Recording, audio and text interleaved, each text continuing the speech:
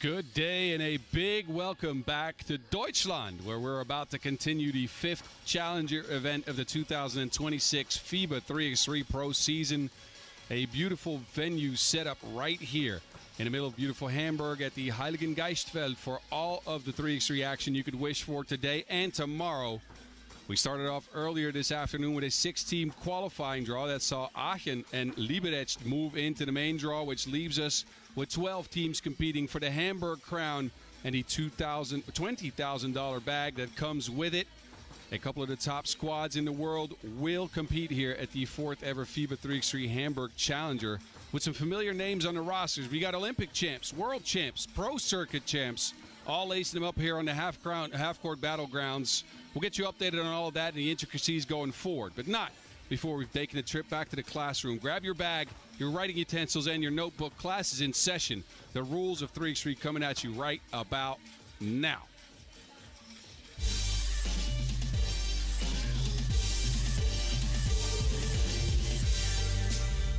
Yo, what's good? My name is Kyle Montgomery, a.k.a. the voice of 3x3. And if for some reason you still don't know the rules of 3x3, it is time to tap in.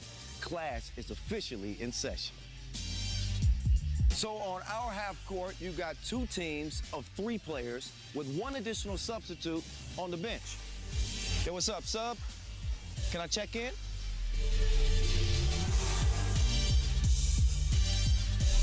In 3x3, even the ball is different.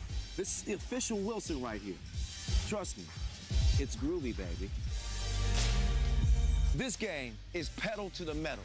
10-minute game clocks, just 12-second shot clocks, and a 1st to 21 scoring format for the win.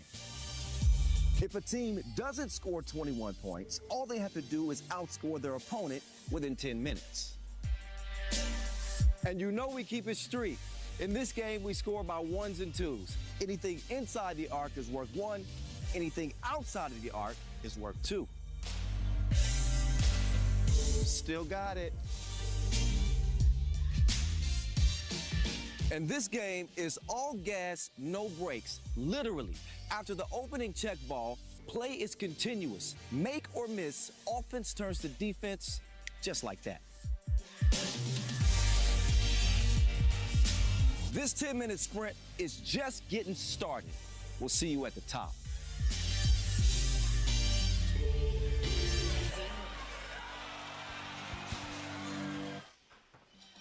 You consider yourself educated. Thank you, Kyle Montgomery, for that. We know who will not make it to the top here in Hamburg. The 4 teams dropping out of the qualifying draw, which has now left us with 12 competitors. How about Aachen upsetting a great Croatian Sabona squad? They will feature in Pool C action later on. But before we continue, let me stop being rude and I'll introduce myself. My passport name is Boz Rosendahl, but you might know me as 3x3 to Mountain.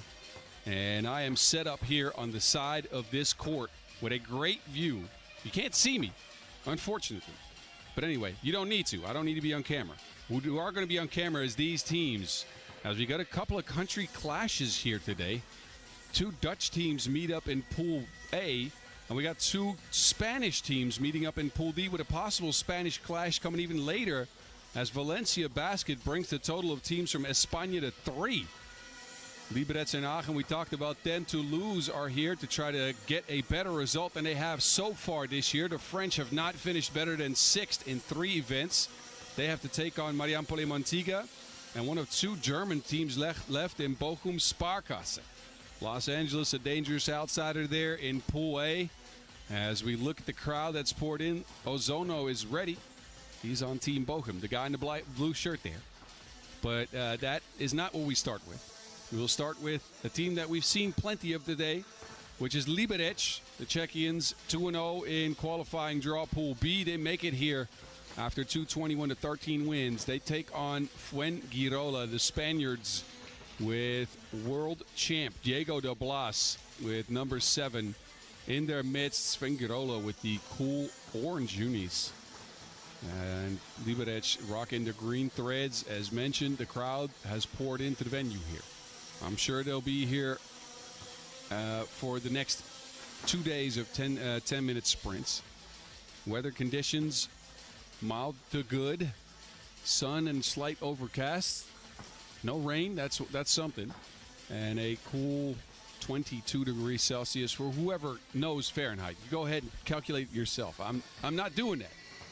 Anyway, it is an interesting challenger, this one, with it coming a week before the Warsaw World Cup. If you don't know, that's coming up in 10 days, meaning there's a lot of federations looking in on these players and still debating on whether they select some of these individuals for the national team. Almost all of the guys on Fuengirola still in the discussion for Spain. Czechia will be featured at the World Cup as well. And a couple of these Liberec players have made their marks for the Czechian national team in the past. So not just these 2 days of 10-minute sprints on the line, but potentially a roster spot at the Warsaw World Cup. So that is all good and well. Now, this event made possible, of course, by the city of Hamburg, active city, the Deutsche Basketballbund and Sport Ehrenamt. I still don't know how to pronounce it. Somebody help me out with that. My Dutch and English are way better than my German. I'll tell you that. I can read it. I don't really speak it at all. Both these squads ready to get going. They've had some good results in the past. We mentioned Pode Brady, who are now called Liberec, with 8 events played on the pro circuit in 2025. A third place in Guangzhou as their best result, which got them to a world tour. Made it very competitive in the qualifying draw there. Didn't make it out. So they're trying to get back to that level. But they'll have to go through some 3x3 greats, some legends in the making, perhaps, in Diego de Blas, who has picked up 2 medals in national team competitions in FIBA 3x3 here over the last year. Isaac Mayo led Fuengirola last week, but we'll get you reintroduced to all these players. Don't worry. Don't you worry. We'll get to that. Actually, we'll get to that right now.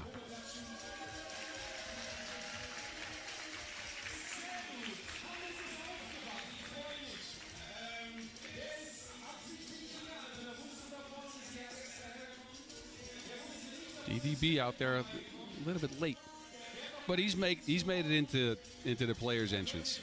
So again, we'll get you introduced to these 2 teams. Maybe the Czechians to come out first. As you haven't checked in this morning, they have changed their names. You might know them as Pode Brady. Now they go by Liberec. They picked up 2 dubs in the qualifying draw and were led in scoring by a familiar face, but they're keeping me waiting. There's the smoke. I'm sure they won all of it.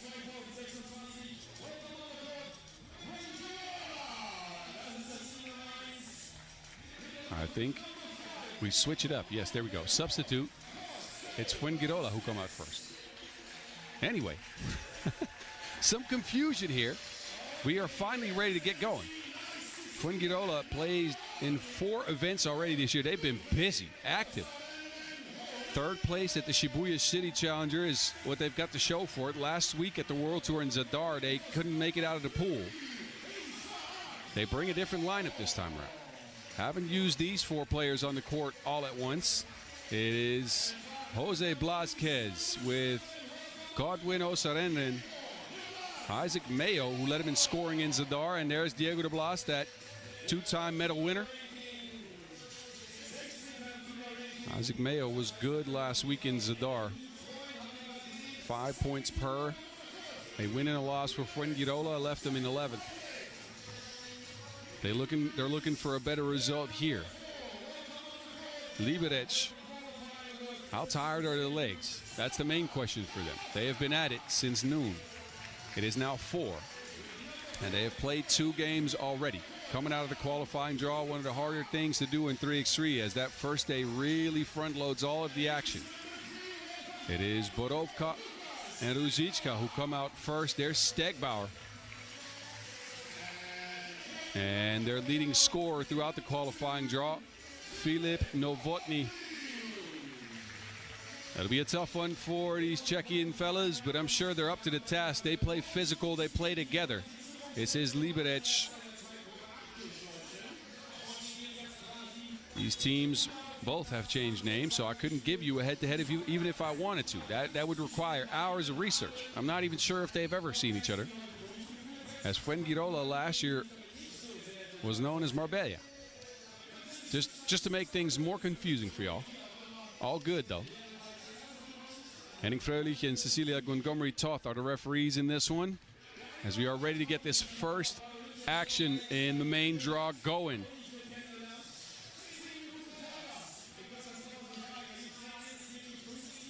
Czechia versus Spain, Liberec versus Fuengirola in a clash here in Pool D. That's the order we'll go by. Pool D, then C, then B, then A. We'll do that 3 times, and then it's the end of the day. That'll be around 9:30 p.m. tonight. So stay right here for all of the 3x3 you've wanted to watch for these 2 days. Of course, more action this weekend, but you know what? I'm not even going to mention that, because we've got it going. We have started. The knife to DDB. DDB on the move. Layup no good. It's Osarenen with a big rebound. Godwin is such a useful player. Wide body, can shoot it a little bit. Great screener too. He sees Blasquez here, almost turned it over. Mayo has it. 4 in the shot clock. Isaac out to the knife. 2-piece. Por dos. In my best Spanish. I apologize to all the Spaniards out there watching. Blasquez with a big 2-piece to get things going here for Fuengirola. Fuengirola, who started the season super early. Played in the German Super Week in Bochum. 3 events in a week's time. Won the last stop.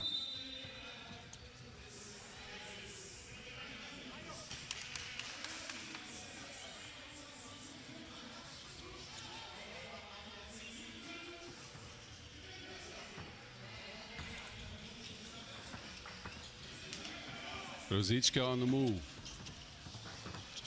Difficult attempt for Ruzicka. He still gets it to drop in. We've seen Liberec establish a baseline of physicality early in games. They're looking to do that here against Fuengirola. The Spaniards are used to it, however. They have already played 4 events on the pro circuit. They know what it's all about. Godwin to DDB, a kick out. Mayo on the move. Difficult layup attempt. Man. And Stegbauer right back. 3-3 game after a minute's play, and now an offensive foul.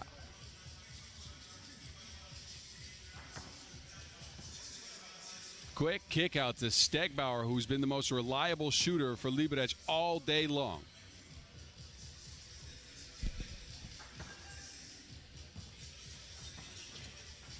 They get it to him on the block this time. Looking to work a 1-2 game with Borovka. Beautifully drawn up play there. Well executed. Borovka flashing in the wind. That's a luscious mustache that man has. Stegbauer, the patience on Novotny. Godwin trying to get to the rack, no good. Blasquez, a kick out. There's Godwin again. And that's his second 2-piece of the year.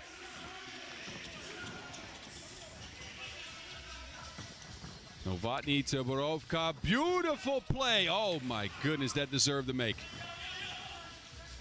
That was periodic table chemistry, but they couldn't get it down.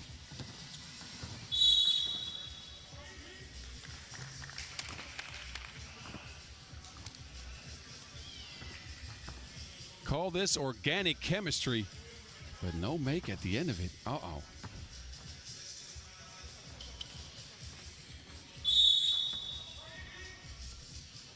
Foul on Green. Fuengirola hold a 2-point lead after just over 2 minutes in.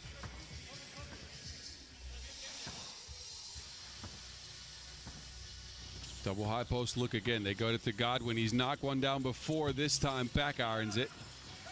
Novotny has it. Ruzicka with a timely cut.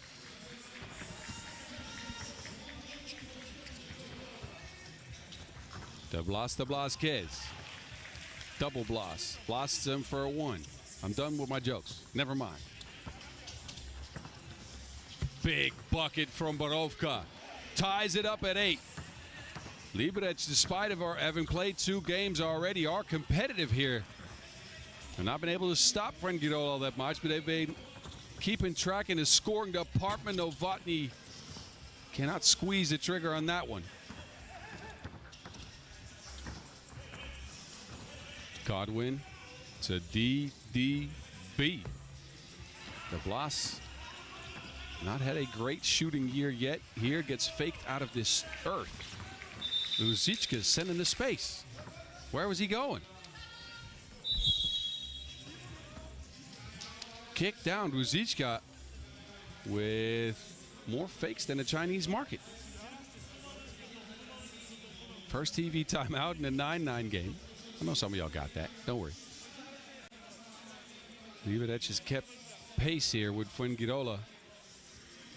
And neither team's been able to put clamps on just yet. Just how you like it. Offensive-minded game so far. With a lot of crafty buckets.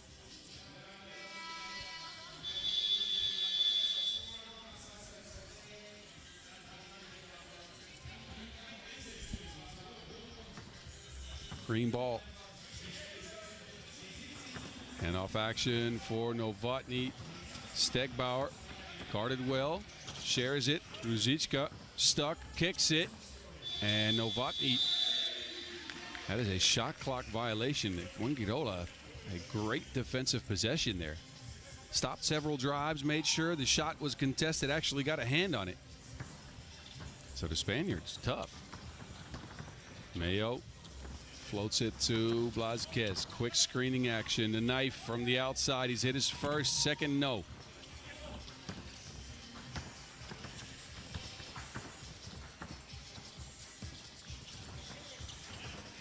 Mayo, that herky-jerky game of his, he'll get an attempt up. It's a little bit short and then a whistle on the floor. That is the 4th foul, I believe, on the Spaniards. Fuengirola.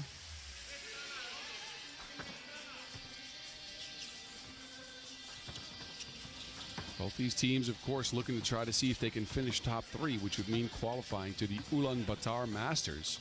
Novotny, difficult attempt. He couldn't even see what was going on. Both teams looking to qualify to that Ulaanbaatar Masters. On Godwin. Good positioning inside. A quick 2 from the corner. No good.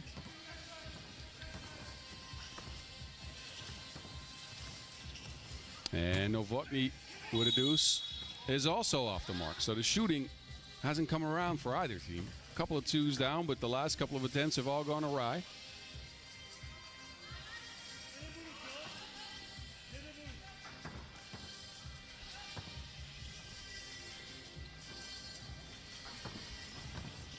TDB behind the screen. He'll loft it up. Blázquez, great catch and finish. Good awareness of the shot clock in his position. We almost lost Ruzicka to the moat. As the court is up on, I guess, I don't even know what to call it. A elevated floor? You don't want to run off that thing. Let's just say that. Ruzicka, man. In and out fake. He'll get it to Novotny. Midi. Cash. Blázquez foul on the floor. Smart foul here by Novotny. Actually, never mind. That is the 7th, I believe, on Liberec. No, it is a smart foul. It's the 6th. So he'll thwart a scoring attempt and make sure that no bucket is counted here in a tight game. But Liberec has to be careful the rest of the way as they are at the limit here for foul-wise.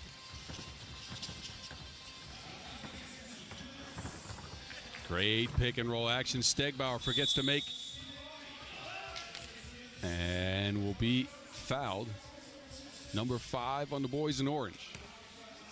Looked like a clear layup for Stegbauer there.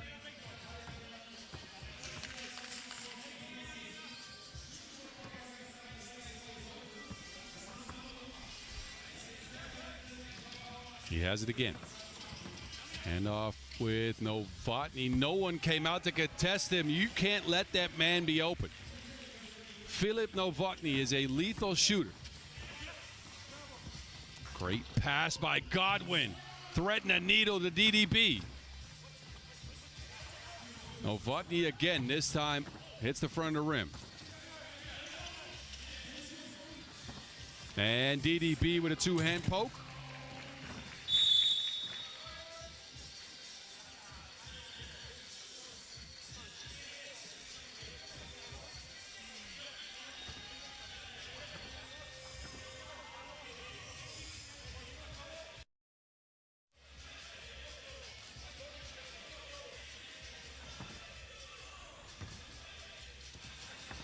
Action continues here with a screen for Borovka, who got past his defender and is mauled on his way up to the rim. That'll be 2 free throws for the Mustache Marauder.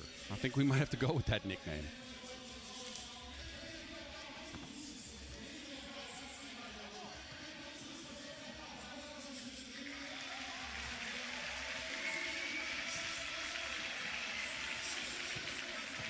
Stepan Borovka on the stripe, a member of that Czechian national team that punched their ticket into the World Cup next week.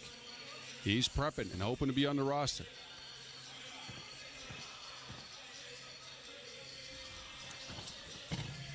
Splits a pair, Ruzicka takes over. Ruzicka does so many little things right, Borovka no. But as mentioned, Ruzicka does so many little things right, is physical at the right time, gets you a couple extra possessions with his defense and mainly with his rebounding. Just a player that does a lot of things well.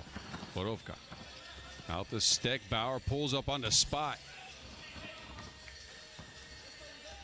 Both teams now have to be careful with their fouling. Mayo stuck. Gives it up. Blazquez. Side of the backboard. Difficult attempt. That one no good. It was in time and rolled just out.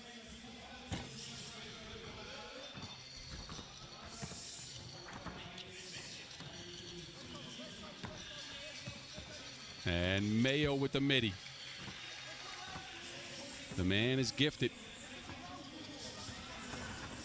Ruzicka with the misdirection. This is what I'm talking about. He does this once or twice a game and just gets easy scores out of it.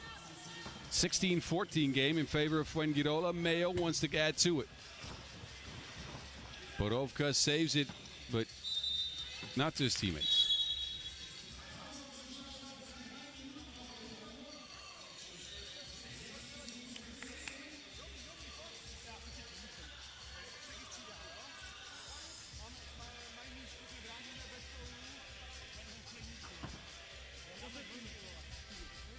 Second TV timeout. 2-point game in favor of the Spaniards, who have gotten 6 out of Blazquez. He's quietly been the leading scorer in the game. Godwin with 5.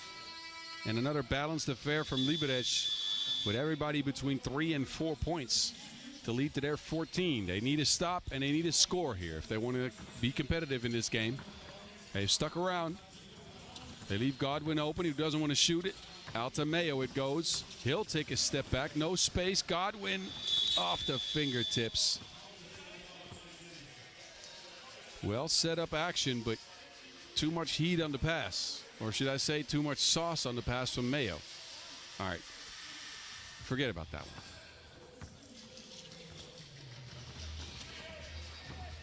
one. Novotny, another one of those laser beams.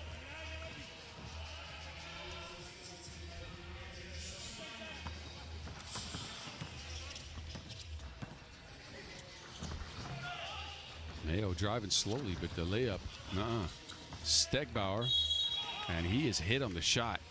Not a smart foul there by Godwin. Contestant from behind, quick pull-up action from Stegbauer. And Godwin hits him right in the leg and the arm. So, a couple of free throws coming up here, potentially leading to a tied game.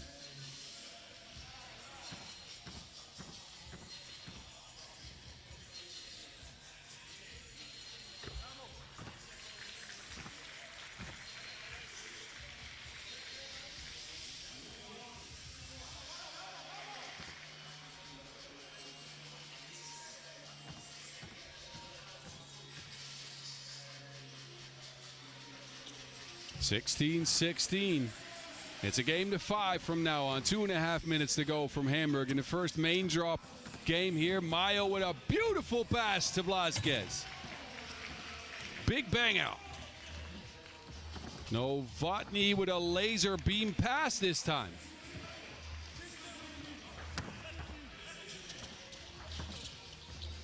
Up to Blázquez, and he continues his spree, leading everybody with 8 points. Neither team can foul. A lot of offensive pressure in this one. Borovka kicks it. Stegbauer is open. Novotny ends up cleaning up the mess. We are tied again. Mayo kick it. De Blas didn't want to shoot it somehow. He'll take a drive and a layup. Oh, good hands there by De Blas. That is a 3-second violation. Great defense by DDB. Forcing that pass to be bobbled. And that made sure of a 3-second violation. Timeout now, but we'll see Fuengirola with the ball after this. They're 2 away from game.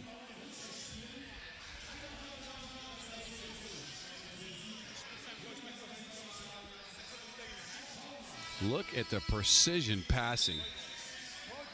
Mayo threatened the needle of Blázquez.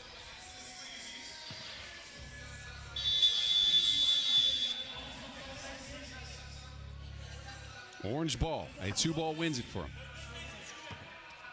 They go with Godwin, Blázquez, and De Blas. De Blas, no handoff for him. Get it out to the knife. And that is way off the mark. It is the look that Fuengirola apparently wanted. They used DDB as a distraction. They get Blázquez an open look. He had knocked one down from that spot early. But this time, no. So we go into another timeout as the Czechians want to talk things over. They'll get possession now with an opportunity to climb back into this one. They can't end the game unless it's a 3-point play, of course, but, you know. But they are looking to get a score and then a stop afterwards to get their 3rd win of the day.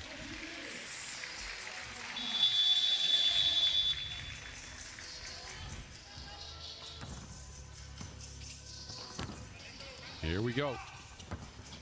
Novotny out to Stegbauer. Good positioning by Ruzicka, who contorts for the layup. He's done this all day.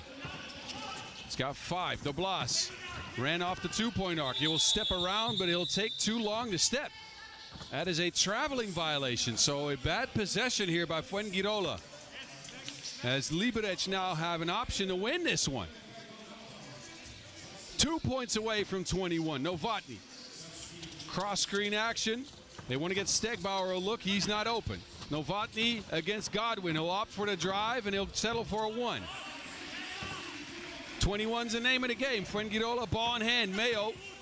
Yeah, they'll give him a 1. That is exactly what Liberec wanted. Stegbauer to Novotny. They let him shoot. He's wide open. Front irons. Godwin gets it. Mayo. Jab fakes. Hesitates. Mayo spins. How on earth did he get that shot up? Godwin, no. Blázquez has it and is fouled. Blázquez holding the side of his head as he got smacked, but the offensive glass is what leads to him going to the stripe with a chance to win it.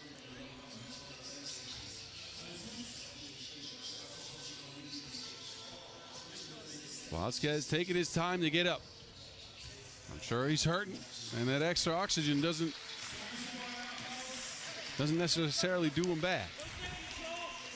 Game ball in hand. It's 20-20. Blázquez will have 2 tries to win it here. The knife.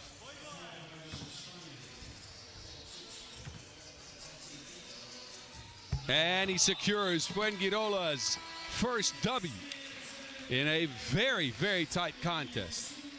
Both teams looked like they were close for the win, looked like they could get it, but it's Fuengirola that come away with it here, 21-20 in a nail-biter of a game. Man, what a way to start the main draw.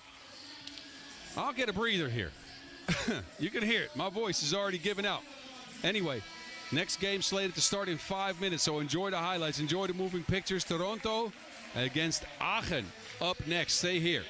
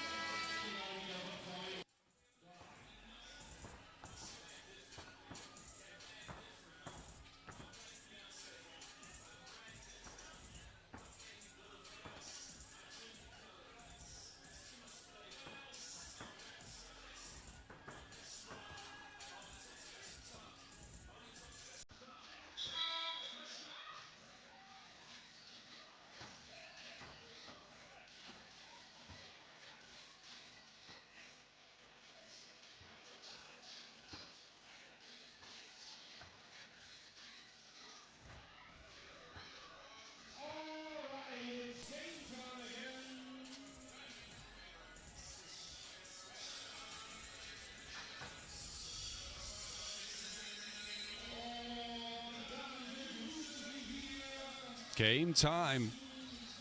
We shift our attention to Pool C. Well, we'll see Toronto for the first time. They'll take on Aachen, a team we have seen today. Again, for the people that have tuned into the qualifying draw, that is. We'll get you introduced to the Canadians first, however.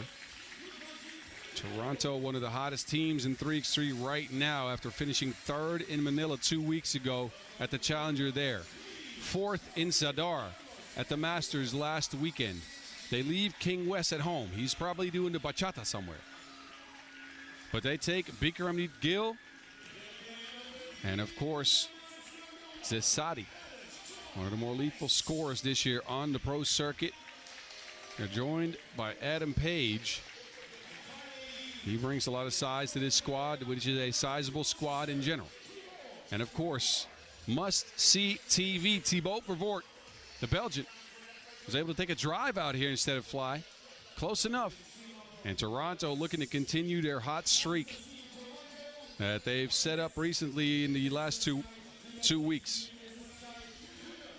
Fifth event of the year this for Toronto after Shibuya, Chengdu, as well as previously mentioned Manila and Zadar. They take on a team that has not played in any events this year outside of this one. They played in the qualifying draw, however, and got out of it. It is Aachen with some familiar faces for those of you that watched a lot of 3x3 back in 2021 and 22. Kosha Mushidi, who doesn't remember 2021 Lausanne when Aachen came out of the qualifying draw and took care of Novi Sad in a pull out of nowhere. He was there. Yebo. And Aachen, again, two dominant victories, especially the last one in the qualifying draw over Sibona, who were favored in that game, but it was Mushidi, Yebo, but Yebo mainly. Bedime and Minchev, who took care of them with their athleticism, their length, and their disruptive ability. Was it always good on offense? Somewhat, not always. Defensively, however, they held up against one of the more physical teams in 3x3.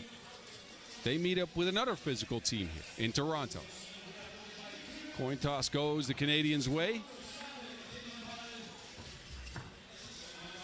Referees Vlad Gizdarenu and Brigitta Chabai-Koshkatu will handle the whistling business here. As we get going, Aachen, one of two German teams left in the field. Oh, and look at who it is. Leon Fertig. You can barely see him. He's hidden. But he's here. The injured star player for the Skyliners after breaking his ankle. He said his recovery is going well. And he is courtside here in Hamburg. I might ask him to come on. I might ask him to come on the microphone. Let me know if you want that to happen. Hit me up at 3x3 The Mountain. Hit us up at FIBA 3x3 at FIBA 3x3 at FIBA 3x3. Sorry, that was twice. At 3x3 WT to take a look at all this action. Of course, as the rest of the action this weekend. And here we go. Toronto will start with it. They got those cool Maple Leaf jerseys on. I need me one of those. They kick out. Zet Sadi, the meditating monk, sprays in a 2-ball right away. Minchev. Oh. Man, he's showing the ability to get up. Vervoort lobs it. Page, it's snuffed out. Minchev with all that length gets his hand on it. Yebo stuck in the corner. Is with Mushidi. Kosha hangs and gets his own board. It's the second attempt that goes down.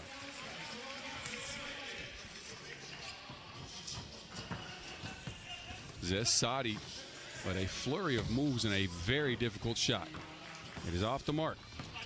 Aachen, same question for them as for Liberec as Minchev gets another game. How tired are they? Game number 3 for them on the day. In just over 4 hours of action. A warning for behavior now extended to the Germans.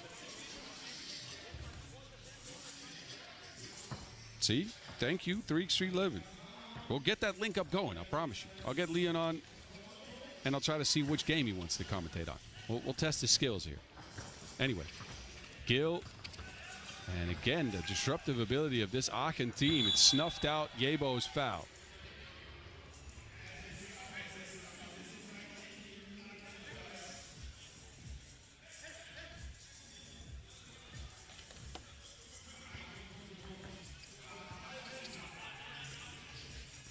Well, you know, you can't have them all.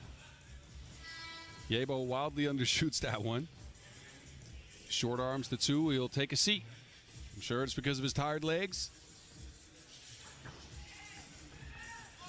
The difficult thing with Aachen is you don't really know who it's coming from, but they're bringing the boom.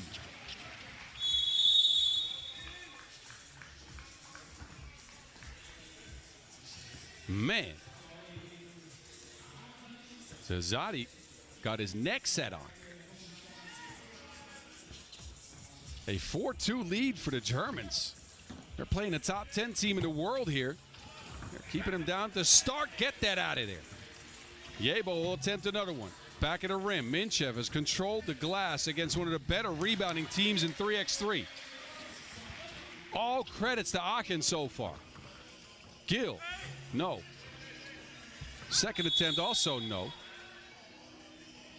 Loses his headwear.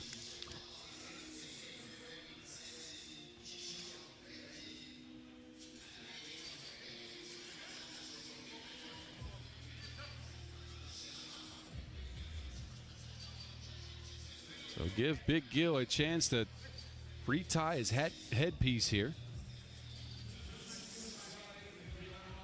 As the big Canadian will take a trip to the stripe. He's been a part of 3x3 for as long as I can remember. I think he may have featured back in 2012. I'll look that up for you as we speak. But he'll miss the free throw.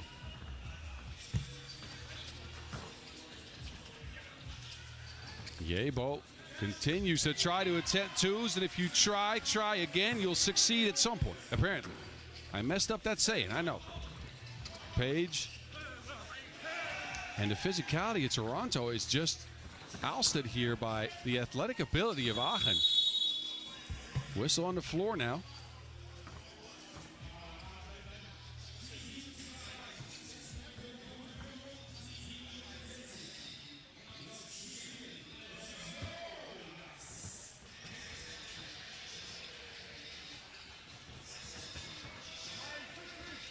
Vervoort to Page, beautiful pass, but uh-oh.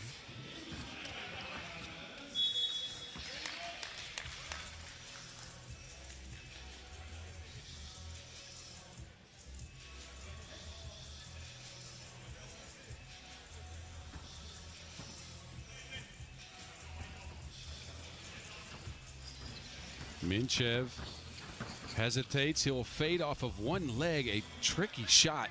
It rolls off the rim, but Aachen, don't look now. They got a 7-2 lead. They'll take over here. Yebo to the crib.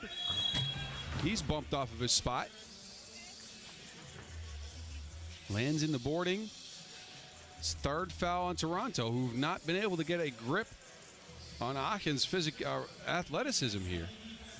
They have struggled. And they have not put any points up on the board either.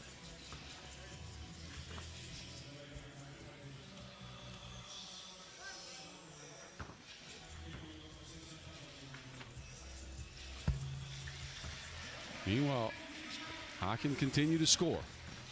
Gill. And it's stolen again. Yabe. Bo! Your boy.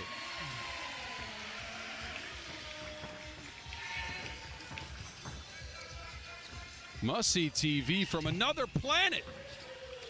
Man, that man's got Starlink range. Yebo. Well, looking to show off that range as well. This one, not so good. And then a traveling violation. As we have gotten to our first TV timeout. An entertaining matchup so far. Aachen have plenty of legs. Yebo getting up to get down.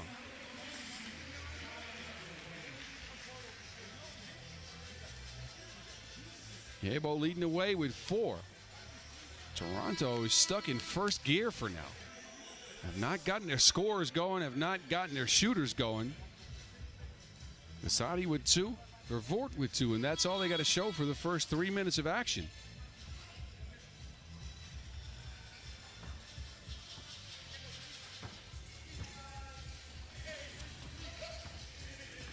Ball out of bounds.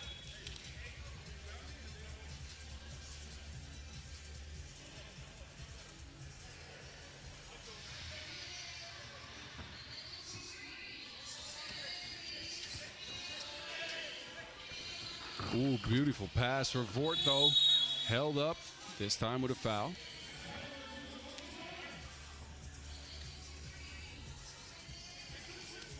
Gill comes back out. I may or may not have exaggerated his longevity in 3x3. He joined us in 2016 at the World Tour in Utsunomiya for Team Hamamatsu. Anyway, that is a long time ago. I was still playing back then. No longer. 9-4 game. And a pushing foul off the spot. It is hit on Toronto again. Concerning thing for the Canadians is the fact that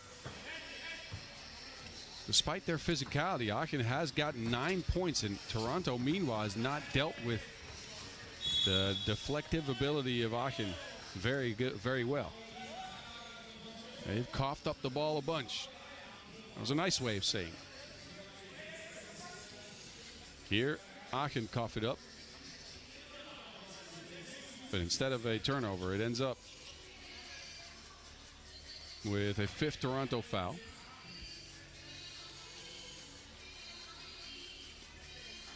Toronto have been at it for a couple of months also.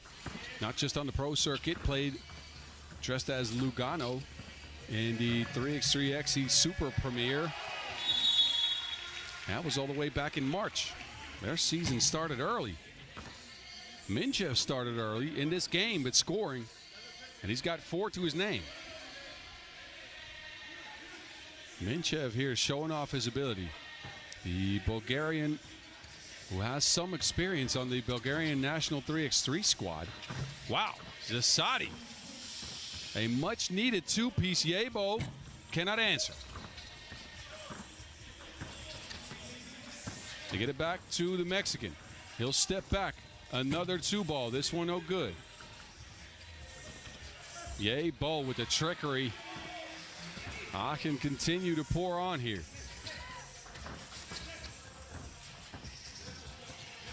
Zasadi has just got the scope unlocked. Second two-piece for Carlos. Let that man cook. Oh, never mind. I'm about to say let him cook, but he is not. He didn't shoot it. Vervoort falling away. This is what makes Toronto such a dangerous squad. They got lethal shooter after lethal shooter. Yebo with a baby dunk. But the combination between Zasadi and Vervoort is super dangerous. Zasadi this time wanted a foul, didn't get it.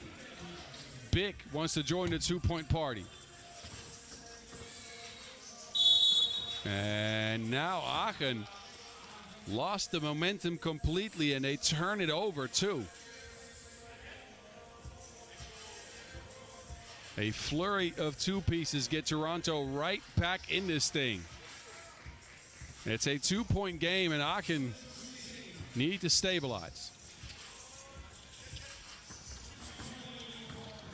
Page back to the basket, looking to work around Mushidi. A very difficult attempt. And then Minchev goes back to work. Miscommunication, but a foul on Mushidi. Holding on to Page. Minchev has packed a lunch pail for this one. Man. Big shot. Another two-piece for Toronto.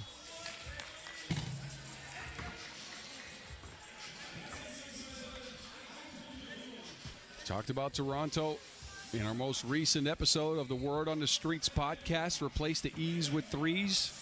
Find us on socials. It is one of the more internationally flavored squads in all of 3x3 as they give up a two-piece here. They got 2 Canadians, a Mexican, and a Belgian on the squad here. And at home, they have a Swiss-Dominican guy that apparently can dance the bachata while eating chocolate. Anyway, back to the game. Aachen up by 3. Page looking to shake Yebo. Can't do it. Vervoort out of time. That is no good. High arcing 2-ball. It goes in, but wiped off the board. Shot clock violation. Back to the Germans we go. Who saw this coming? A team from the qualifying draw with a bunch of guys that either hadn't played 3x3 or hadn't played in a long time. And they come in here and punch Toronto straight in the teeth. Mushidi outworks everybody. All Toronto's got going for it is the 2-ball. Yebo being disruptive again, has to deal with Zasadi, who, man, that is from way downtown. Zasadi is single-handedly keeping this squad in it with 10 points out of 14 for Toronto. Gill's open. Avoids the first set of long arms and ends up scoring. 2-point game. Minchev, he'll answer. Punch for punch they go. Vervoort separates. He will hydrate the place. Barely. She was looking for the knockout punch. Didn't quite find it there. Everybody's gassed. And look at this. A turnover by Toronto. Not cleared, however. Actually, yes, cleared. Referees conferred on it. Aachen 2 away from game. Zasadi cannot continue his onslaught. Yebo has game ball in his hands, and he does it. Yebo in front of the home crowd. Takes care of Toronto.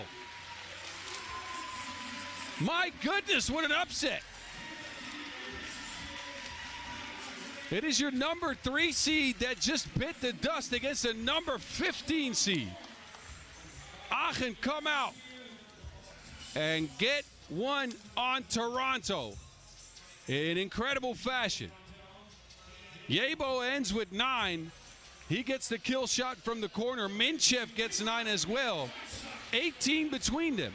With still a 10-piece from Sassati, they'll get a win 21-15. Enjoy the highlights. I need a breath.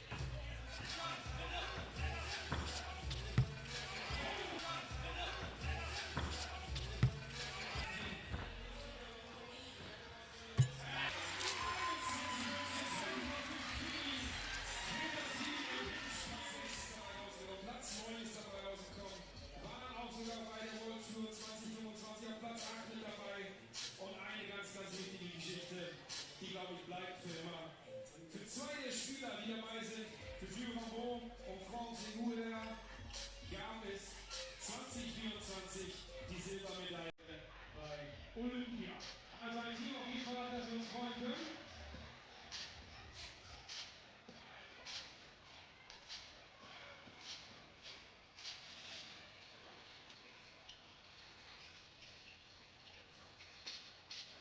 Und dann haben wir auf der anderen Seite ein Team, das auch hier mit dabei sein darf. Und bei dem gesagt wurde, die Papiere, das funktioniert, die sind in der Hauptrunde am Start. In der Gruppenphase. Und da freue ich mich natürlich drauf, dass es jetzt gleich wieder so ist. Weil wir nämlich wieder ein Spiel mit deutscher Beteiligung haben. Das Team Bochum Sparkasse. Na, ich habe nicht extra gesagt, wir sollen Klatschen überstehen, damit wir ruhiger geblieben sein. Gleich bei der Mannschaftsvorstellung dürfte ein bisschen lauter werden. Team Toulouse, Frankreich, France versus Team Bochum Sparkasse, Germany, Deutschland.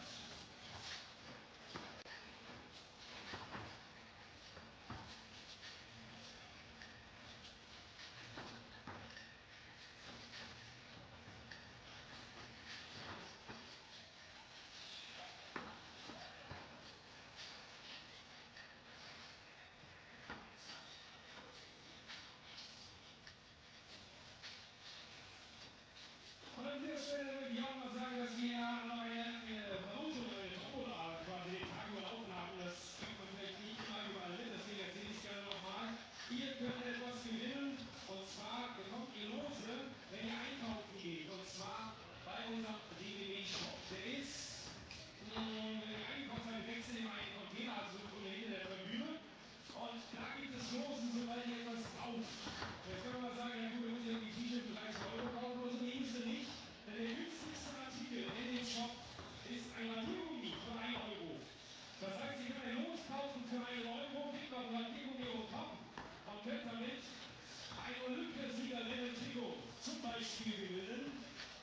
Denn Deutschland ist ja auch im 3x3 Olympiasiegerin. Das neben noch weiteren anderen Preisen, wie zum Beispiel den Ball, den 3x3-Ball, der ja so ein bisschen anders ist als der klassische Ball. Und aber auch quasi gibt es in den DBB-Shop gerade für die Kleinen auch. Werde ich später verlosen, wenn ihr ein Los habt, dann seid ihr dabei. Und ich habe mir eine Büchse hier auch geholt. Das Schöne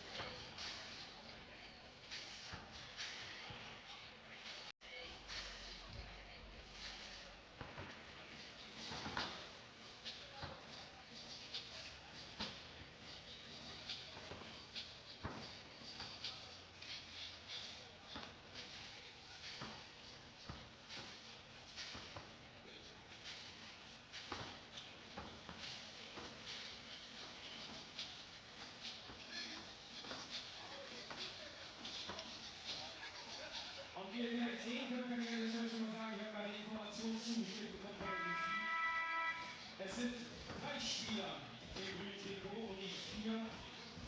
Weil ein Spieler, weiß ich nicht genau, wie jeder drin ist, quasi nicht da.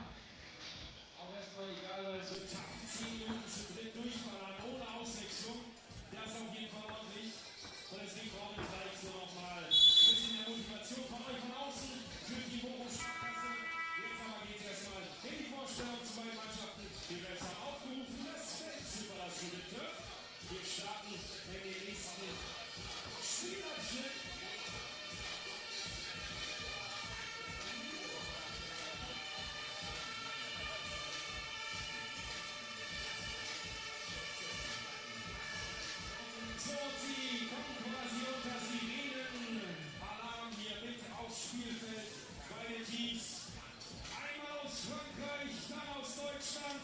That's our cue. That is our cue. We continue with Pool B. I caught my breath after that ridiculous Aachen win. And now we'll get you introduced to 2 teams we have not seen for the first time today. Toulouse. The French have not had the greatest run this year so far. 6th at the Hamburg Challenger, then 9th at the Utrecht World Tour opener, 6th at the Manila Challenger, so they're looking to improve. They come in here as a 2nd seed with the lineup we've seen so often. Frank Segala leading his troop. He's joined by Joko, Suhard, and Rambo. You've seen these fellas dominate 2024. We also saw these fellas not do as well in 2025. Looking to turn things around. They are still all in contention for the national team stuff next week at the World Cup. They take on a newly formed unit. It is Bochum SPARKASSE. With some familiar faces, by the way. Miles Osei, former member of St. Pauli, the team that is now Baskets Bond. He's joined by a name you've not heard before. Marvin Heckel. I'm telling you right now, I saw Heckel play. He's a great 3x3 player in the making. Ozono, a former member of Baskets Bond as well. He brings the size. And apparently feature with just 3 players here. We keep looking at the entrance, but no one else is coming. Okay. Well, one of the toughest things you'll ever do in 3x3 is play with just 3 players, as you will not get a rest, a breather, or anything else. Bochum SPARKASSE in their first pro circuit event ever will have to try to do it, as the 4th member of their roster, Nicolas Geske, is nowhere to be found. I didn't look. I'll trust somebody else for it. The French play in the Stormers jerseys. Those jerseys, I gotta get you hit up. Look at this though. Rotimi Oguni in the crowd.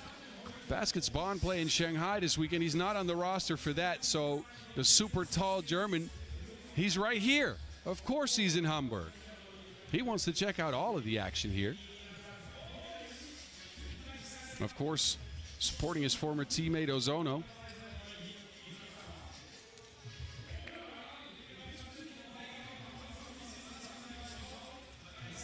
A lot of basketball players present here at Heiligengeistfeld, as more and more people will come in here to check out the action on a Friday afternoon. It is Toulouse who'll get the rock. And I mentioned those uniforms. You see those lightning stripes? They designed those. Teams got a hand in designing their own gear this year. And Toulouse, they come out with those iconic purple and pink lightning jerseys. I like them. I like them a lot. Suhard will get into pick and roll action right away. Hugo lobs it to Rambo. No good. Good play. Nothing there. Bochum take over. Heckel. I told you he's a heck of a player. A bump and a bucket for Marvin. Now Rambo's got positioning held up by Miles. Bochum, who played in that Bochum Super Week, 3 tournaments in a week's time. Did well in a couple of events. Some narrow losses. Never quite made it to finals.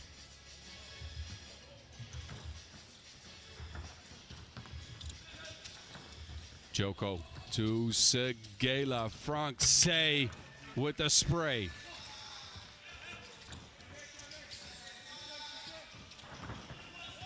Heckel off the screen. On the move. Tries to get it to Luca. Ozono kicks it. Heckel. That one waved off. Ball was still in hand. No ability to challenge this. So they'll just have to take it on the chin. That is what it is.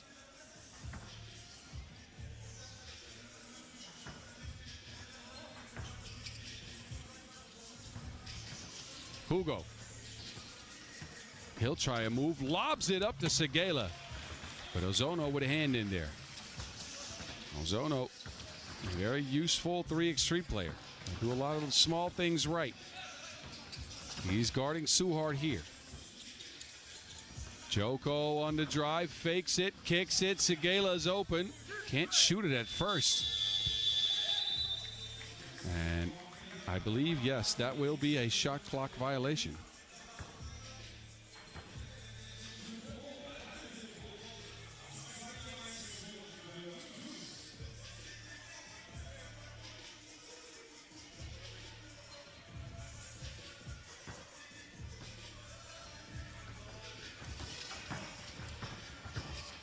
Miles Osei. He's a crafty driver, but he can't get the finish over Joko, who's one of the premier perimeter defenders in all of 3x3. Suhard with some space is hit on the arm. Heckel puts his hand up. He knows it.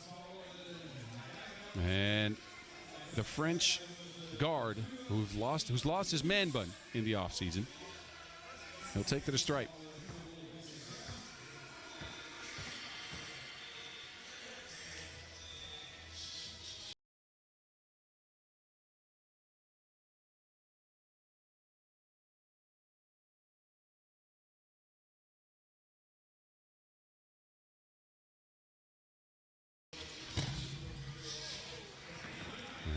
Toulouse now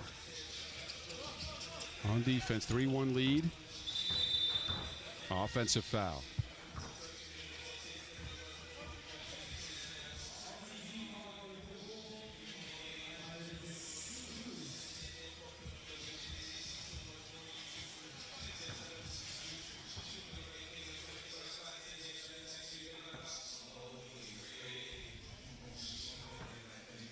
French with a small lead, a larger lead in the foul category.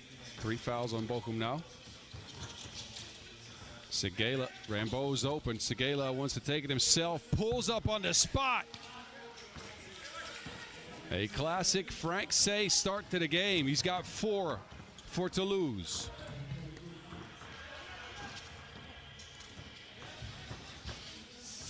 Kicks it to Rambeau this time around. Jules, just off the mark. Hit on the arm, however.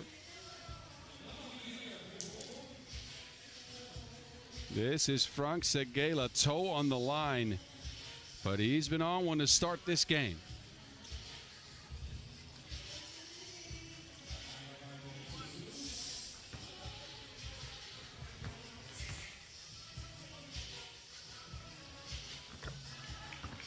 Rambeau with another one. Bochum looking for any offense right now. They go down to the block. Ozono with the footwork and the nifty touch. Charmin soft. Off the hands of Ozono. It's the second point. Now an offensive foul on the French.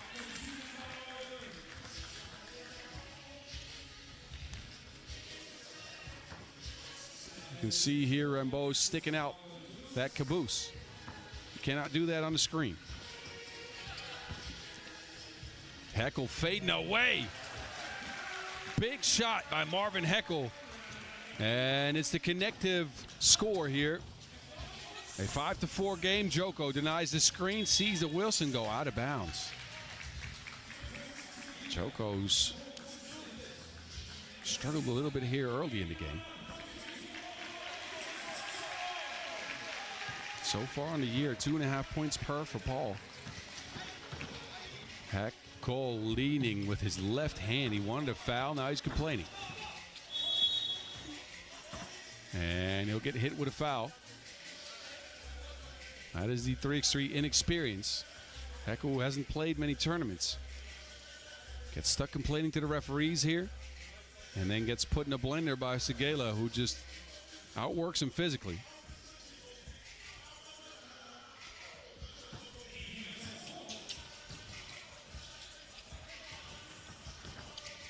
End of action. Suhard and Rambo. They get it to Segela again. Pulls up for another two-piece. But Segela can miss as well. Heckel. I'm not sure what that was.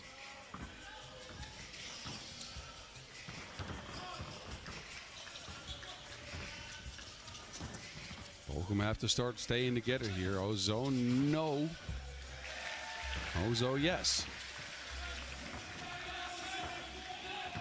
Lob pass into Rambo, who takes a dribble and ends up getting hit in the arm. Late call because it was a miss. In case of a make, they'll usually let that one go. Anyway, it's a 5-5 game. First TV timeout. Entertaining contest so far. With new-looking Bochum, a new squad taking on Toulouse. Bochum have expended almost all of their resources when it comes to fouls. They are at 6. The next defensive foul puts the French on the line. They've kept up in the scoring department mainly because of this guy. Heckel's got 3. Ozono with the last bucket here.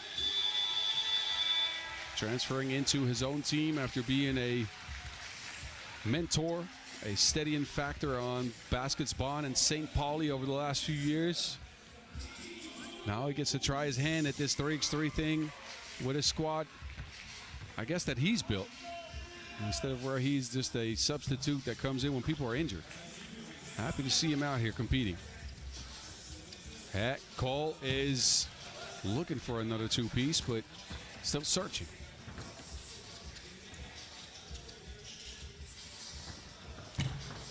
Segela is now stringing together a couple of misses.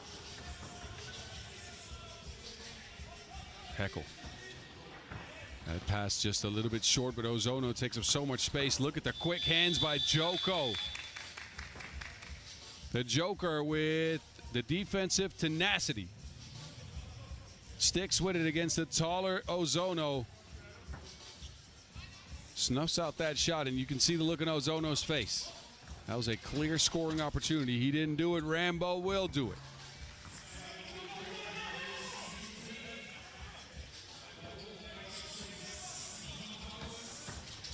Ozono links up with Ose under the basket. He gets shoved.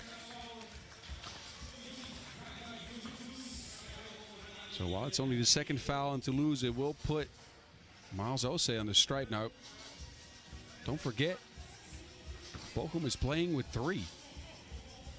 No Niklas Geske in this one. I am unsure of where he's at. But they are going to be running up against the lack of oxygen here in a couple of minutes. Let's see how long they can last. It's a 7-5 game. Suhard pulls up and knocks it down. Difficult attempt for Hugo.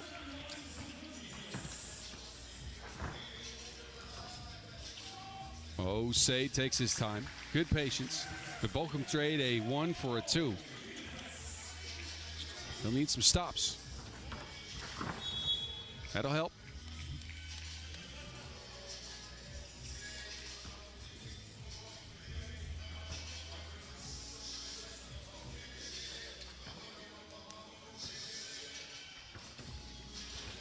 Heckel's down. Ozono decides to take it himself. 4 on a shot clock, but that'll be reset after that kickball violation.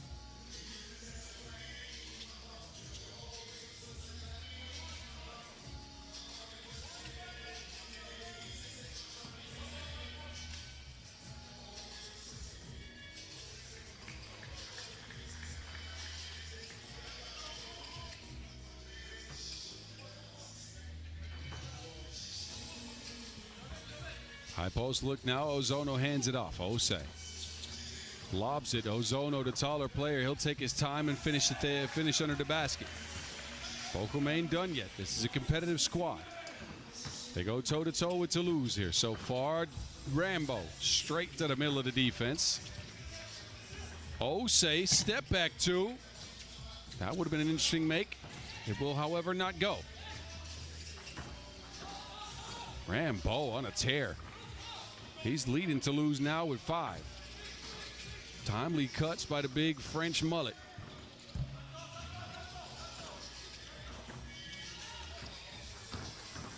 This time he cannot be reached. Those luscious locks out of action on that play.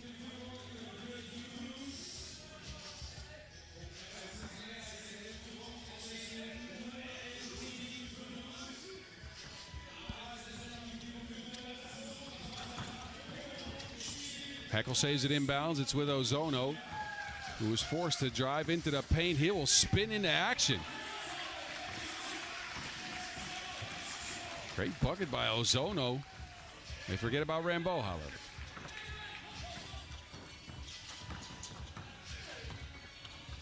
And an errant pass will get us, I believe, to our second TV timeout. See, my timing is on point.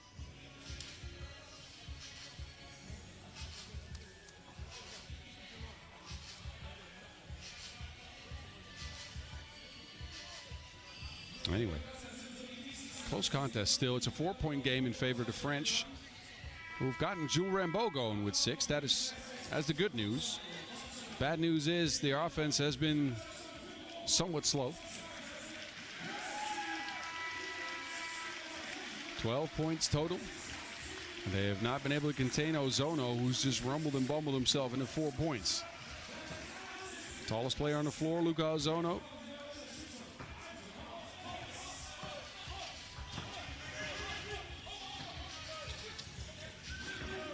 Suhard over Miles. Doesn't matter if there's anybody in front of him. The boss with another two-point stroke.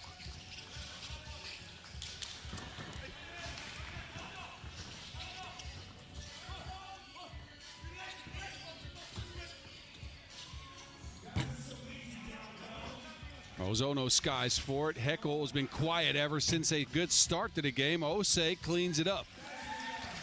It's Toulouse's game now. They're up by 5. Joko by himself. Come on.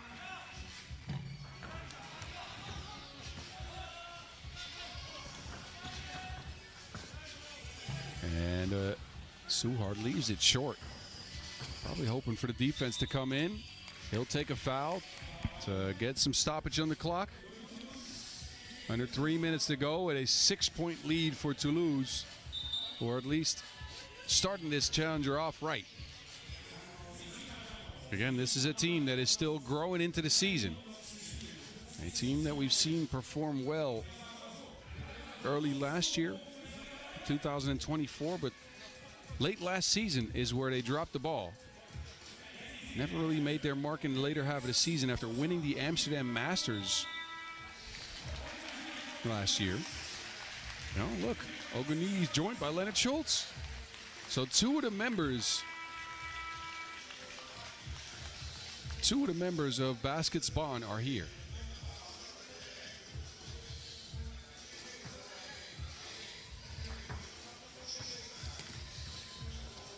I like how the 3x3 fam is all out here.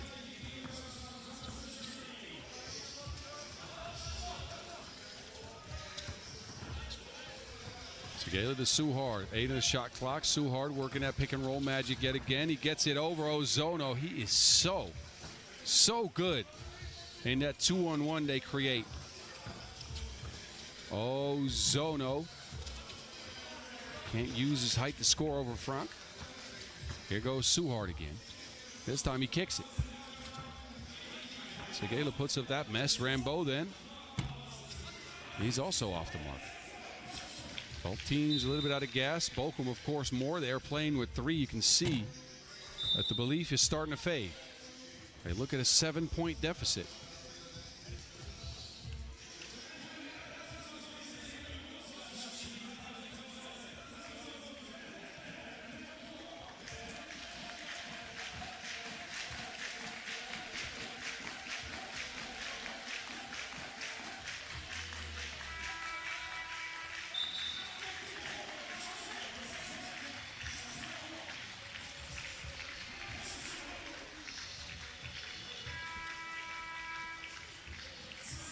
All right, 2:15 left. Question is, can Bochum dig deep?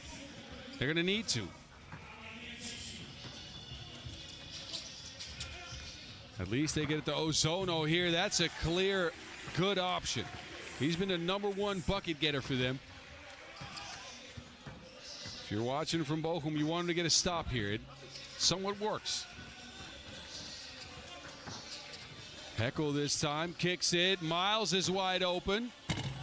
That could have been a momentum swing. He gets it back. This time from the corner, Miles Osei, side of the backboard. Uh-oh. Couple of tries there for Bochum, who looked like momentum could be swinging their way. And it's the French veterans that restore order. And then, oh, Hugo with a great defensive sequence, too. Swipes the Wilson out. It is off the leg of Osei. The old trusted pick and roll. Toulouse running into the ground with Rambeau at the front end of it. He's got 7. The boss. Ooh, that was close. Man, that came out of nowhere. I wasn't ready. I wasn't ready for that Joko block either. Take that back to Bochum with you. Now Joko's on the floor. That'll be number 7 on the Germans. Quick spin move on the Joker there.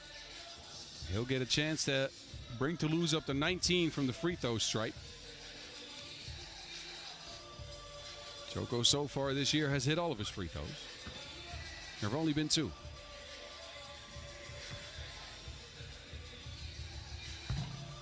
See, and I jinxed him. My apologies to Paul Joko.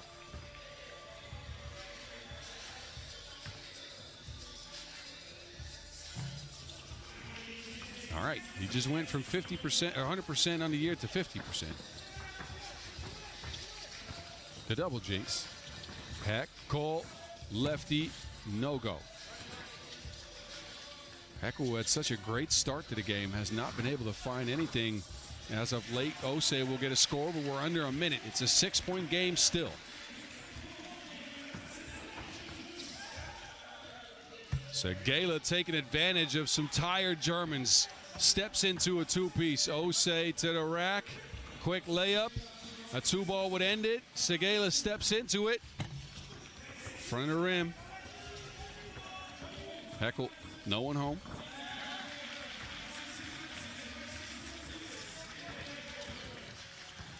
Now Say to Rambeau, out to Joko.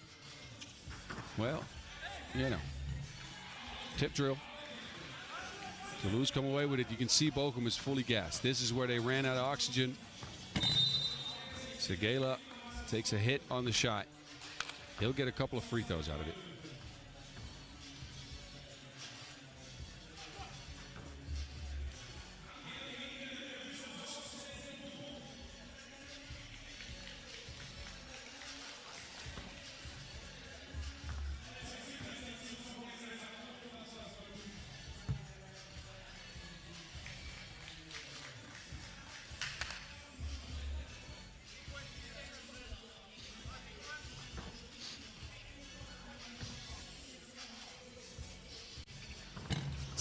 Gala with a make. He'll get his team to 20.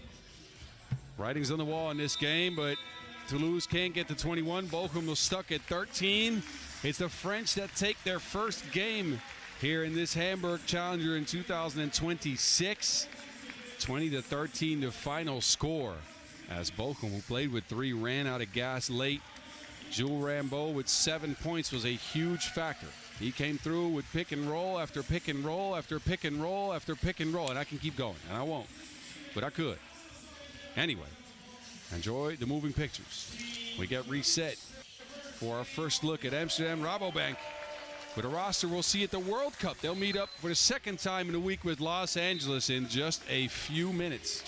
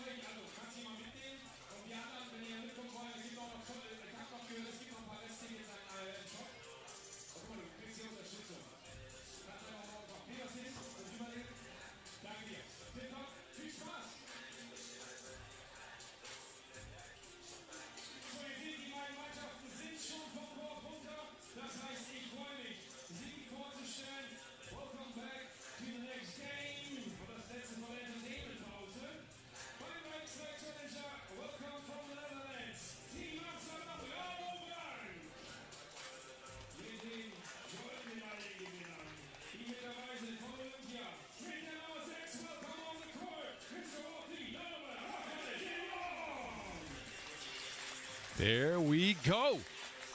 The next one's on deck. Our first look at Pool A. In the main draw, we'll see the #1 seed here in Amsterdam, Rabobank, as well as Los Angeles. LA, a new look this year, but we'll get you introduced to the Dutch first. A lot of smoke for them. I don't know why. Anyway, Amsterdam come off a run to second at the Zadar World Tour just last weekend. Guess who they played in the pool? Los Angeles. We'll get you updated on what happened there, but it's Worthy de Jong coming out first, the Olympic champ. Back in action for the Dutch. This is the roster the Netherlands will take to the World Cup, by the way. So they are doing a final practice run here in Hamburg, a driving distance away from their city. Jan Driessen and Daan van Tilburg out on the deck, and there's Brian Alberts, mid-range assassin, back from an injury last weekend. He did well. His team did well as a result. And there's your Amsterdam Rabobank squad on deck here for this 4th ever Challenger in Hamburg. So the Dutch are premier team here. They take on the 11th seed with a familiar face, however, Brian de Valk. De Valk joined this team last week before the Zadar Masters, where they came out of the qualifying draw, but finished 12th. They changed the roster slightly. Their leading scorer from that event, Raphael Wilson, not with the team.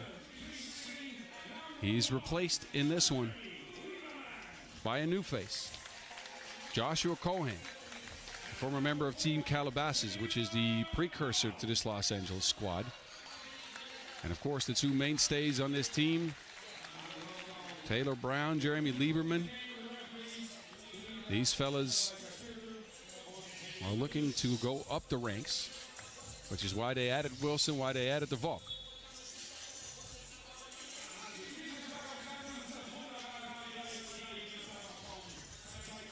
They're looking to improve on that 12th place finish in Zadar last weekend. But when these two teams met up there in the pool, it was a heavily one-sided affair. Amsterdam beat the brakes off of Los Angeles, 21-7. Now that was different circumstances. LA had played a couple of qualifying draw games already. But if history tells us anything, that is a difficult punch to get over after losing by that large an amount. So we'll see if Los Angeles can turn the tide and change history here, or at least change the course of what history would tell us would happen here. Amsterdam in the red threads, again with those specially designed uniforms. 3 X's right there. Those are dope as well. See, I want a lot of these uniforms. I need somebody to hook me up. Who's got access to the FIBA warehouse? Someone. Just give me a text.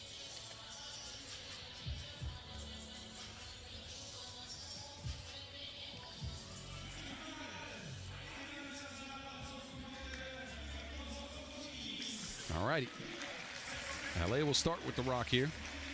Lieberman will take the check. Here we go. Second time in the week, Amsterdam and Los Angeles.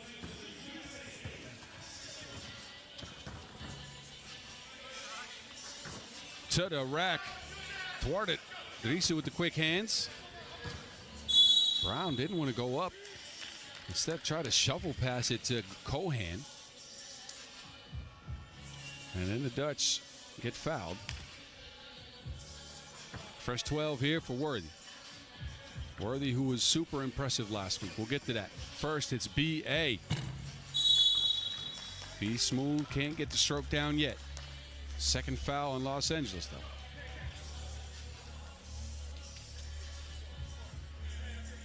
Brian will take a seat. The vault will come out. They get Alberts a look in the mid-range. That is where he lives, but he still can't find the stroke. Worthy with the quick hands. This time Alberts opts for a drive, kicks it out to Worthy all by his lonesome. Stroking from 2. Amsterdam take the first lead.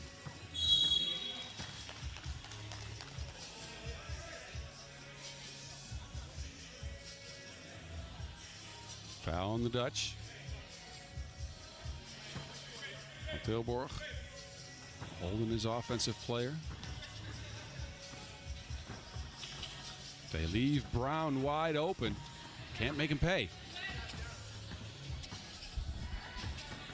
Worthy, another two-piece. This one is off the back iron.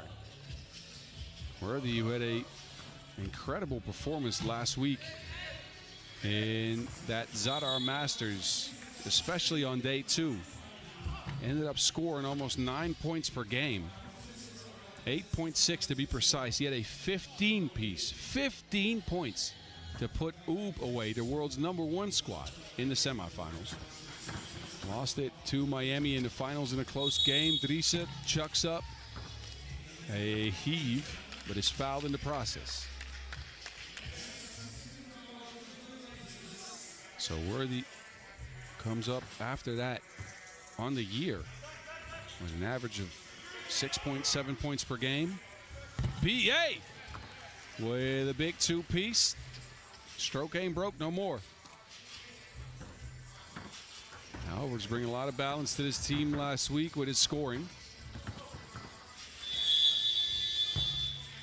And a traveling violation. He doubled James Harden's step back, not fooling Henning Fröhlich.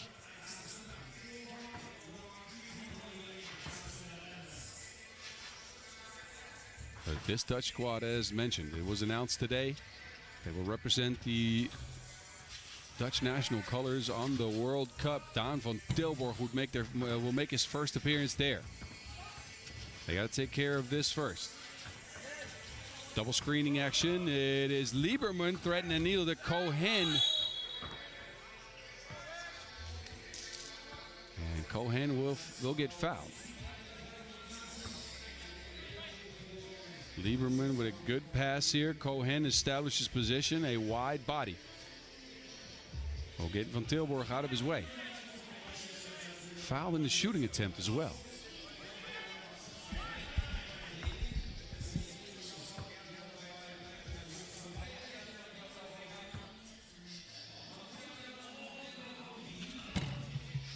And Cohen, the only one to put up some points here for LA so far. 2 minutes in, Worthy. Like a knife through butter. Hot knife, I should say. He'll get a rebound as well. Two-piece for Worthy is off the mark.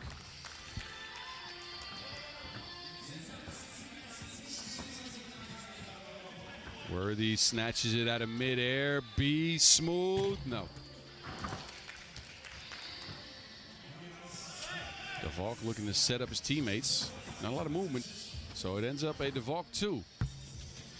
Bit of a disjointed possession for a squad that's pretty new to each other. Again, Ed and Brian De Valk just right before that Zadar Masters last weekend. Driessen, no one there to contest him. LA just let him get a layup. All right. Driessen, who actually led Amsterdam in Zadar after one day in scoring. Promised me that he has a different outlook on the offensive end. He wants to be more involved there. Known as one of the best perimeter defenders, or defenders in general, I'd say, in 3x3 basketball. It is BA who's open. This time it is all bottoms.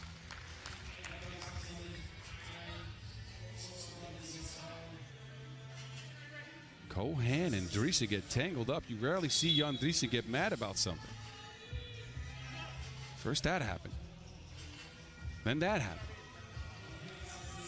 And then two players got, you could kind of see it on the side of your screen there. Two players got tangled up. I'm quite unsure what the call on the floor is, but I know Jan Driessen showed some emotion, and that is a rare sight. He's usually pretty cool. The Dutch hold a 4-point lead. Los Angeles looking to change some stuff around after that beatdown they received at the hands of Amsterdam last week. So far, not so good. They got more fouls than points. They try to play it physical. It has not worked. And now they have to deal with Worthy for almost 7 minutes. With this amount of fouls on the board, I wish them good luck. Tilburg. Back to Worthy. Screening game here. And another foul on Los Angeles, who just cannot help themselves at this point. It's Lieberman this time around. Running into Worthy. Now they're Los Angeles at 6. Next defensive foul means 2 free throws Amsterdam. Worthy flips it backwards. Driessen takes a drive, is fouled again. Man, it feels like I'm on repeat. Foul after foul after foul after foul by Los Angeles. It's a hackathon. 2 free throws for Driessen as Los Angeles has entered the bonus. It's not looking good for them, I'll be frank. If you're watching from the USA, shout out to you. Continue to watch, please. But your team is in dire straits.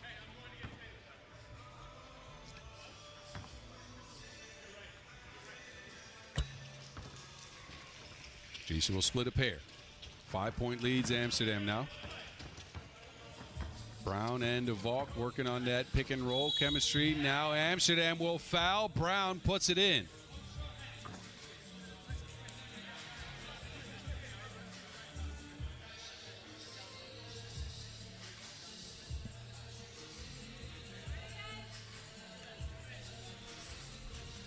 Taylor Brown, who's been a part of this unit for the last few years. They are looking to make moves. They've added some talent in De Valk and Wilson. He will not, however, make the free throw. Now they leave BA open. Amsterdam on the defensive end doing a good job playing that deflection-oriented defensive style of theirs. They get it back to BA. Alvarez has had some opportunities here. He's knocked a couple down. He's also had some misses. He'll extend the foul here. Stop the clock. Amsterdam's defense reset. Although I'm not sure he meant that. He's looking betrayed. Los Angeles has possession here. Lieberman to Brian De Valk. Has to work really hard for that point, but he gets it in. Finishes in between the trees. It's a 9-6 game. With Amsterdam scoring, drying up here over the last few minutes. Los Angeles still with more fouls than points, but it's not out of reach at all. That doesn't help. That doesn't help. I'm not sure if we should count that as a dunk. Worthy with the misdirection and then spikes it on the front of the rim. It still goes down. He gets fouled, so a chance at a three-point play. You can see the smile. I know he knows that's not a dunk. I don't even know what to call that. A thunk?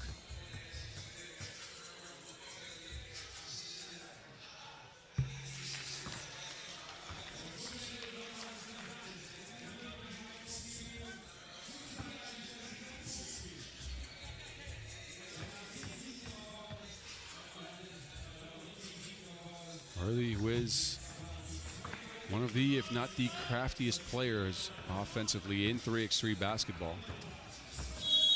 Has won it all, or at least most of it, with the Olympics and a couple of years ago, the World Tour Finals, both in 2024. A couple of Masters wins for him, of course, as well. He's here in Hamburg representing his team. He's got a 6-point lead. And they see Cohen strike in and bring that back down to 5. Cohen leading Los Angeles in scoring, but they have not contained Amsterdam whatsoever. Thing is working for the Dutch, who got 13 points after 5 minutes of action. Lieberman to, wow, the trickery from Cohen. Van Tilburg once again.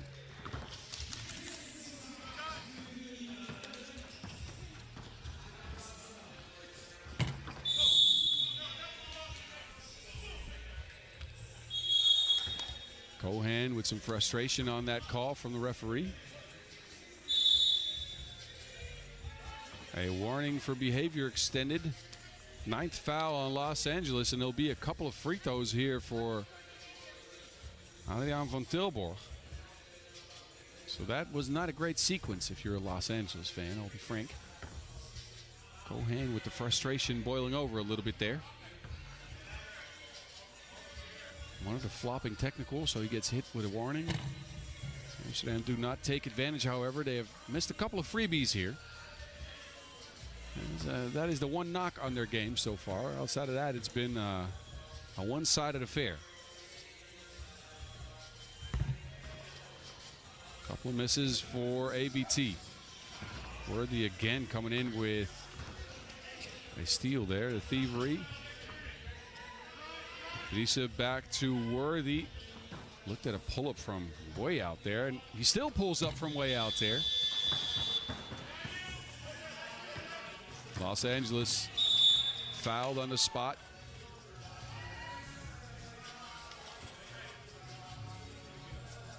It is the 6 now on Amsterdam with 4:25 left. The Dutch trying to make it a race to 21. Didn't want LA to score there. They hold up Lieberman. Cohan down to Lieberman for 2. And if you're Los Angeles, these are the types of shots that you want to hit. Lieberman finally gets some daylight, some space, but just isn't able to put it in. And that hurts. A make there would have brought it back to a 4-point game. They've already scored more than last week. I mean, that's something, but these misses are just wild. Difficult attempt there. Another wide miss, this time Brown.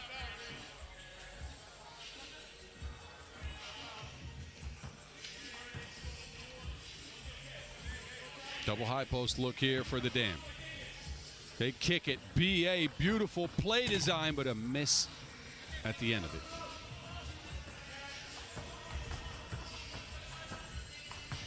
Brown and Lieberman link up for the Yamage. Warning delay of game as Brown kicked that ball when he hung under the basket. But look at this again. Two hands, Ma. Look.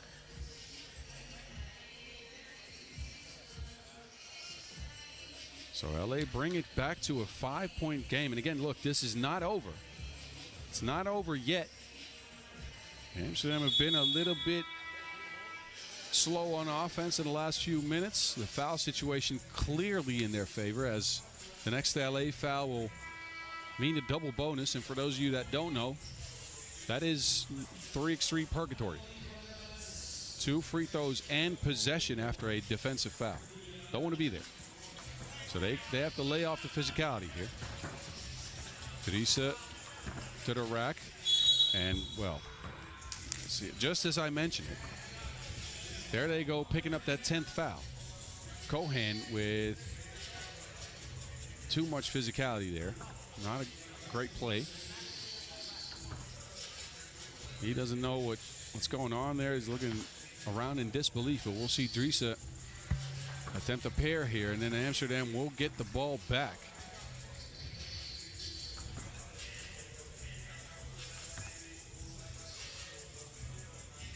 Teresa will make both. Damn. Now with a large lead again. 7 up. B.A. hangs. The mid-range jumper is not gone yet. Lieberman, quick trigger. That is down. Finally a 2-piece for Los Angeles, who needed badly. Worthy sent them into the woods.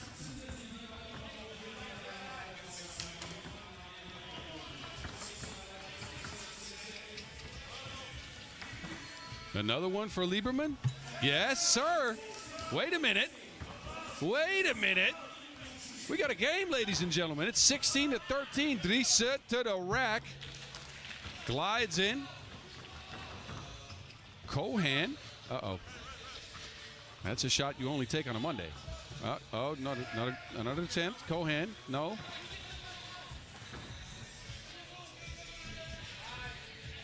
It's a mixtape of lowlights there for Cohan, and then they cough it up.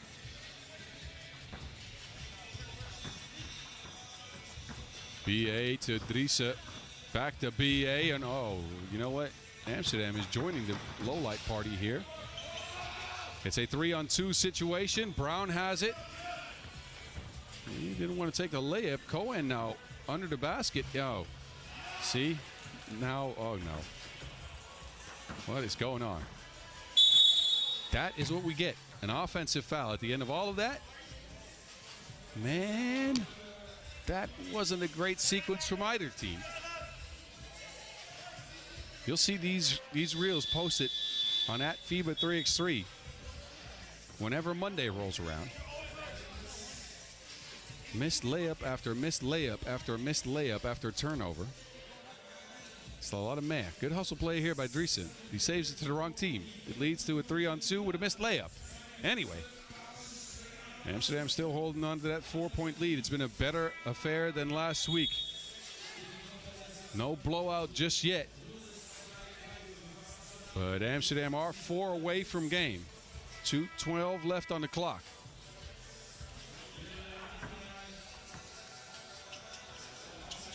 Worthy in the post. BA still looking for that mid-range shot. It is not falling. That is his strength. Medieval.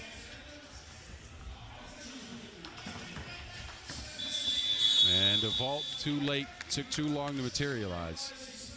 BA, by the way, must be somewhat familiar with these guys as he resides in LA. Not during the year, of course, when he's in Amsterdam, but off-season, yes.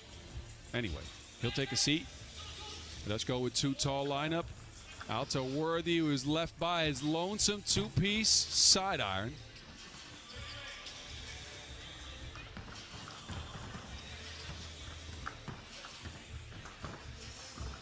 And Los Angeles will get another one. It really feels like the Dutch have taken their foot off the gas, and LA is working as hard as they can. They'll get a score. Now it's from Tilburg in between the crowd. No good, and a shot just in the nick of time. Offensive foul here. A lot of complaining from the Americans. Not agreeing with a lot of the calls the referees are making.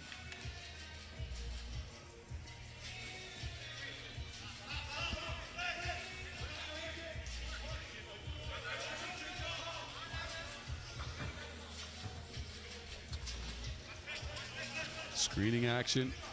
Driessen into Worthy. Worthy to the rack at 2-on-1. They go tip drill with it. Quick chemistry. Not quick maths, quick chemistry for the Dutch.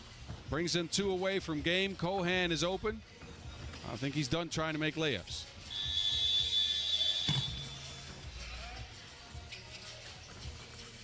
Worthy. Try to avoid the defense there. Difficult attempt. The Valk, no. He'll track his own rebound down. Lieberman will chuck up a 2.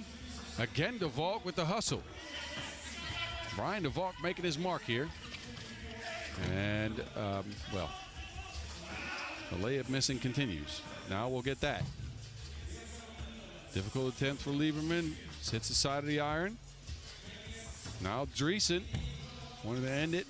Can't do it. 15 ticks to go.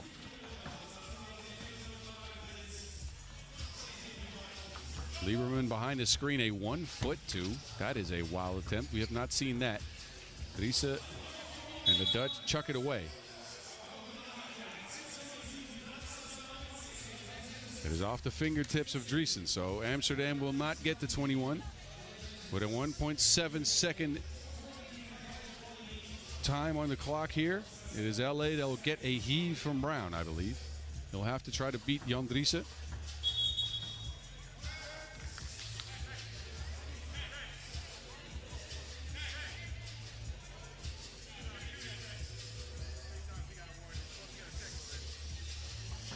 All right, some game read between Driessen and Brown. Driessen with the defense, Brown with the miss. That will do it. In a game that was decided in the first 5 to 6 minutes, and Amsterdam forgot to put their foot on the gas. LA crawled back in it, made it somewhat of a game, but the foul situation was what ended up being the big difference maker, I'd say. As they got stuck in a double bonus, put the Dutch on the line. Amsterdam got it done 19-14. They get a first W here. We have gotten our first session out of the way. We have not run long, so we got a little bit of a break here. Enjoy the highlights. We're back in 10 minutes with Fuengirola and Barcelona. So stay right here.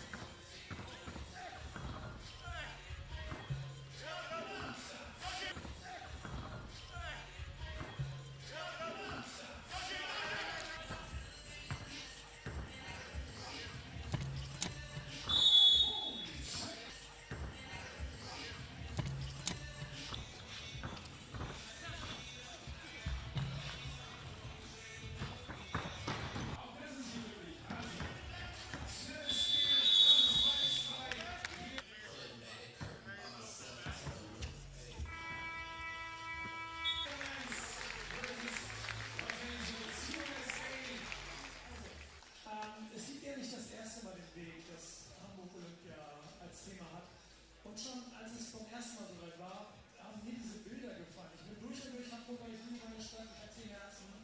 Ich halte sie für die schönste in diesem Land. Und dann auch noch die Bilder zu haben, wie Olympia nicht irgendwie an Stadtorten außerhalb passiert, sondern mitten im Herzen. Die Alster, die Elbe, dieser riesengroße Platz, das ist was, womit du dich auch kriegst mit den Bildern, die das entstehen lässt. Ja, passt ganz gut, ne? Also tollste Sportveranstaltung, schönste Stadt, passt absolut zusammen. Stellst dir vor, wenn dann irgendwie im Hafen Dinge passieren, da haben ja verschiedenste Dinge, wo auch Sportstätten stattfinden und am Ende was passiert, das ist ja auch noch ein Weg. Aber das kann so schöne emotionale Momente schaffen. Und damit kriegst du nicht immer. Ja, Nico, du bist nicht nur Experte für Hip-Hop, sondern auch für Basketball. Sachen, die Menschen verbinden. Glaubst du, die Olympischen Paralympischen Spiele könnten auch was sein, was die Leute verbinden in der freien und freien Stadt Hamburg? Ja, sowieso.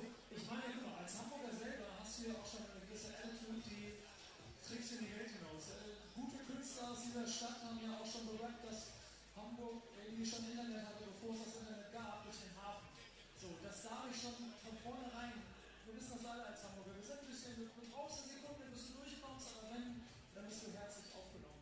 Und ich finde, das ist so das, was auch Olympia auf der anderen Seite sportlich verkörpert. Denn da kommen Menschen zusammen, die sich vielleicht nicht kennen, und dann kommst du erstmal und sagst Hallo, und danach ist eine riesengroße, vielleicht gar nicht Party, sondern Veranstaltung, die Menschen zusammenbringt. Und diese Romantik hat Olympia für mich und verbunden mit dieser Stadt ist nur. Ja, mega. Auch schon Menschen ab 16, alle ab 16 dürfen abstimmen, dürfen über die Zukunft entscheiden in Hamburg. Aus Ich Sicht hier schon mal ein Voting gemacht, da hast du gucken, wie Pro und Contra. können wir gleich noch machen. Ja. Aber gerade für die junge Menschen zum ersten Mal mitentscheiden dürfen, was ist da für dich so ein entscheidendes Argument? Guck mal, jetzt müssten wir die große Diskussion aufmachen. Denn es gibt zwei Seiten. Und die einen sagen ja, die anderen sagen nein. Und alle haben ihre Argumente. Und natürlich ist auch Finanzen ein Thema. So, und ich kann mir vorstellen, dass wenn man jung ist, man vielleicht auch wenig Gefühle hat, und ist auch nur diese zwei Bilder. Habe ich Angst vor der Zukunft oder freue ich mich auf die Zukunft? Und ich selber habe so ein Grundvertrauen darin, dass Dinge, wenn man sie richtig anpackt, das ist die Voraussetzung, dass sie dann auf den richtigen Weg gehen. Und die Olympiabewerbung kostet bestimmt viel Geld. Aber ich habe auch gelernt, dass das Geld nicht per se von den Bürgern, sondern auch von der Konstruktion drumherum bezahlt wird. Das heißt, für junge Menschen kann dann eigentlich in erster Linie der Blick nach vorne und auch in das Positive vielleicht der entscheidende sein. Und ich finde, dann wiederum gibt ja eine Olympiabewerbung und dann auch Olympia in der eigenen Stadt unheimlich viele Möglichkeiten, Horizonterweiterungen, Bilder, die du dein ganzes Leben lang mit dir tragen wirst. Und deshalb, ja. Teamaufbau und Zuversicht. Auf welche Sportart würdest du dich denn in Hamburg am meisten freuen? So lustig. Ich sitze am Basketballkorb und dann wollen wir den Basketball sagen. Ich freue mich natürlich ehrlicherweise über alle Sportarten und ich muss dir auch sagen, ich habe mein ganzes Leben Olympia vom Fernseher geguckt und habe damit sehr viel Kontakt zu Sportarten gehabt, die ich im Leben mir sonst nicht selber angucken würde. Es gibt aber eine, mit der ich, ist auch eine US-Sportart oder eine internationale Sportart, die in Deutschland noch ein bisschen Anschub braucht, aber mit der ich mich gerade viel beschäftige, Baseball. Wir haben hier einen tollen Verein in der Stadt, in der Bundesliga, in den Hamburg Steelers. Ich finde, diese ganze Idee vom Baseball in Deutschland muss wachsen und wenn die schaffen würden, hier dafür Olympia ein großes Feld zu bauen, eine Stadion zu bauen, dann ist mich ehrlich das am meisten davon. Mega, vielen Dank, Ivo, für deine Unterstützung, für deine Agitation für die Spiele in Hamburg. Nicht vergessen, wählen gehen, Briefe zurückschicken bis zum 31. Das ist das Wichtigste. Beteiligt euch. Hier, pass auf, wir machen mal einen Test. Applaus. Wer ist für Olympia? Macht mal Marijampole. Sehr gut. Und wer ist dagegen? Guck mal, funktioniert. Okay, Super. Schön, dass alle da seid. Viel Spaß beim Basketball. Ciao. Danke.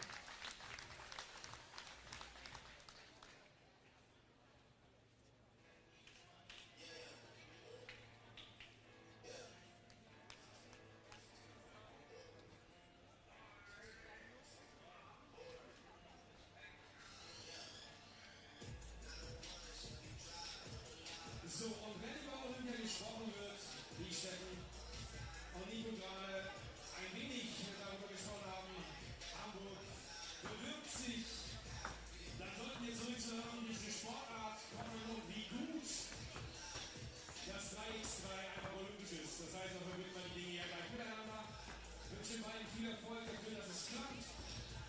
Olympia grundsätzlich einfach nach Deutschland zu. Ich glaube, das ist nice to have, ja, neben all den Themen der Kosten und Co. ist einfach Sport. Und zwar unterschiedlichste Art. Dann hier in Deutschland und das ist ja einfach immer ein geiler Vibe. Und deswegen ist auch hier, finde ich, 3x3 macht es aus. Wir sind hier, ich würde sagen, unter freiem Himmel, aber irgendwie ist natürlich so eine Arena hier drüber mit Dach. Das macht es natürlich dann angenehm, wenn die Sonne nicht ganz so voll drauf ballert. Oder aber wenn es regnen würde. Das Schöne ist, ich habe in meinem Wetterbericht für morgen gesehen, da soll es nicht regnen, sondern nur noch ein bisschen wärmer sein. Also sind wir hier total wichtig in der Hamburgs Active City Arena mit dem Challenger Hamburg 2026 3x3. Und die beiden nächsten Mannschaften, die jetzt hier auf dem Feld sind, ist quasi ein rein spanisches Duell. Team Fuengirola gegen Team Barcelona. Im FIBA-Ranking sind sie auch ganz nah beieinander aktuell 2026. Aktuell vom World Ranking her Platz Nummer 16 Fuengirola, Platz Nummer 17 Barcelona. Das heißt, wir können uns auf jeden Fall auch ein richtig toughes Match in dieser Gruppe freuen, wenn diese beiden Mannschaften jetzt gleich gegeneinander antreten werden. Fuengirola hat schon einen Sieg in dieser Gruppenphase im Kasten. Es geht um die Gruppe D. Fuengirola always has one win in their group, in Group D. Das heißt, die Chance ist schon gut, morgen wieder hier aufzulaufen.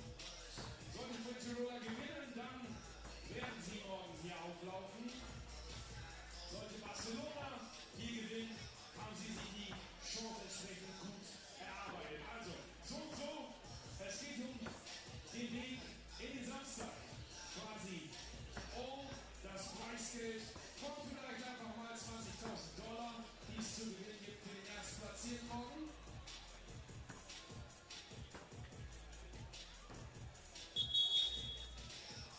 Und es geht natürlich viel mehr um die ersten drei Teams, die sich für die Mongolei, für die World Tour qualifizieren. Die Offiziellen haben gebeten, den Platz zu verlassen, damit ich sie aufrufen kann. Lass uns den Einlauf starten. Ulaanbaatar.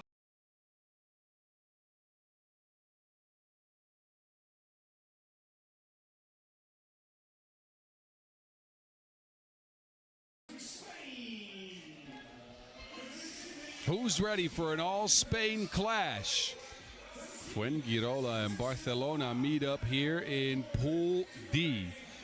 Our first look at Barcelona. Fuengirola, we saw them take down Liberec in narrow fashion, which introduced to the players. Fuengirola make it to the court first.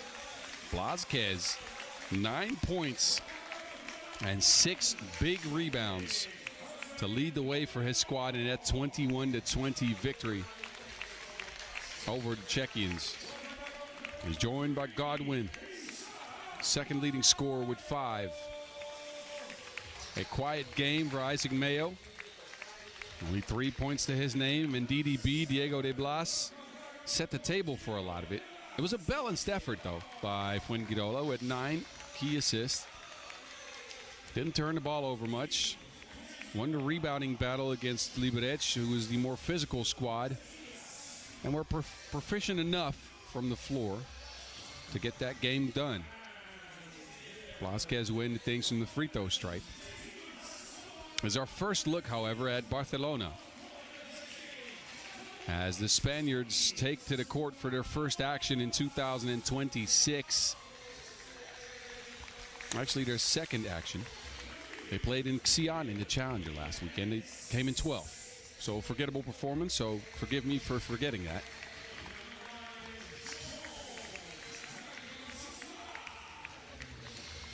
They come out with Neil Bria and Jaume Zanca as we know them. They're joined by John Galarza and Jordi Juanola.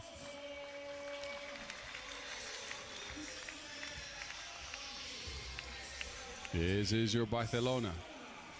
It's a feisty squad, this, although I gotta say they lost a huge piece. Huge piece in Guim Exposito in the offseason. But had good results in 2025. I mean, look, third at the Hamburg Challenger, which didn't lead to a qualification for them, but fourth at the World Tour in Vienna. It was a great run. It's a bit of a different look for them this time around. We'll see how they fare. I'm sure they're looking to improve on the results from Xi'an from last week.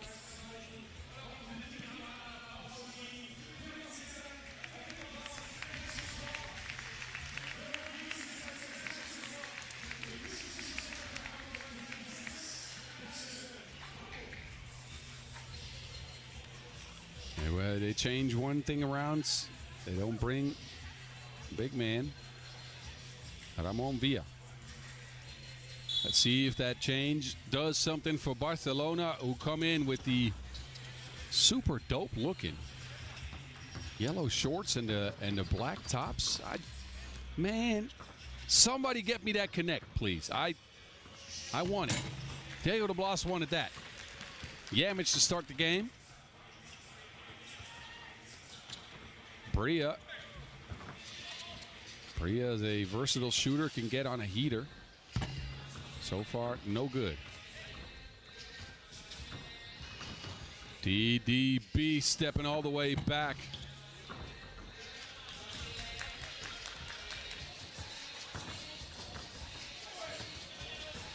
Bria with the hesitation. These teams know each other well.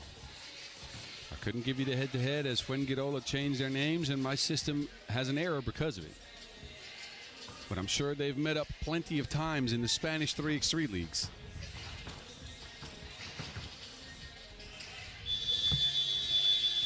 That bounces just off the mark. Blázquez comes away with it, but is hit with a foul.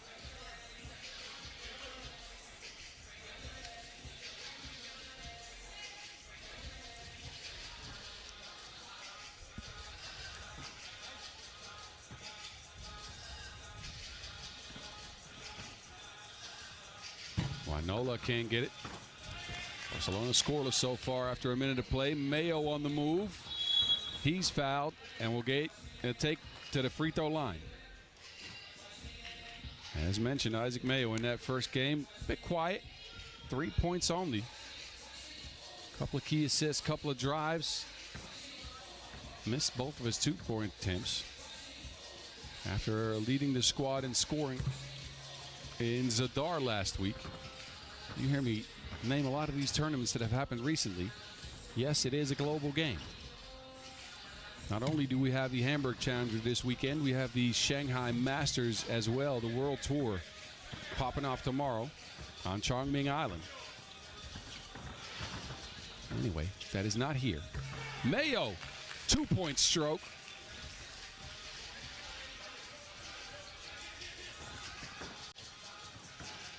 Bria against Godwin, answers with a two-piece of his own. Mayo has it again. They put a lot of pressure on him. He kicks it to Godwin.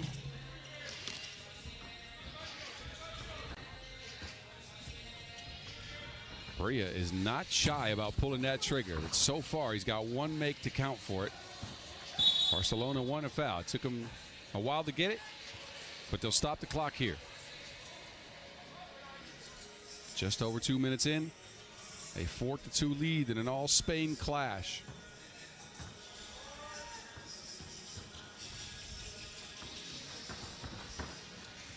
It's Mayo this time lobbing it to the knife. Blasquez. Pokey.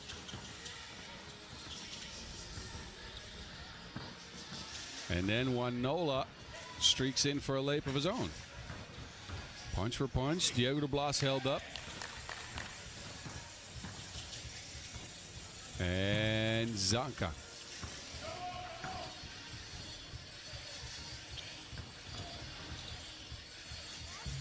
Blasquez with a nifty move there.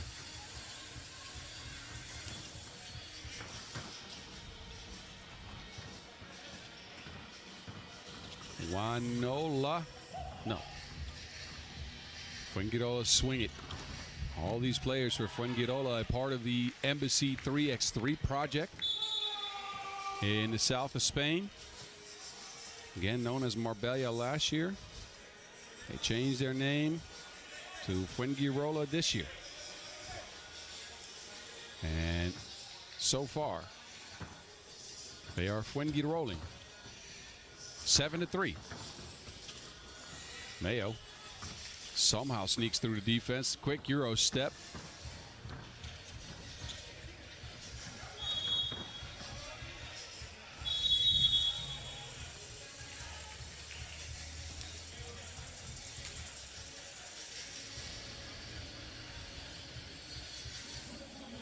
So in a matchup between the south of Spain and the west of Spain, the east, I apologize.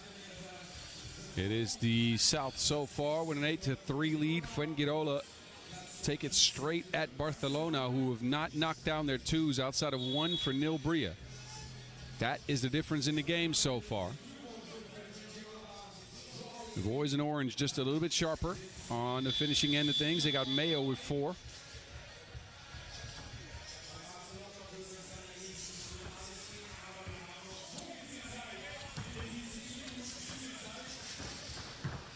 Zanka stuck, gets it back. A look from Zanka.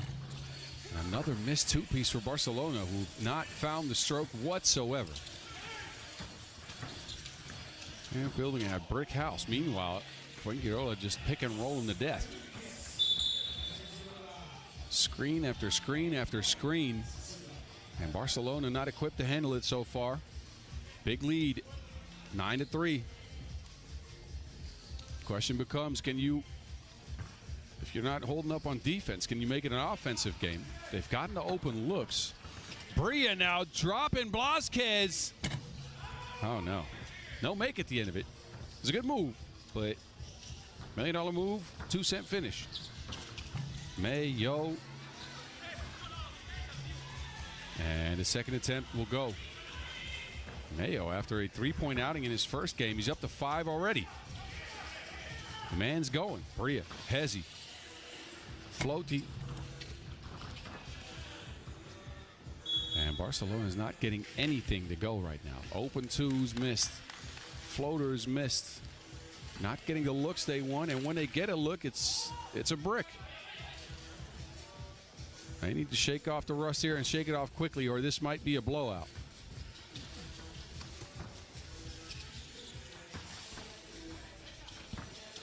Wanola to Zanka. That'll help. Quick score down low for Helmet.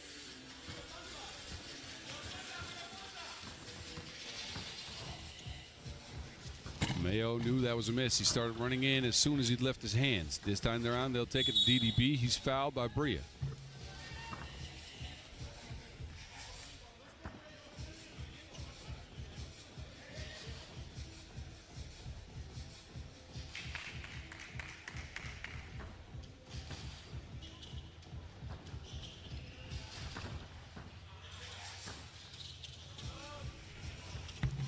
Well, there we go. It's Fuengirola that get the 2-ball to go. Not Barcelona, and this is in danger of becoming ugly. 12-4. Godwin, no. Sanka pestered and hounded. It's too much for the referees. DDB calmly steps into that one. Has not had the best of shooting years so far, I'll be honest. Diego de Blas is hitting it from 2 at about a 20% clip in 2026, but that one was big.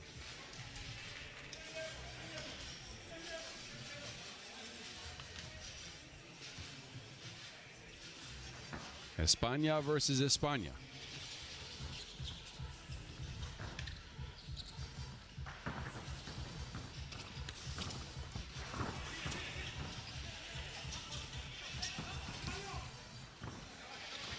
Quick transition for Fuengirola. They get another easy layup. They have not had to work hard for these screen points and these transition points. It's been easy eating for them.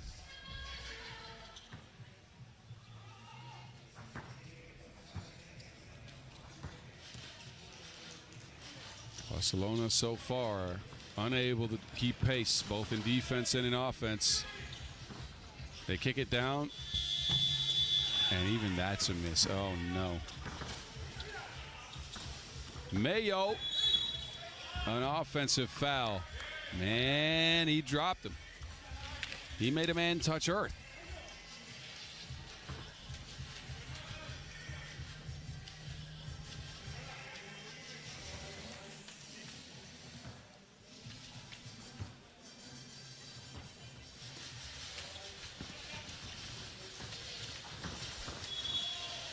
Out of sync and out of sorts. Barcelona are lost in this game completely. Now they turn it over.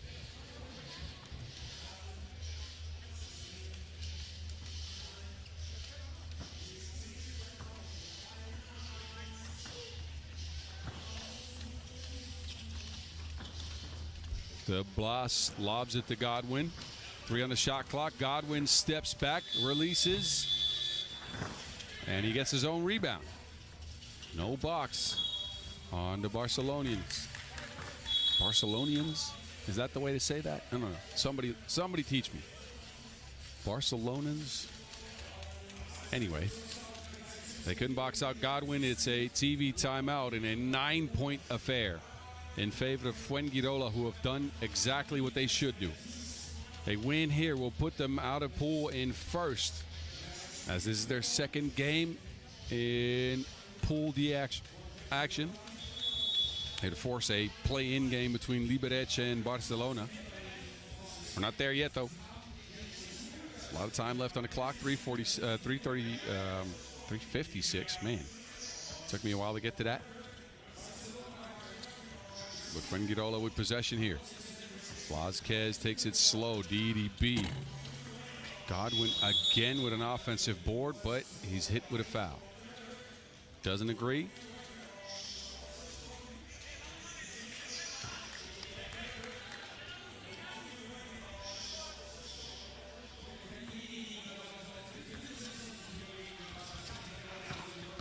And another pass that is out of bounds on Barcelona.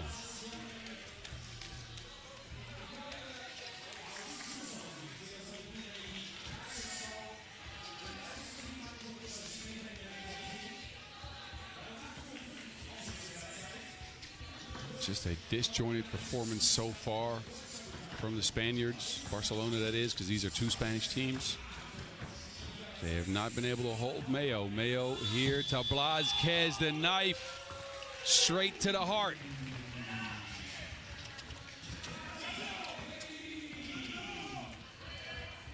Zonka cannot answer.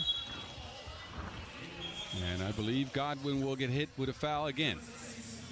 That is the 7th on Fuengirola, so a source of easy offense for Barcelona, who I don't even know if they're in first gear. For now, they're in 0th gear.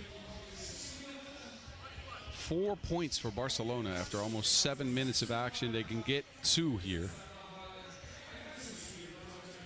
Galarza, no.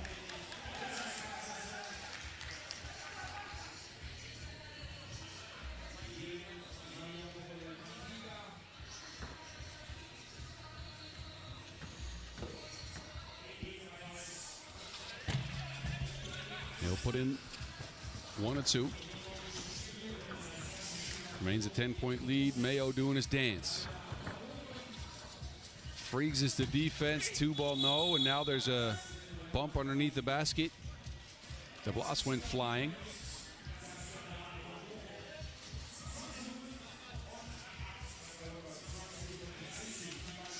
Zonka and De Blas clash under that basket. It is the 6th on Barcelona. So they're on the bonus as well. DDB, an open look from the top of the key.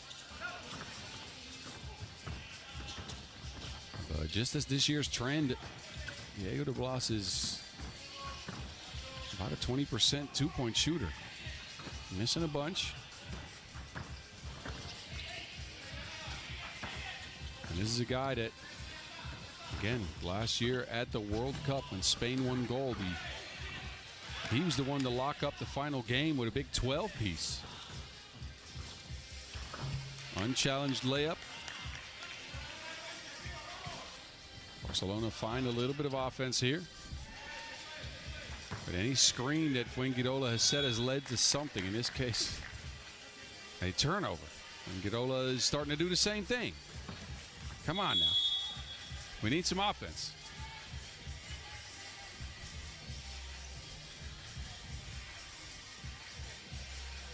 Timeout on the floor with 2:16 to go. Under the watchful eye of a crowd that's come out to watch. Leon Fertigue, if you're just tuning in, is courtside, as well as Leonard Schultz and Rotimi Oguni. For you Spaniards out there, Flop Ball is here as well. I'm just throwing out names. Half of y'all don't even know who I'm talking about.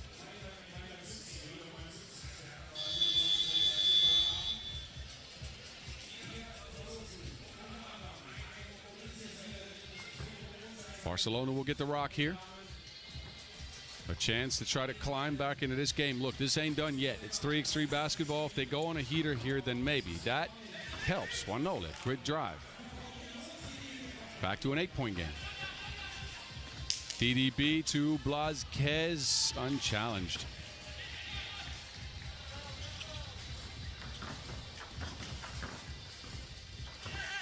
Juanola. Difficult attempt. He'll get it to go. Barcelona will get it back. Bria. This would really help, but it is just off the mark. Juanola with a great rebound, however. Good hustle play. Back to a 7-point game.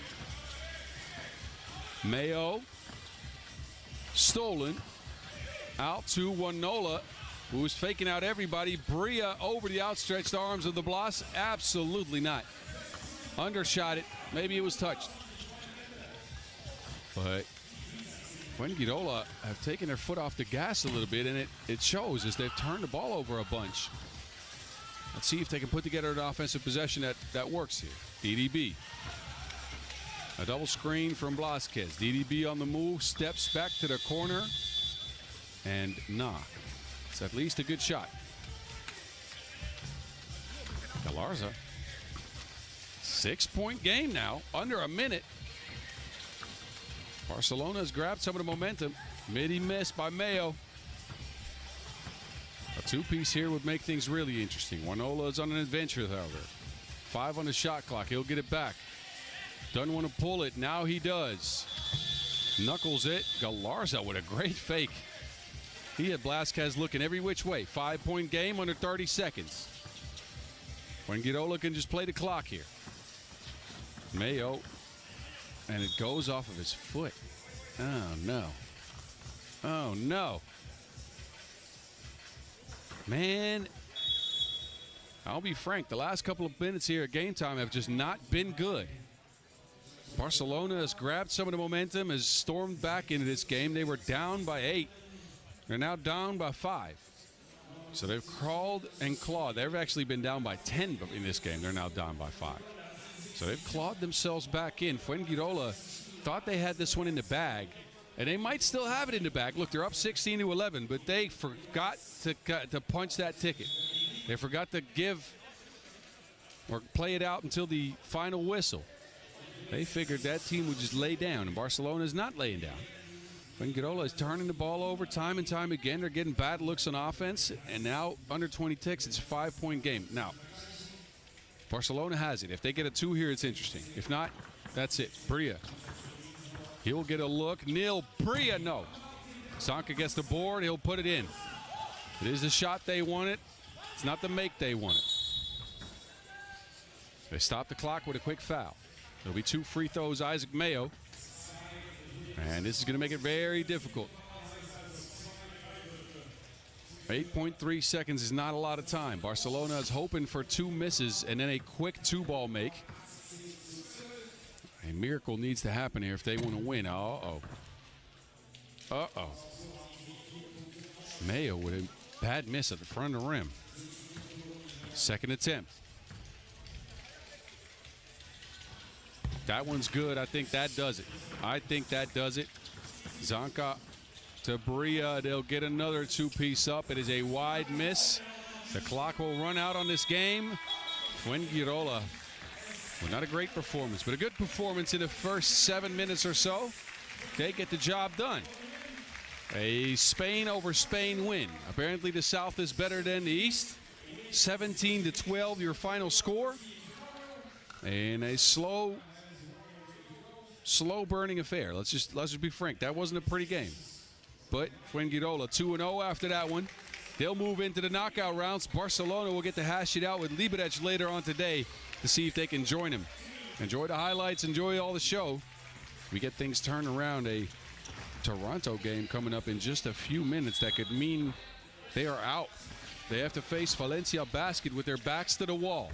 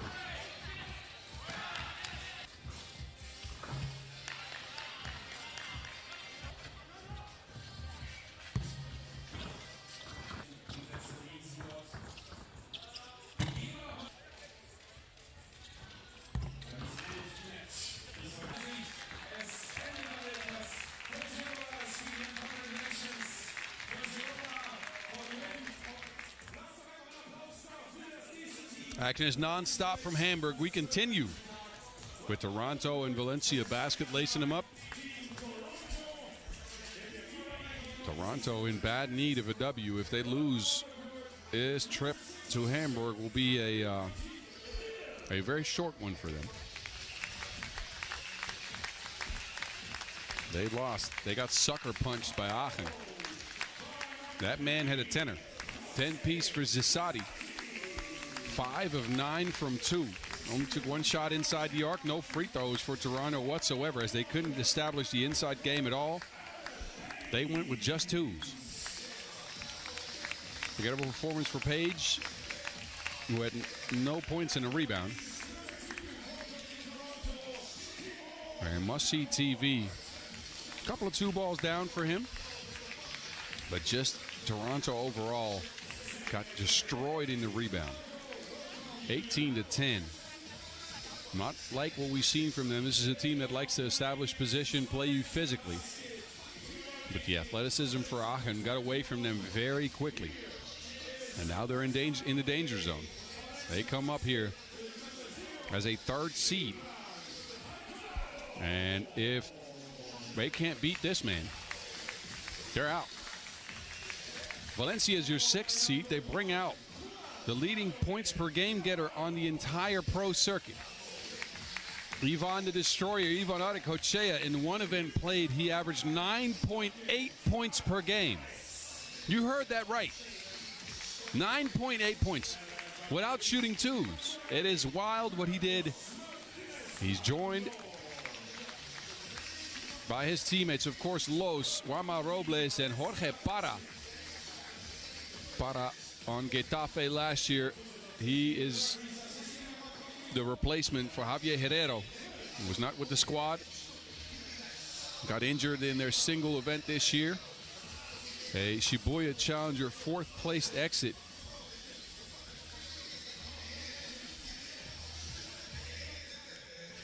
They have Toronto's life in their hands here in this tournament, does Valencia. An interesting squad, again, adding Carlos Martinez. Look at Leon Fertig. He might need a haircut. I think because he wore a hat. But big boot, recovering well. We'll get him on. We'll get him on. No worries. I texted him. He's coming on later today. I'll keep you guys posted on when. We got to help him up the stairs first.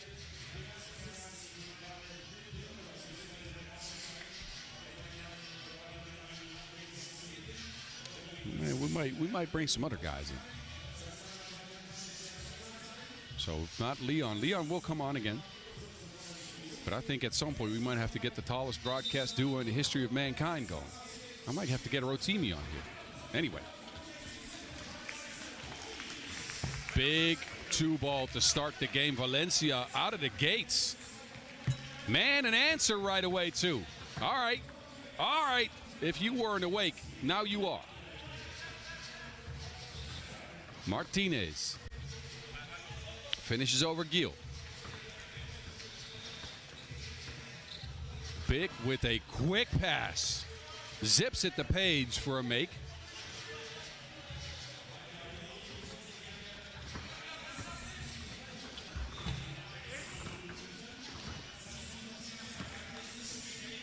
Vervoort can't get to it.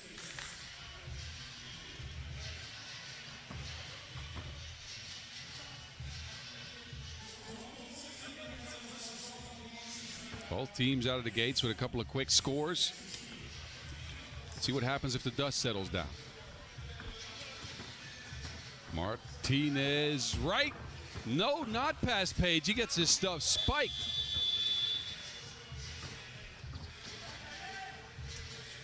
Page fading.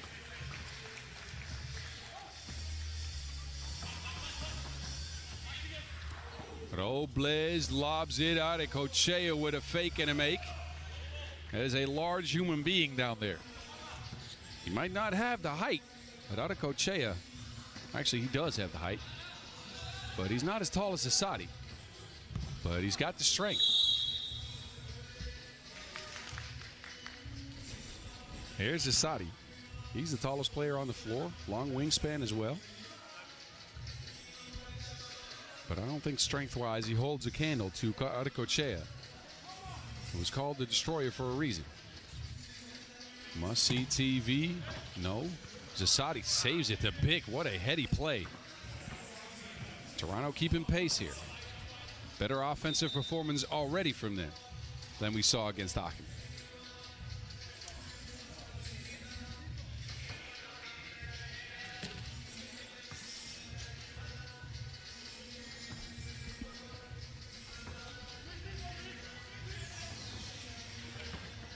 Parra down to Los. Back to Parra. That action took some time to develop, and the shot clock was already low. Too low.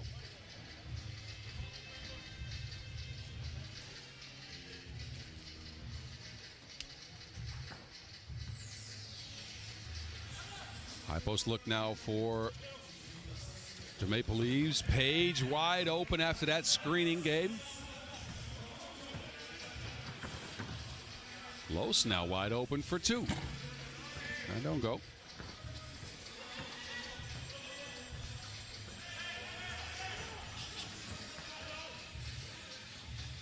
Must see TV. The shot looked like it was online. It's too short.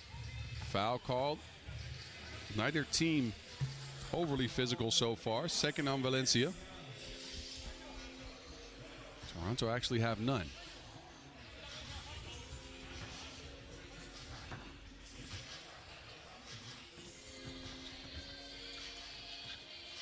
Vervoort to Page with the flotation.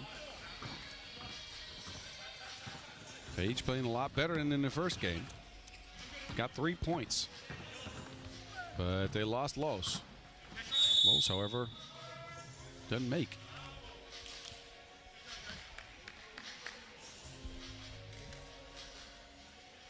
A bad miss there for Carlos Martinez, who's usually very secure with his finishing around the basket. Looked at the referee right away. Maybe he wanted a foul. I didn't see anything there. Zasadi. Zasadi is a super gifted offensive player as Carlos gets fouled. Saw him come through with a lot of pop twos and self-created twos off the dribble. Tall Mexican is a gifted 3x3 hooper offensively. Maybe an underrated offensive player in the game even. I could probably say the same thing about Carlos Martinez, by the way. Martinez a part of that Spanish World Cup squad last year, as well as the Champions Cup squad. A gold at the World Cup, a silver at the Champions Cup. Him and Arcoche on that team.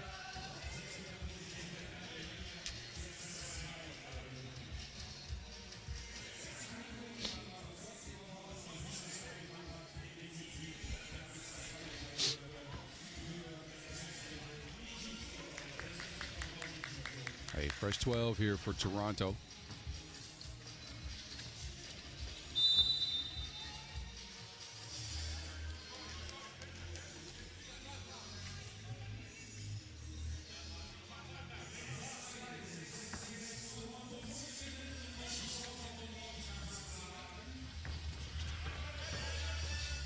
Page kicks it. Gill strokes it. Inside-outside game for the Canadians, as Gill brings his total to 5 points.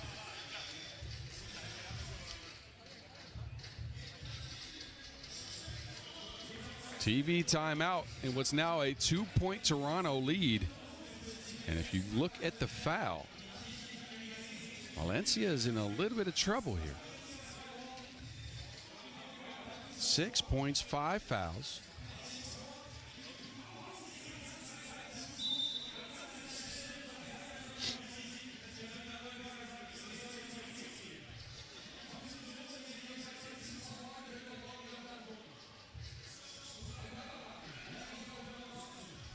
Reset then for Valencia.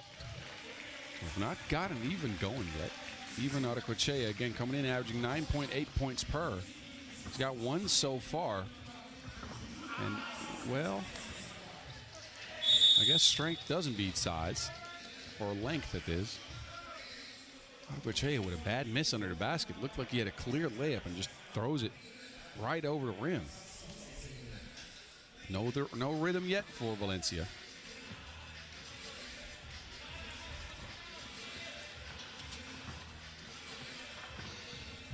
And a big two-piece from Must See TV. Toronto can just pull up on you very quickly. Besides being a physical unit, Gill, Zasadi, and Must See TV can get hot just like that.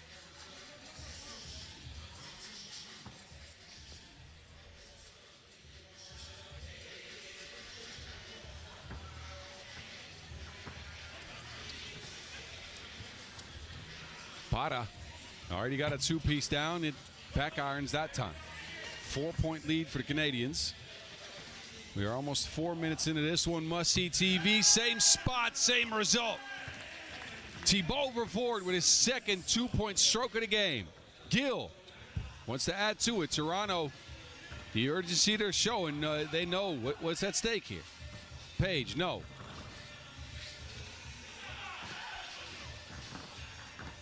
Robles. And Page trips himself up. Adekochea has a gripe there with the referee. Tell him to calm down. Here's what happened. Page, well, I'd have to agree with him. I don't see much that happened there besides Page getting his feet twisted. But it'll be Valencia's 7th foul nonetheless. 2 free throws, Adam Page. Toronto out here throwing haymakers. They are trying to assure themselves a spot in the quarterfinals. They need a big win here to get it done. Anything can still happen in this pool, but you want to get as many points on the board in case of a 3-way tie, and you want to keep the other team down in case of a 3-way tie, because the next tiebreaker after games won, of course, and lost, ends up being the points scored total.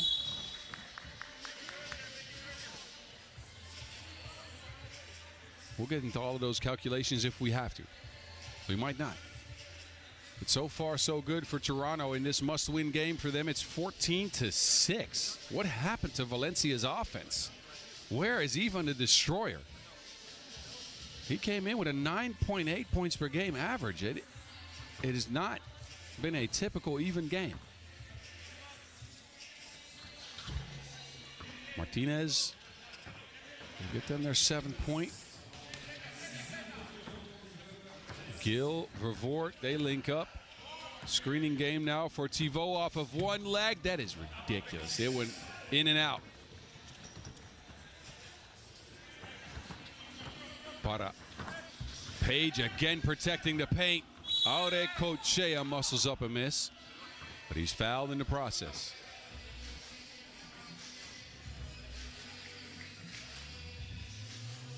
Gill will take a seat. He's holding his hand. I think it got stuck there. You can see him grabbing at it there. He's on the bench. Maybe jammed a pinky or something.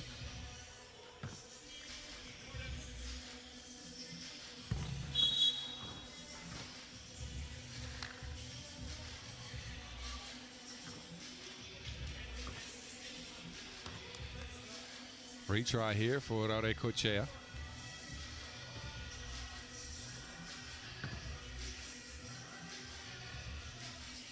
And second attempt, good. Somewhat of a game here, 14-8. Toronto looking to close the door. Zesadi, yes please. C. The Mexican monk meditated before this game. Projected the outcome of this. And he steps into it too confidently, strokes it back up to an 8-point favor in favor of Toronto. Adekochea just, all right, he's going to work. Using all that strength to go at the basket.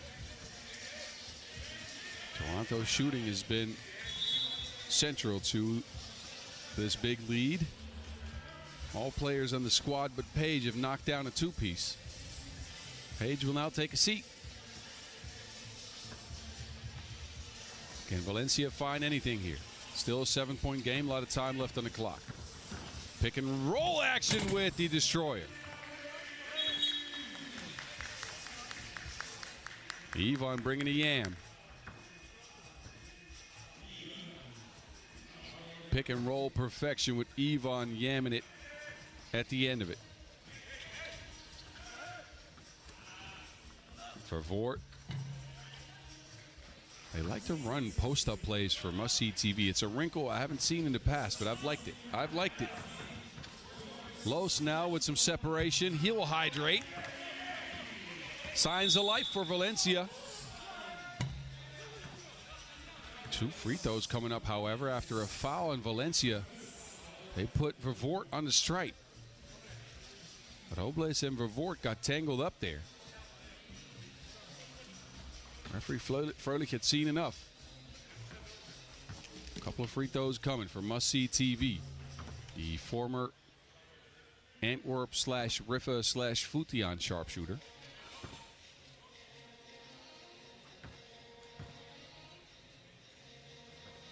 Vervoort, I believe, spent last year in China. Back out on the pro circuit this year.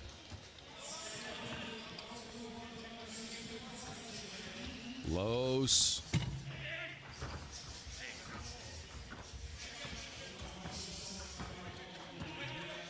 Vervoort waving off Zasadi. He wants some space, and he'll get hit on that two-point attempt. Not a great foul by Para there. Ran straight into Must See TV. He said, I got my hands up, but he was on the move. You can have your hands up all you want, but if you run into a player, it's not going to help. You see it here. Vervoort pulls up. Yep, Para hits him in that left shoulder. Another pair of free throws. It could end things here for Toronto. They want to get to 21.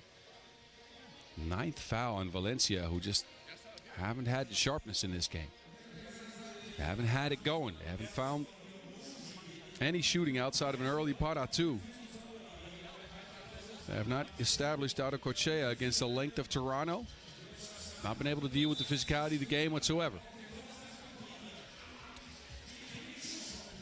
The Toronto win that looks like it's coming sets up a lot of interesting scenarios in this group with Aachen already at 1 win. And now Valencia and Aachen still meeting up. But Must See TV has the game in his hands here. He's got 2 free throws to do it. Vervoort has got 7 in the game. It's been a vintage Thibaut Vervoort performance. He can bring his totals to 9. 1 away from game is Toronto. 1 away from saving at least a direct elimination. That is what happens here. Toronto do what they need to do. They get the job done. Packed a lunch, clocked in, and worked hard. 21-12 is what stands on the board after that day of labor.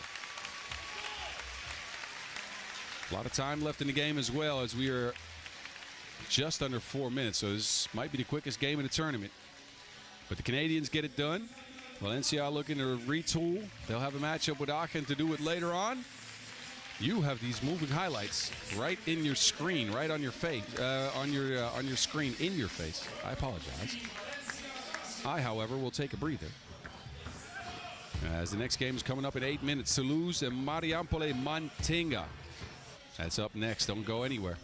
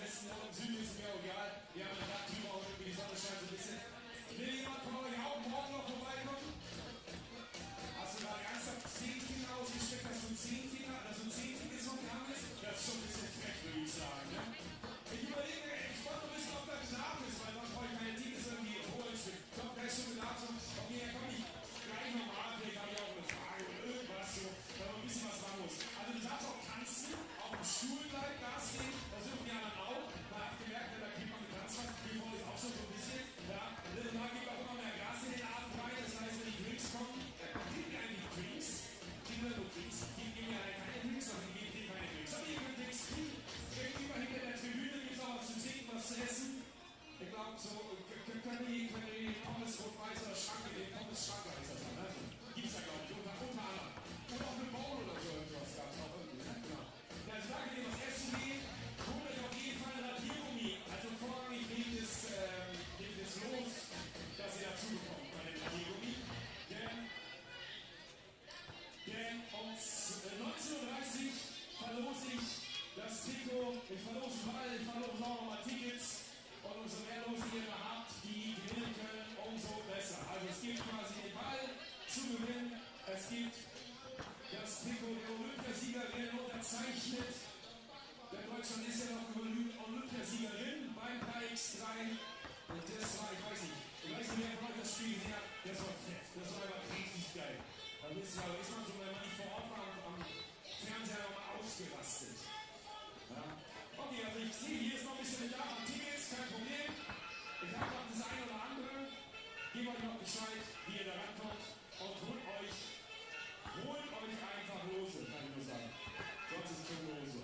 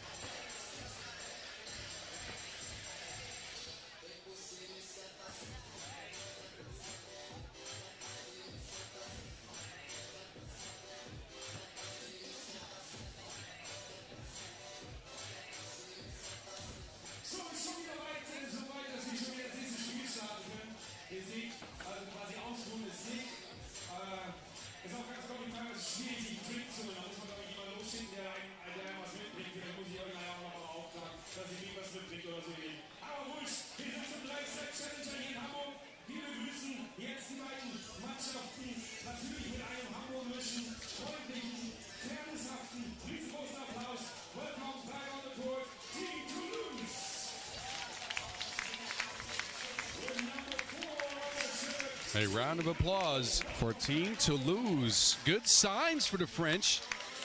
They won the rebounding battle against Bochum SPARKASSE.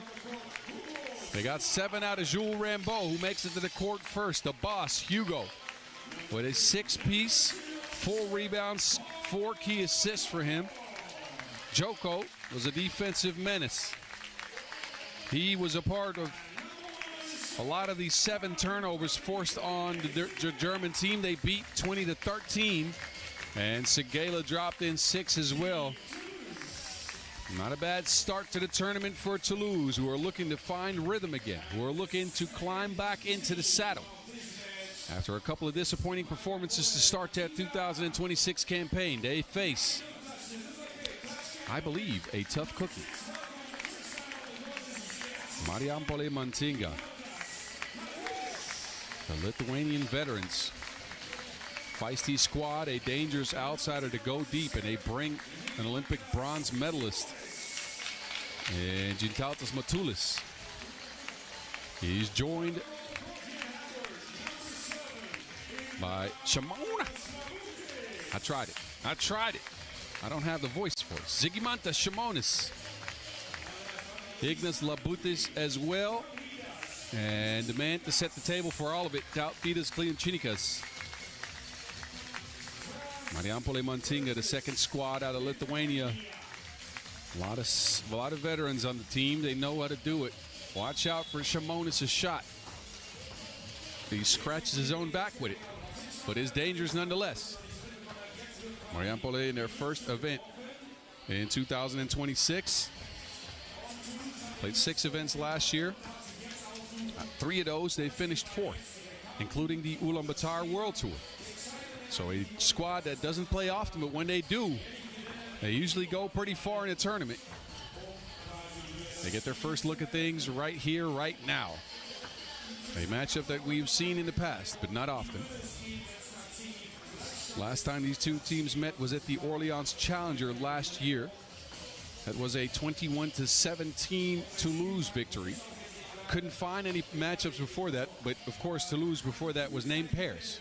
So, you know, my system don't work that way.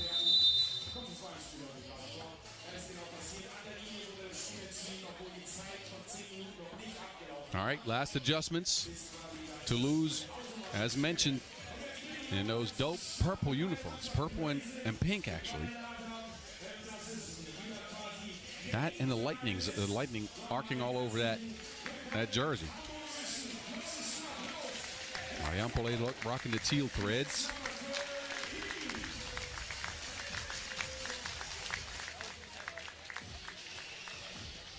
All right.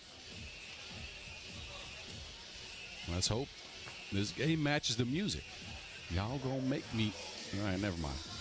Never mind.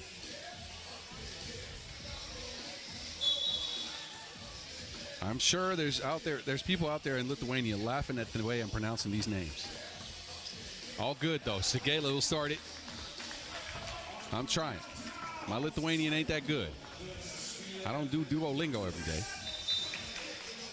I'm talking to you, DeMeo, yes. DeMeo van der Horst, of course. We're kind of linked in with the Lithuanian crowd there. Doing a lot of Duolingo. But anyway, he's not here. I am. Come help me with these pronunciations, man. Joko to Rambo. It's poked away. Machulis.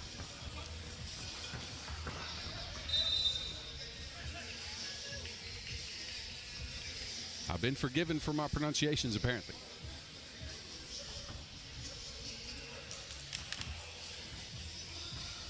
Two-zip game in the first 30 seconds. Suhard, Sigela, pick and roll action. It's that 2-on-1 again. Sigela hesitates on the finish, but gets it nonetheless. Over Machulis. Those two met up at the Olympics last year, or 2 years ago already. Man, it's that long ago. Marijampole scoreless so far. Suhard kicks it out to Frank Say. Joko chases down a rebound, gets it back to Suhard. Suhard against Kliučinikas, gets his cookies taken. Quick pass inside. Labutis with a first Lithuanian score.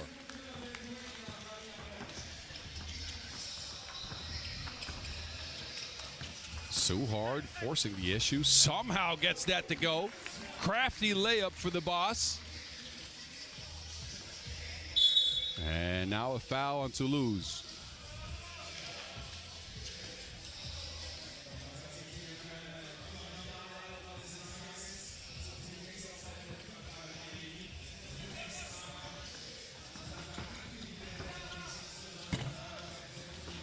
Not a make there. Kliučinikas gets it back.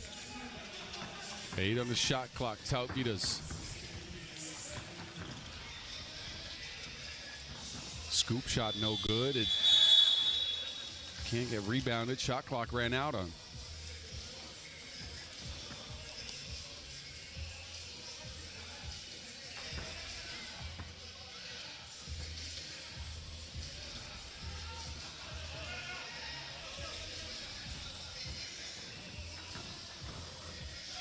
And Sigela, what a tough finish.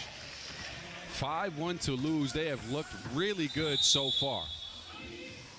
Blocking foul called.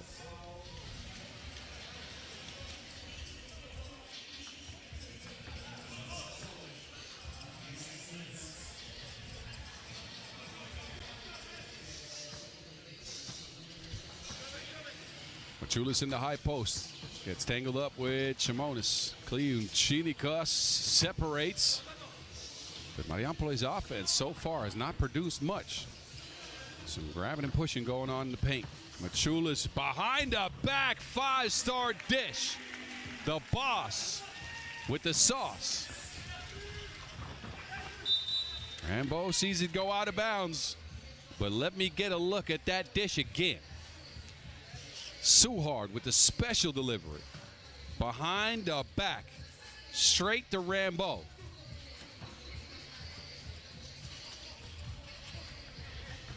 Oh, look at that. Shimona says I can do it too. Okay. I don't mind that. I don't mind that. Suhard shaking the defense, fading away on a 2. That is all threads. And then Joko takes over. Back to Suhard. Screening action. Suhard beating the drop with another 2-piece. Hugo is going bananas.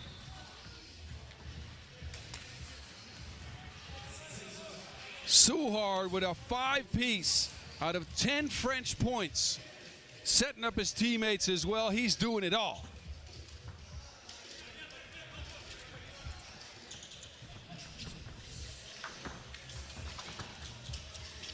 Machulis has to work really hard against Joko, but it don't matter. He'll shred the threads. The veteran with a big make.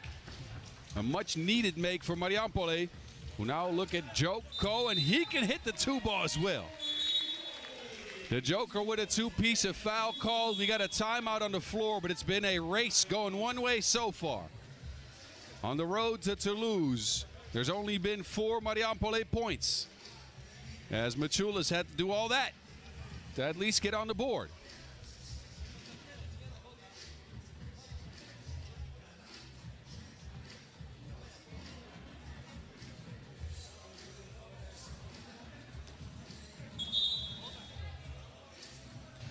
I've finally gotten some help on my pronunciations.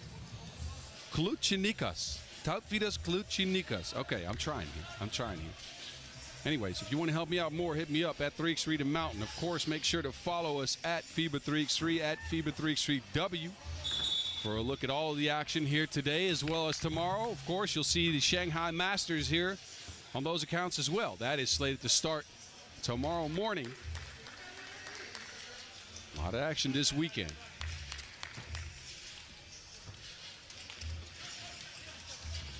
Kluchinikas threads the needle, but it's Rambo who breaks it up. Back to the boss. Suhard has been special in this one. Rambo gets it to him. Suhard to the crib, kicks it. The mullet, a high 2-ball, but no good. Lithuanians looking to stabilize. They get Machulis a look. That is a beautiful pass. Right on the money. Segala. Fouled on the drive. A free throw coming for the French. You can see Segala avoiding most of the contact by sidestepping, but then gets hit on the arm.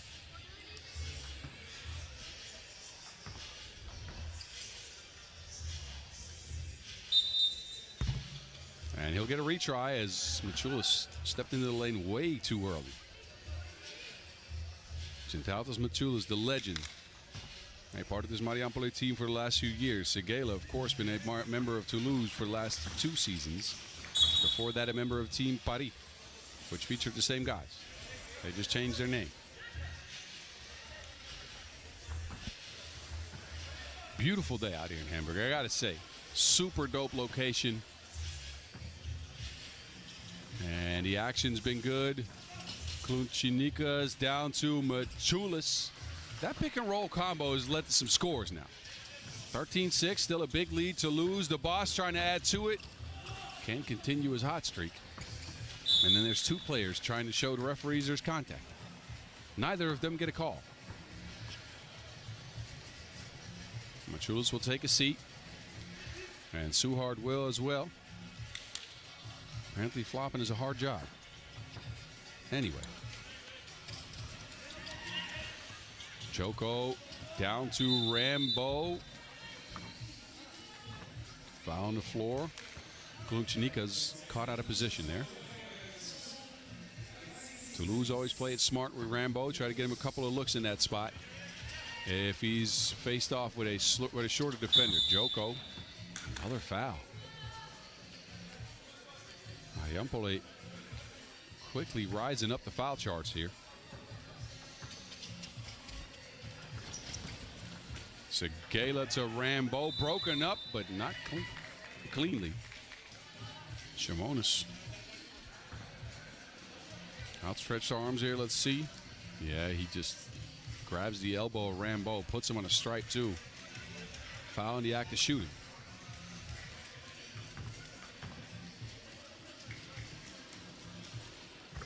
And Rambo finishes the job.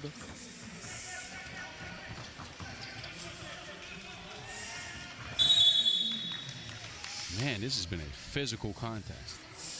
A lot of fouls, a lot of bodies on the floor. 6-1 on Toulouse now.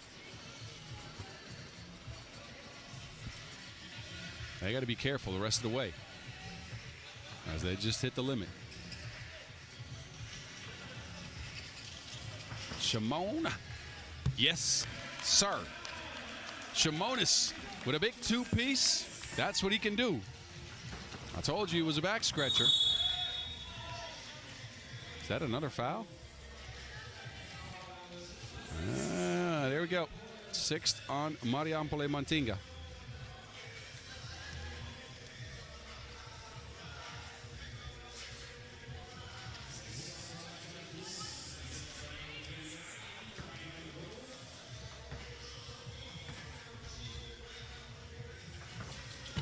Segela can't get it to go. It's Rambo to the rock first. Wilson's with Suhard now. Segela back to that 2-on-1. Toulouse is so good at creating that. So good. And they play it out once more. Machulis to Klunchinikas. I'm practicing my Lithuanian, in case you didn't notice. Gotta be able to talk to my friend Dimi here. Anyway, enough about that. Segela out to the boss. Suhard hesitates and gets to the rim. It ends up with the Lithuanians. Machulis has position. No make. Marijampole just has not gotten their offense flowing. Toulouse, however, have looked sharp behind the head again. Oh, no. Suhard with his second special delivery of the day.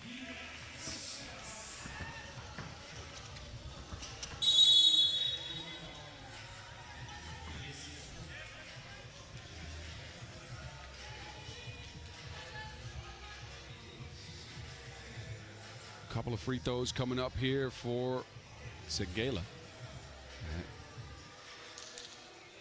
Referees are going to take a look at some things here. The sun is hitting the court, which is wonderful. It'll leave the referees with a difficult sight line, however. Some of the players as well. Certain spots on the court tough to shoot from with conditions like this, although, again, the weather's been superb. No wind, 22, 23 degrees Celsius, just beautiful. I've enjoyed my time here in Hamburg. If you can't tell, it's been really good. And I've only been here shortly. See, this is driving distance for me. I got in late last night. But I'll make sure to check out the city tomorrow. It's my first time here. Anyway, 7th foul on Marijampole. Segela, 2 free throws coming up. He is leading the French side with 6 total. Out of 17, they are running away with this one. Toulouse looking to go 2-0 in pool play. And Segela secures him a big, big lead. Toulouse can't be reached. Bad pass. And it goes out of bounds.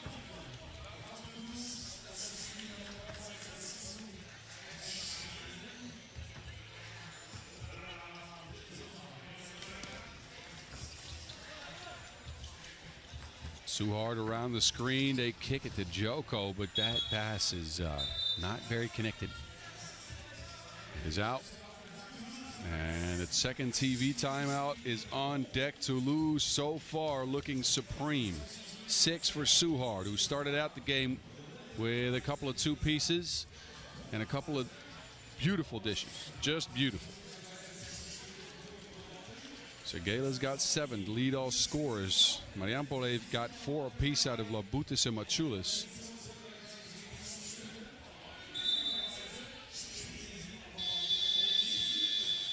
They got a 2-piece out of Shimonis as well. Klienčinikas has been quiet. Hasn't hit any of his shots. He'll get it here. Klienčinikas to Labutis. Machulis wills himself to a bucket underneath.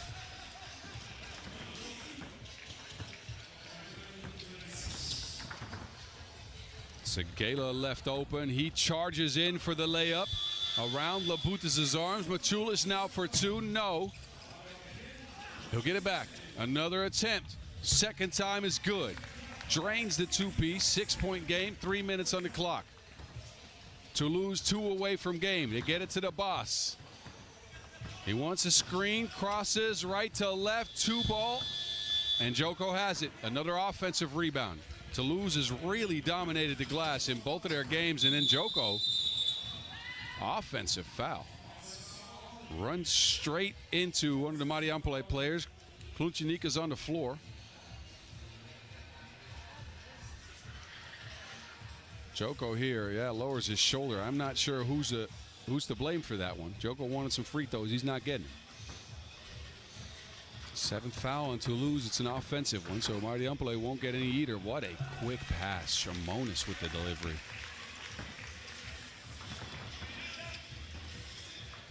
Segela off the glass has seen enough. That 2-piece is down.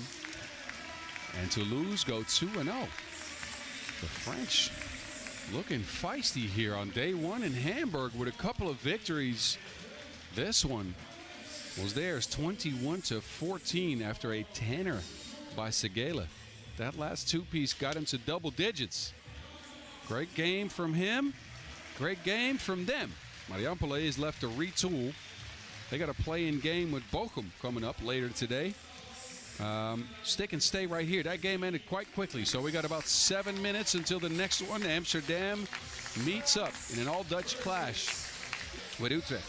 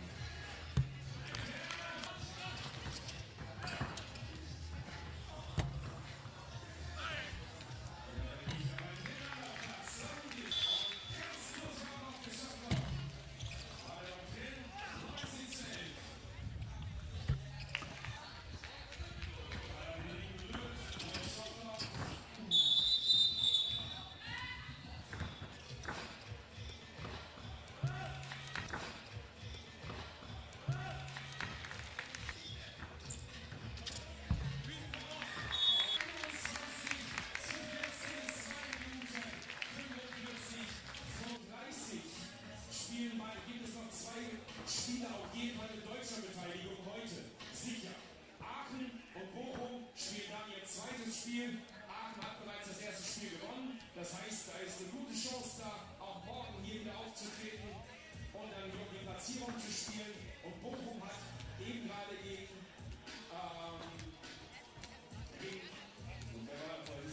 Toulouse, da sind sie ja noch. Gegen Toulouse haben sie das erste Spiel leider verloren. Deswegen müssen sie auf jeden Fall das zweite Spiel gegen Marijampole und bestenfalls mit mehr Körben, damit sie auf den zweiten Platz landen. Denn die ersten beiden Mannschaften aus den jeweiligen Gruppen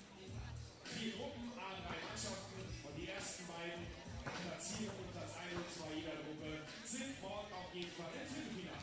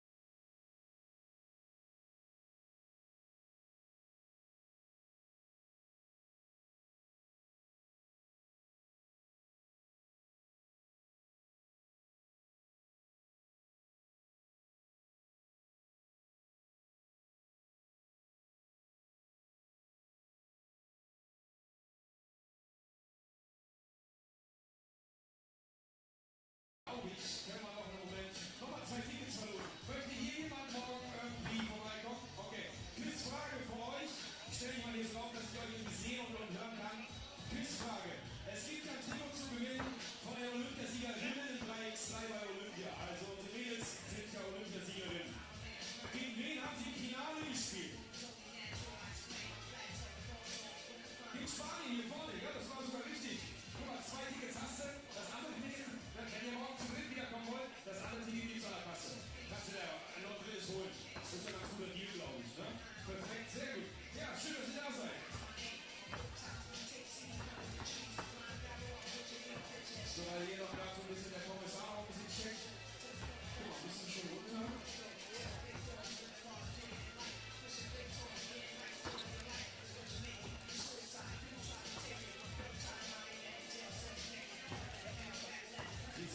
Ja, ich glaube, hier geht es wieder weiter. Denn das, was vielleicht der eine oder andere, der jetzt hier auf den Plätzen sitzt, nicht direkt weiß, das läuft ja parallel der Stream.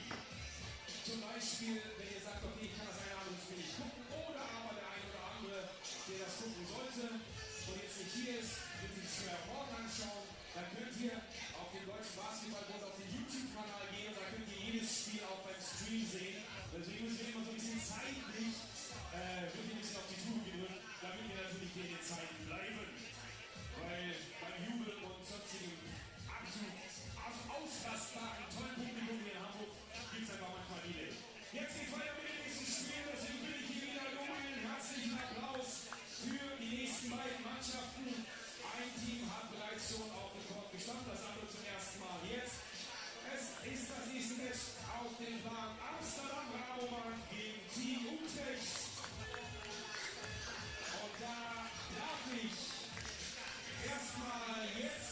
We saw an all-Spanish clash. I will raise you an all-Dutch clash. Wow. As Amsterdam, Rabobank, and Utrecht will meet up in Pool A action. Somehow these teams always get in the same pool. I don't know why. It's not like they see enough of each other in practice already. Amsterdam out first. They took care of Los Angeles, although it looked like it was going to be a runaway win. It ended up not. They were up 14-8. The game ends 19-14. Took their foot off the gas. Worthy still had 7 though. He's joined by AVT, Jan Driessen, and Brian Alberts. Balanced effort for the Dutch. Everybody scoring over 3 points. They got demolished on the rebound, however. 12-26. So that is something to keep an eye out on. They are your #1 seed here, a top 5 team in the world. They put a lot of foul trouble on Los Angeles. I'm not sure if Utrecht is going to do the same thing. They know Amsterdam very well. They go at each other every single day in practice. One event played on the year for Utrecht so far, 8th place in Shibuya. Made it into the knockout rounds. But they got a new look this year. No Di Maio van der Horst. He's on Amsterdam now. Shea Adetunji is still there.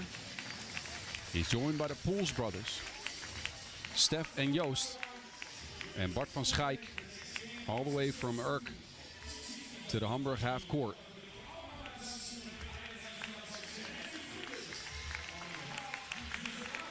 These Dutch teams, again, very familiar with each other. We'll see what the results are. In the past, it's not gone well for Utrecht, let's just say that.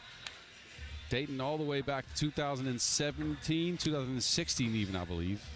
It is a 5-zip Amsterdam all-time record against that second city from the Netherlands.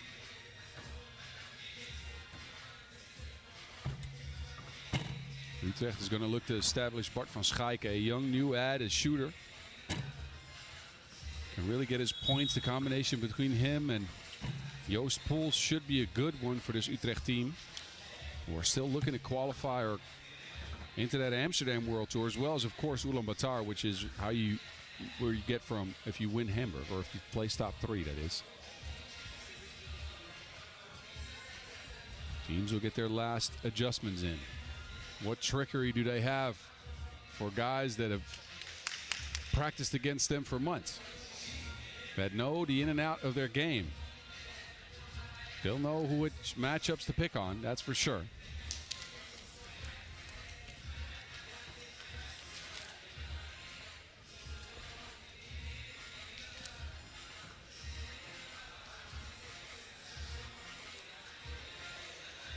First action for Utrecht on the day, the last team we haven't seen play.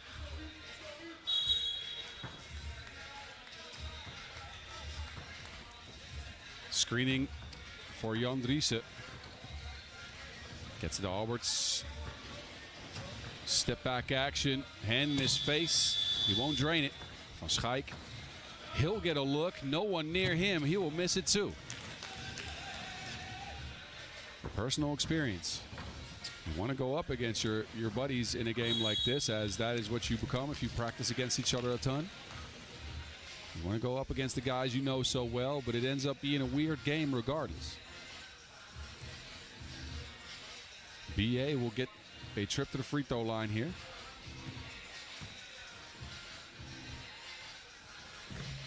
And he'll get Amsterdam on the board first. Shea hesitates, kicks it, no one near Stef Poels, and he drains the two-piece.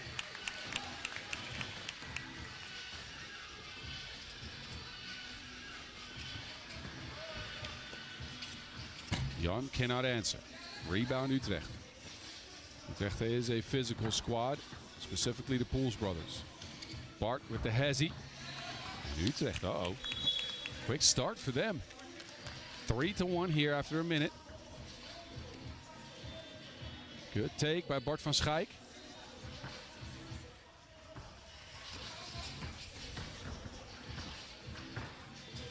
Worthy steps back. Tries to unload, can't do it. He diverts and cannot get it. Van Schaik got his fingers on that Wilson. And then it's Poels and Driessen who get tangled up. Again, all the familiarity in this game is going to lead to some mismatch picking. You see Poels here, Stef Poels that is, wrestled to the ground. Joost Poels now, backdoor cut, Adetunji. Quick floaty off the glass for Shea.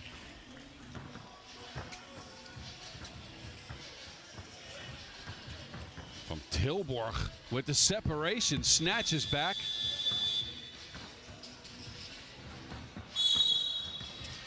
And now a foul on Amsterdam.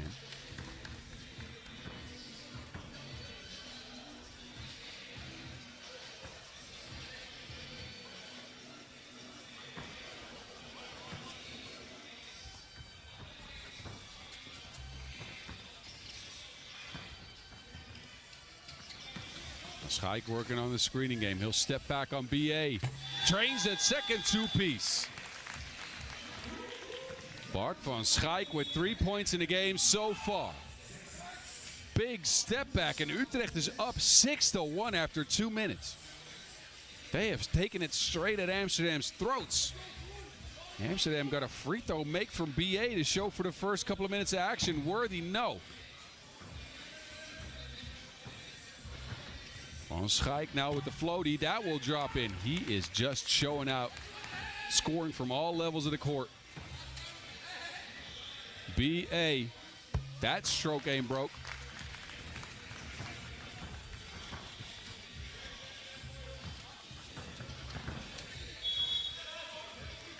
Foul now as Poels charged into the basket.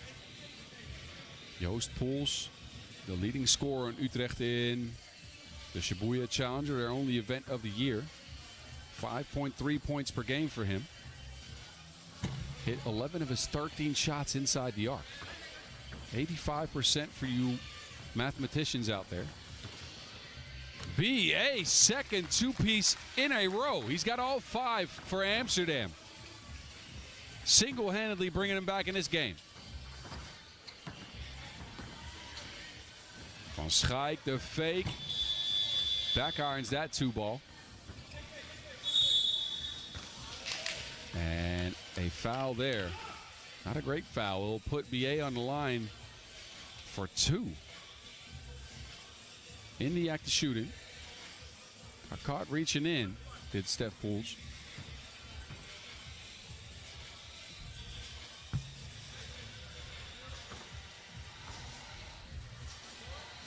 BA will spend the first couple of tournaments of the season shelved. I believe he had a groin injury. But he's back now. It started last week in Zadar, showing that he didn't lose much rhythm. He's done all the things that you expect him to do. Hit the mid-ranger, knock down the two-piece. Utrecht here. Somehow get a fresh shot clock. I'm not sure how they got that. Bodies on the floor. Joost has it. He will pull up. And a foul there. Might have been a mistake there with the shot clock resetting after a miss. That was also a miss. Not a great one at that. TV timeout. Amsterdam has restored order slightly. It was an 8-1 game. Now it's 8-6 after BA just went bananas. He's got all 6 for the Dam. Schaik with 4 for Utrecht, who came out of the gates blazing. Put it to their big brothers.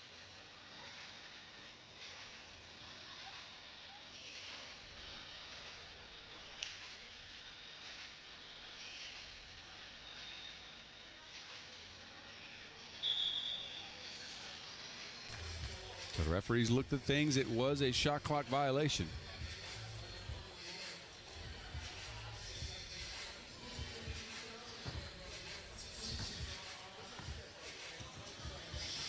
High post screening action now for Amsterdam. AVT hesitates. The wraparound barely gets the Driese. He will knock in a 2-piece.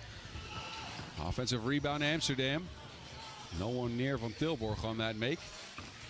Confusion by Utrecht on the screen. Poels on Poels. Steph against Jan. No.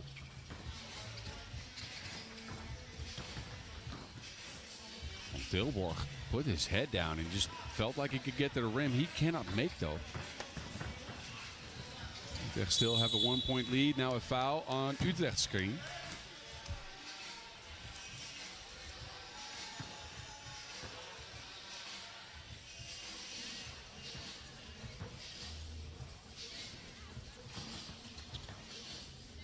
Adetunyi cuts back door.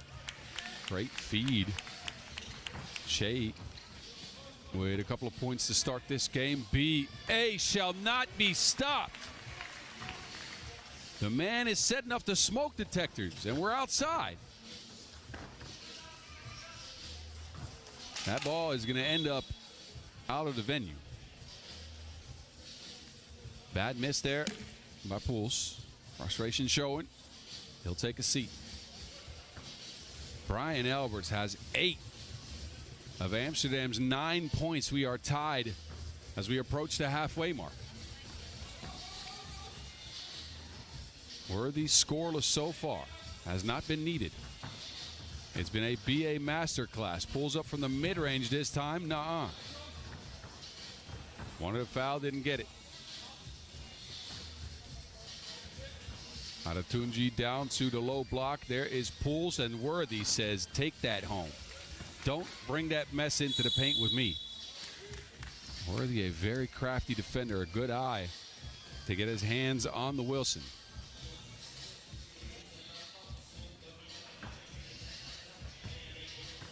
Amsterdam's pretty much only scorer is now on the bench. They switch tactics, go into AVT.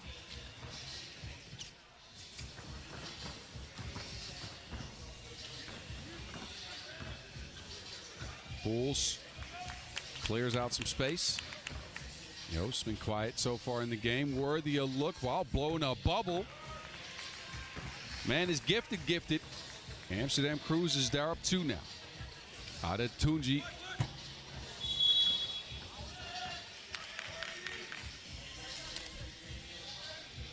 Fifth foul on Amsterdam. It is a foul on the floor. Utrecht will get it back. Question is, can they stick with their big bros? Amsterdam's been the more prolific offensive team after a first couple of minutes. They have tightened the screws on defense. This a miss. Offensive rebound. Van Schaik around Driesen. Wanted a foul, but you can guess what happened there. Worthy jabs and creates some space for another two-piece. Welcome to the Worthy party. Casual as you come. Blows a bubble. Meanwhile, puts a 2 right in your grill. And Amsterdam hound Utrecht out of that possession. They tighten the knots early, or after that early deficit, and have come through after an 8-1, being down 8-1 with a 13-2 run. And it's been everybody. BA got them started. Worthy's kept it going with a couple of two pieces here. Utrecht started missing some layups. That didn't help. So Big Bro is up on Little Bro now.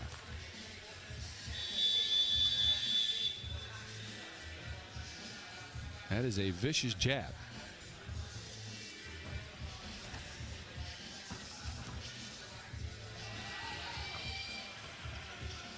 Quick hands by de Jong.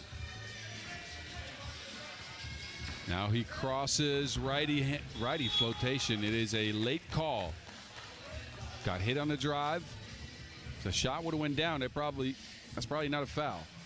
But since he missed, he'll get a trip to the stripe.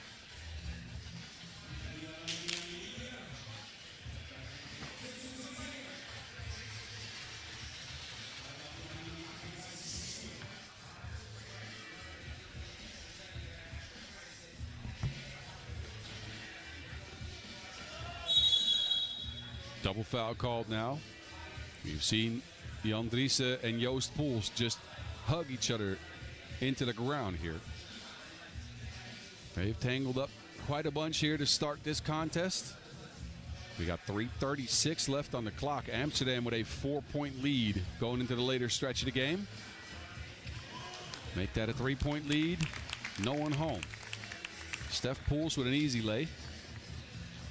BA, after that explosion, has been a little bit quiet. You know what? Never mind. Can get to the crib as well.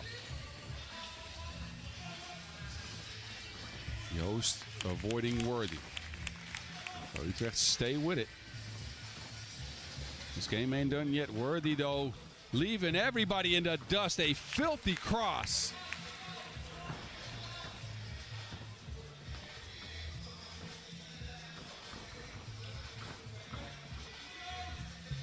Pools again, using all that strength. Worthy from the post, poked out.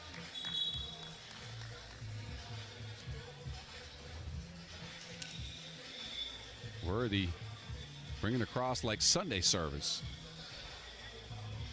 Man,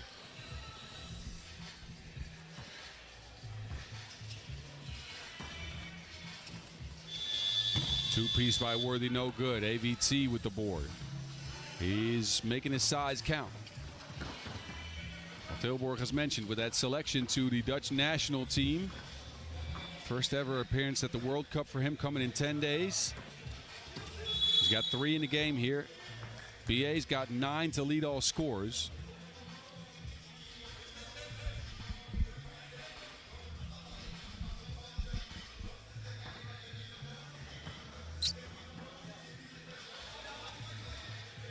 This offense is taking a long time to get established. 7 for Driessen, who secures another point off the glass. This is his first one of the game.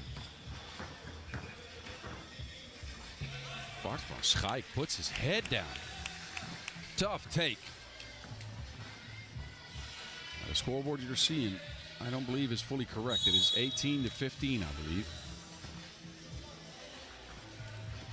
The time on the clock is 1:55.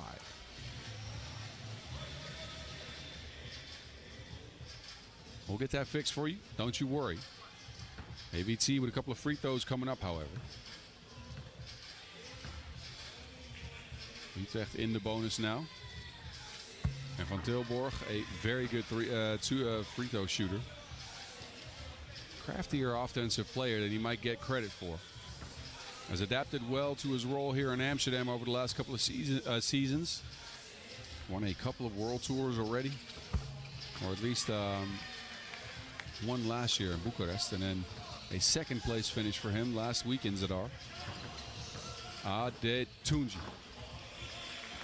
Amsterdam one away from it. BA from the mid-range. A flurry of crossovers. Back irons the shot. 7. Never mind. A traveling violation on Utrecht. Stef Poels.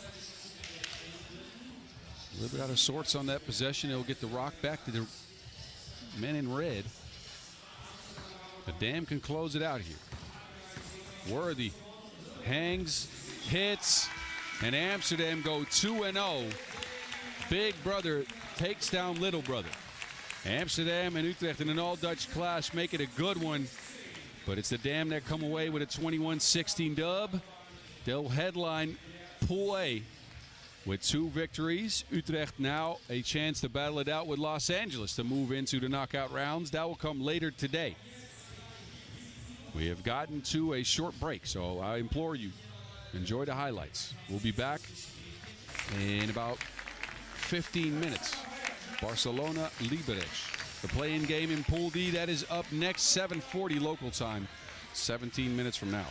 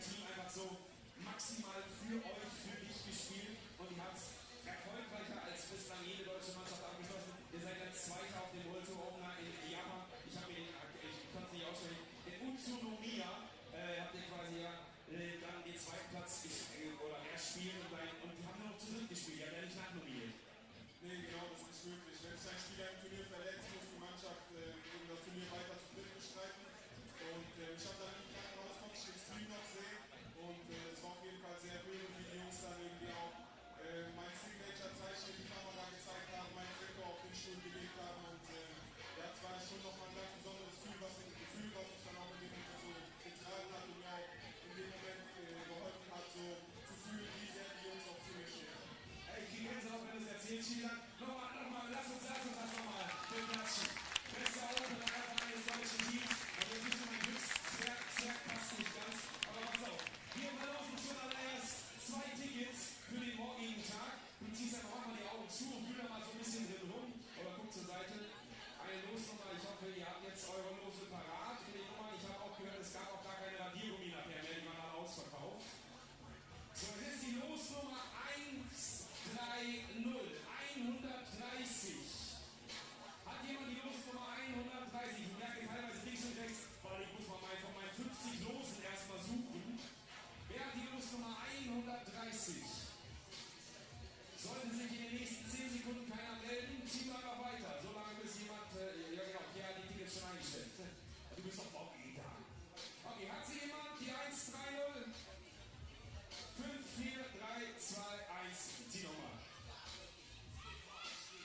Die hat sie doch. Und das war aber ganz knapp. Dann, pass auf, ich komm zu dir. Zeigst du mir dein Los? Ich muss es nur noch sehen, damit es alles mit rechten Dingen zugeht. Zeig mal. 1-3-0, bitteschön. 2 Tickets für dich. Herzlichen Glückwunsch. So, jetzt geht's. Ich sehe ihn schon hier, halt ihn mal hoch. Jetzt geht's um den Ball. Also, der nächste Preis, der Ball 3x3, der ist ja ein bisschen anders. Wollen wir noch kurz einen Satz zu, also was heißt, also so leicht anders, aber vielleicht so, du weißt es am besten. Wenn man normalerweise 5 gegen 5 spielt, hat man ja auch die Größe irgendwie so in der Hand, aber was ist anders? Nee, tatsächlich ist der 5 gegen 5 Ball von den Herren größer. Meines Größe ist 6, damit spielen die Damen, hat aber das Gewicht von einem Ball der Herren. Also, das sagen wir nochmal so an. Und dann gucken wir mal, wer jetzt mit der Größe der Damen und dem Gewicht der Herren spielen darf. So, wir haben die Losnummer 204. 204. Wer hat die Losnummer 204? Auch da! Habt ihr alle Radiergummis gekauft oder was ist da los? Ja, dann kriegst du halt einen Ball, so soll es ja nicht sein. Das ist ja, also ich gucke mir noch die 204 an. Zeig's dir jemand? Sagst du mir noch deinen Namen?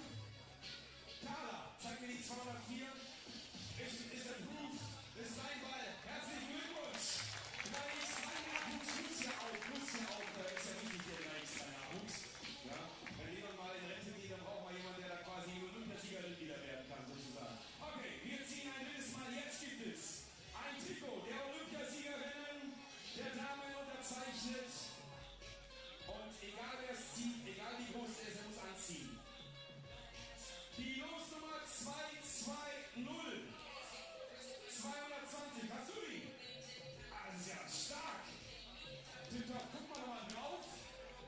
Ja, nicht, dass das jetzt so wie bei der Batterie. Schau mal, zeig mal, ist die 220 da drauf? Tipptopp, dann darfst du sie direkt anziehen. Ich glaube, das passt hier. Ja, richtig geil. Dankeschön. So, also, vielleicht noch ein Abschlusssatz. Du hast gesagt, 3 Monate ist so das, was du so denkst.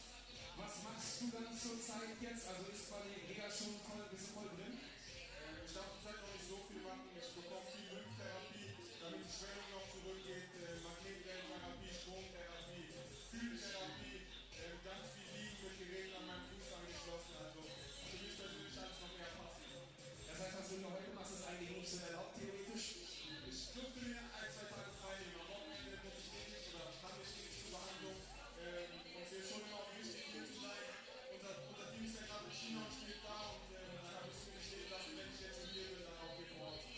Leon, richtig geil, leistest du da jetzt am Start und alles Gute, gute Besserung und dass es schneller geht als in 3 Monaten.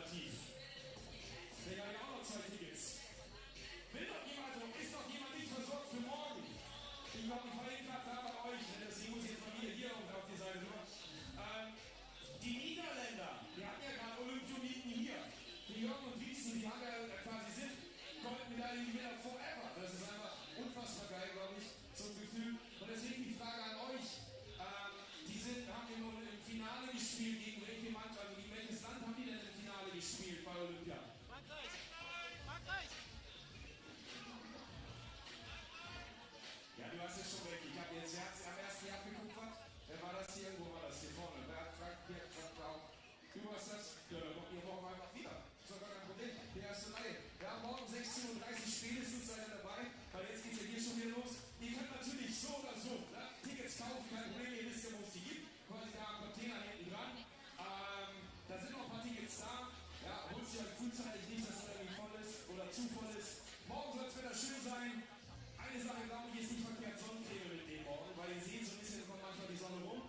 Und wenn Meersaftschorle getrunken werden und Sonne, das ist dann immer so ein Mix, der könnte herausfordernd sein, deswegen vielleicht einfach einen Hut aufsetzen oder so.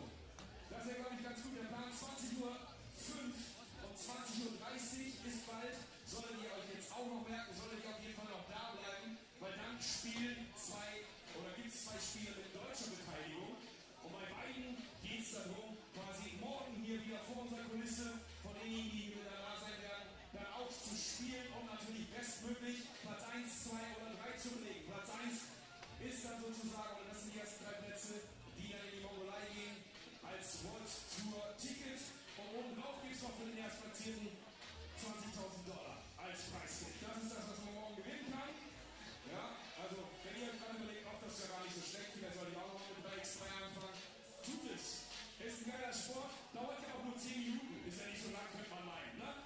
Also insofern, es stehen schon wieder die nächsten 2 Teams auf dem Court. Kriegt mal einen Applaus, einfach mal, damit wir ein bisschen reinkommen. Für Liberec und für Barcelona, die stehen in der Sonne, das kennen Sie. Perfect, guys, good to have you here. And for both teams, everything, it's a really tough game right now. They have to win this game. Each of these teams to be for sure. Yes, grab a ball and have fun.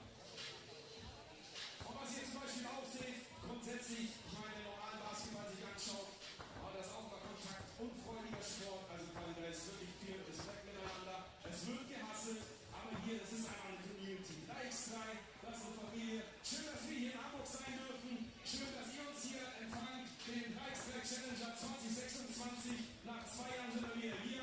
Und ich sage mal euch, Prost, ne? Lasst euch schmecken. Gönnt euch. Vielen Dank.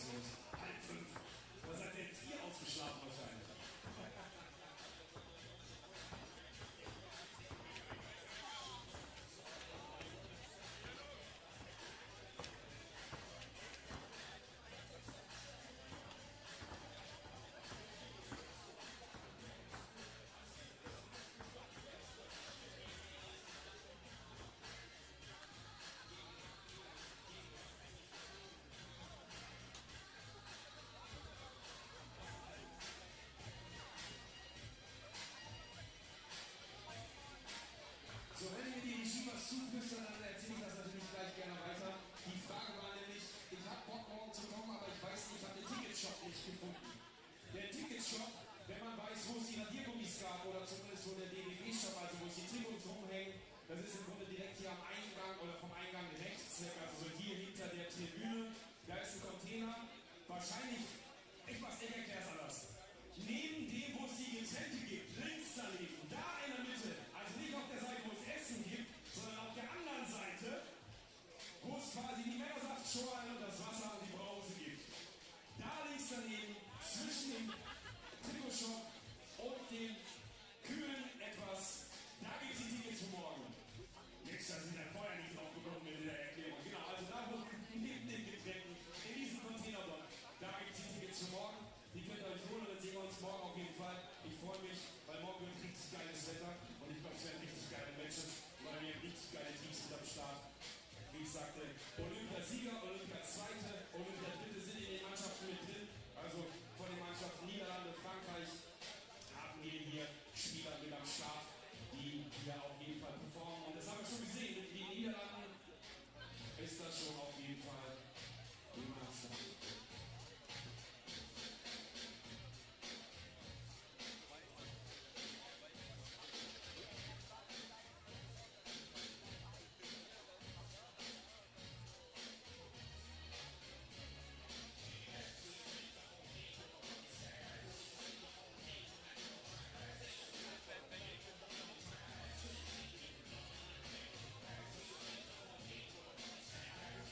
So, jetzt hat mir gar keiner Bescheid gesagt, dass es schon weitergeht. Da müssen wir natürlich durchziehen. Barcelona gegen Liberec. Dementsprechend, ich hoffe, ihr seid ready. Let's go. Begrüßt sie wieder zurück. All right, into the final stretch we go. 4 10-minute sprints left until we know who remains and who will continue in the knockout rounds. Both these teams still have some hopes. It's Barcelona and Liberec meeting in a win or go home situation. Barcelona come out first. A disjointed effort is what led them here. 12-17 defeat at the hands of their countrymen by Fuengirola. They couldn't get their offense going. They turned the ball over a bunch. The shots weren't falling. 1 of 17 from 2. That is just awful. It is Jan Galarza, Neil Bria, Jordi Wanola, and Jaume Zanca. Wanola led him in scoring with 5. They're hoping for more luck or at least more accuracy from the 2-point arc. And they have to go up against a team that has to have some tired legs. Liberec, the Czechians, came out of the qualifying draw, punched their ticket into the main draw, only to see that first game against Fuengirola go down the wire. All of their players, and I've never seen this before, had 5 points at Novotny, Stekbauer, Borovka, and Ruzicka. But that brings their total to 20, as you can tell. They gave up 21. A narrow loss for them.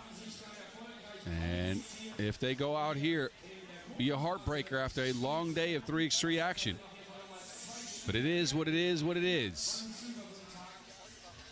Both teams ready to go. Of course, Liberec with some tired legs, tired minds potentially, as they've been here for hours.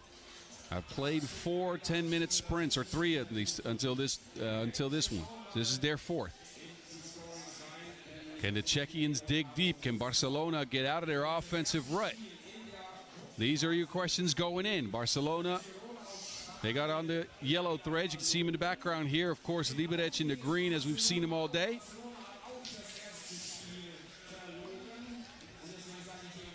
And it's win or go home time, as mentioned. Second place in Pool D at stake. We know Fuengirola is in first.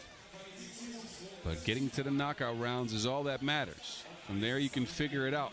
Depending on who you play, you can get a game plan. It's better than being out. It's Liberec who come out first. Stekbauer to Borovka with a little bit of space. Opts for a drive. Kicks it. Stekbauer sees it poked out. That leaves 1 on the shot clock. Great deflection by Jan.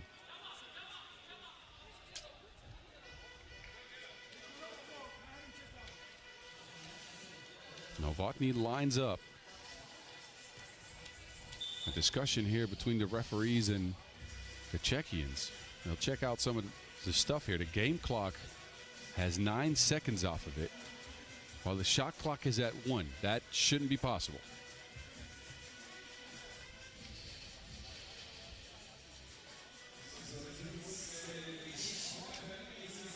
Referees Henning Fröhlich and Cecilia Montgomery Toth looking at things. An odd situation, as you know how much time clock, and the shot clock is lower than what should be possible. Not sure what's going to happen here. I'm sure they'll reset the shot clock to a different number than 1.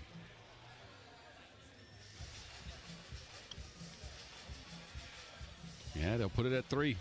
A little bit more time for Novotny to work with. He's getting it checked. Novotny off the screen. Throws up a prayer that only hits the top of the backboard. From personal experience, coming out of the qualifying draw and having to go through the main draw is tough. Those 4 games get to you. You only have so much focus. You only have so much legs. Do they have the game plan, the 3x3 acumen to solve all that? Zonka to the crib. Clears out some space and gets Barcelona their first bucket. And then a kick ball. Wanola gets his team the possession back.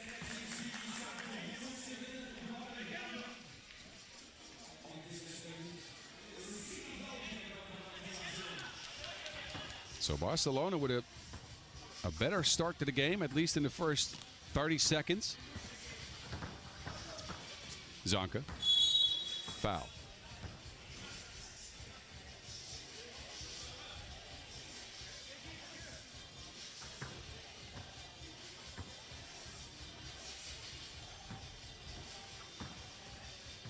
They get it down to the block. Wanola feels like he has a mismatch with Novotny. It's Novotny who holds up, and the Czechians who come away with it. They swing it to Ruzicka. Back to Novotny. Novotny has shown the ability to explode on offense. That running hook is so dangerous. Great shot from him. They won 1 game as a result. Wanola gives it up. Jan. Under the basket, Galarza with a quick bucket.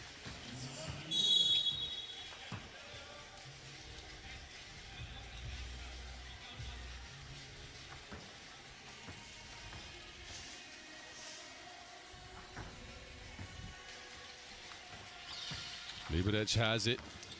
Out to Borovka. Tries to get it to Ruzicka.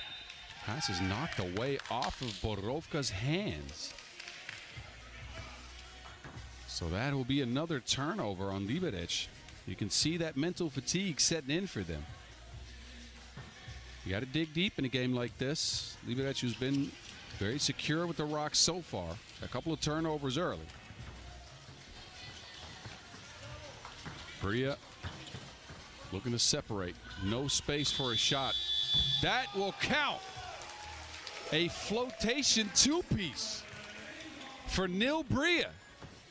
The wizardry. Backdoor cutting is Borovka. Great find.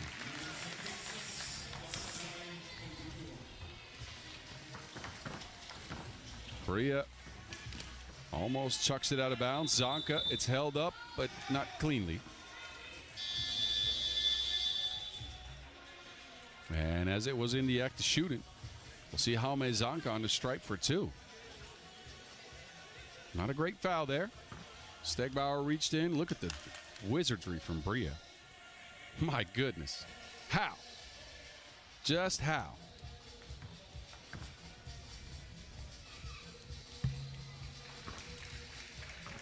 Barcelona already looking better on offense than they did in their first game.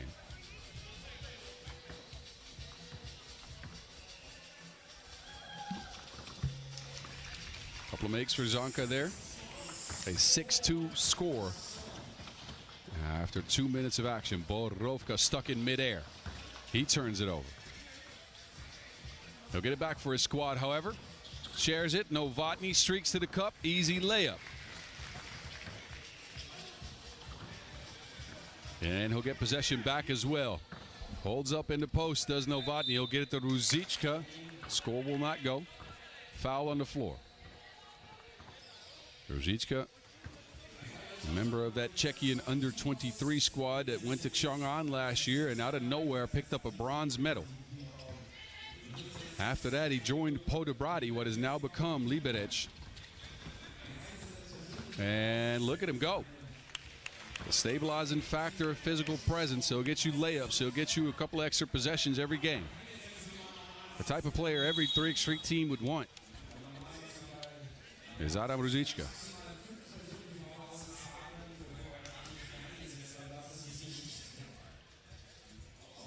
Six to 4 now. Barcelona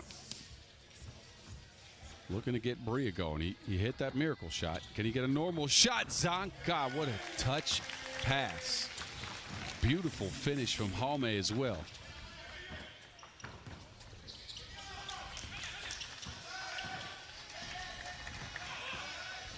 Borovka lobs it. Ruzicka doesn't have any space for a shot. 2 on the shot clock, forced to take a fader. It is out of time. Good pass into Ruzicka, who couldn't hold his presence, but look at this. Nil Bria with a nifty pass, and Zanka with a great touch on the finish. 7 to 4 Barcelona. I remind you, it is win or go home. You lose here, you're stuck. And you get out on day 1. You win, you move into the knockout rounds to face whoever. We'll figure that out later.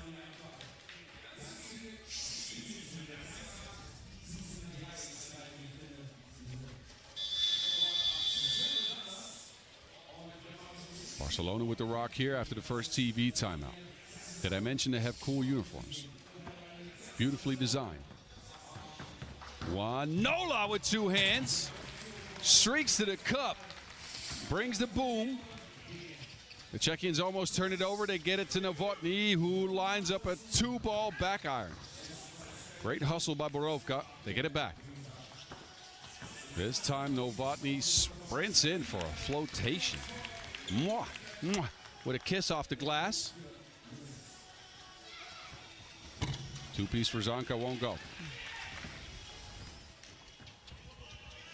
Novotny has shown the ability to have an explosive offensive game as he gets Stegbauer involved. Novotny, and we've mentioned it a couple of times already, but at the World Cup qualifiers this year, playing for Team Czechia, averaged over 10 a game.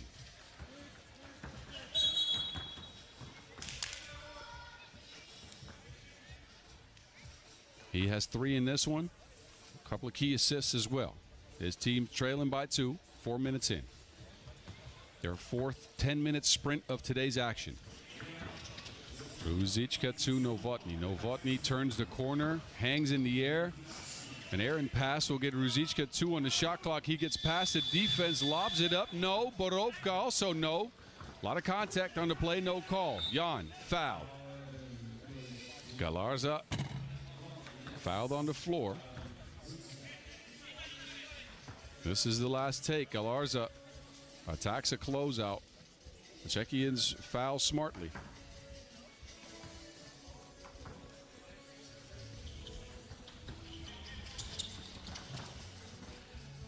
Wanola, Jan with the misdirection. Galarza hangs, cannot hit, is fouled, however.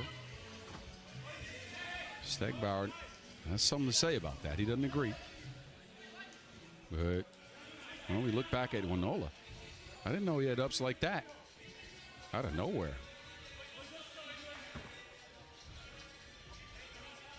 Found the act of shooting. So, Jan on the stripe. Galarza no. Now a whistle on Barcelona. Ruzicka had great positioning.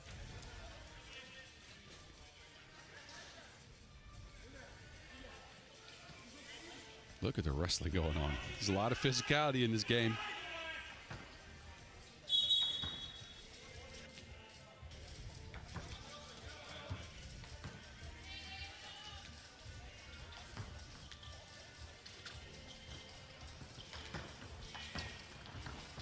No one home when Novotny attempts a 2-piece. Sun in his eyes, can't get it. Novotny traces down his own rebound. Great, great offensive rebounder. In case of a miss, at least so far. Novotny sees Galarza attempt whatever that was. End of the shot clock heave.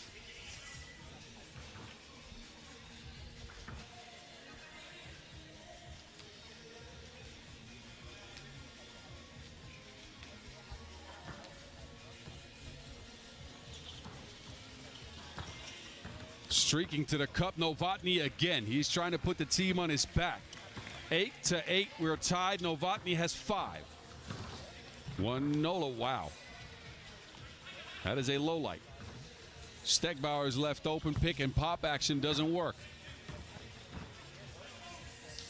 How much gas do these teams have left in the tank? Zanka with a couple of big steps. That foul is on the floor.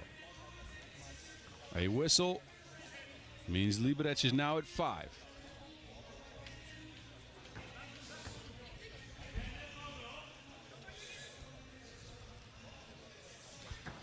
It has become a grind this game. Low scoring affair. Every bucket matters. And here's Barcelona's turnover. Uh-oh.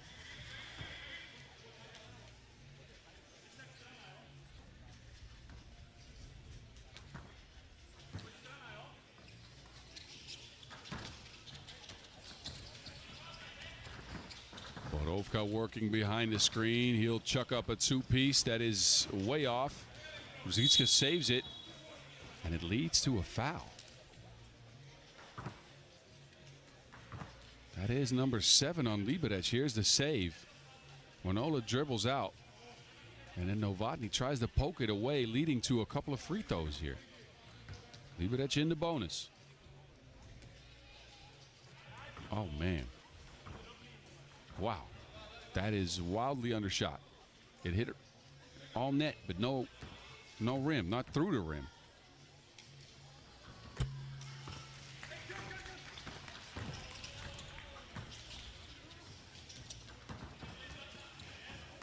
Novotny, Ruzicka on the drive. He'll go straight at Galarza and sees the time run out on him again.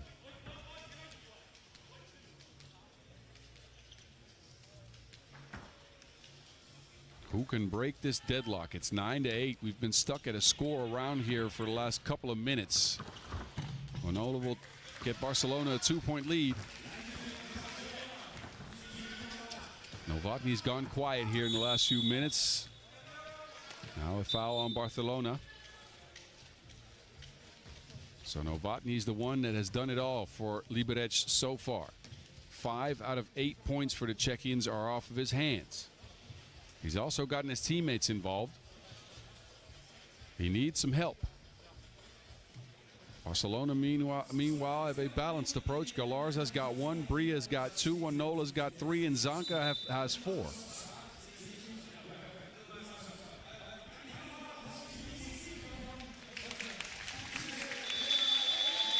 .353 left in this win or go home game.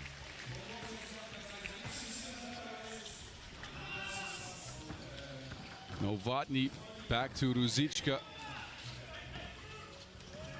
Borovka, 3 on the shot clock. He'll pull the trigger.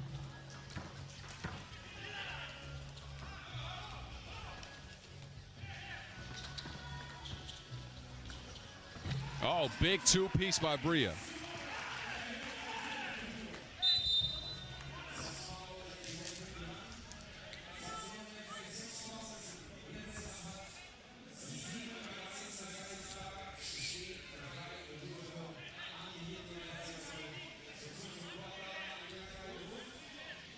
All right, a free throw now to potentially get Liberec a little bit of oxygen.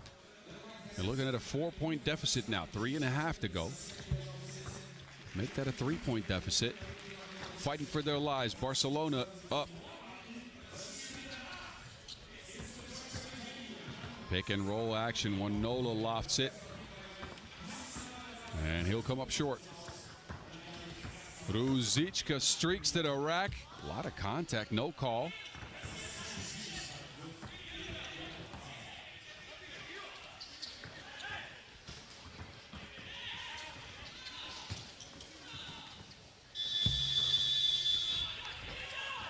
Couple of misses here.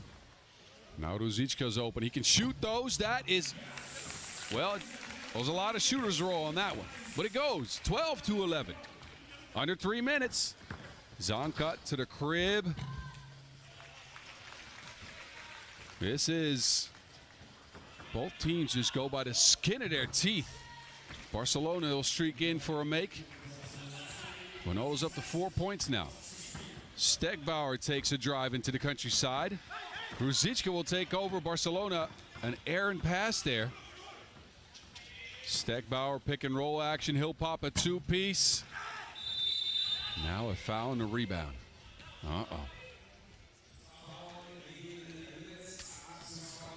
Liberec with their 8th foul will put Barcelona on the line again. Bria has come through with a couple of 2 balls, and they have meant the world to Barcelona. A good-looking shot and a magical heave. Ruzicka got the last 2-piece down. But his team has given up a couple of free throws here based off of too much fouling. Winola has not taken advantage, however. A couple of bad misses, this one as well. Front irons it.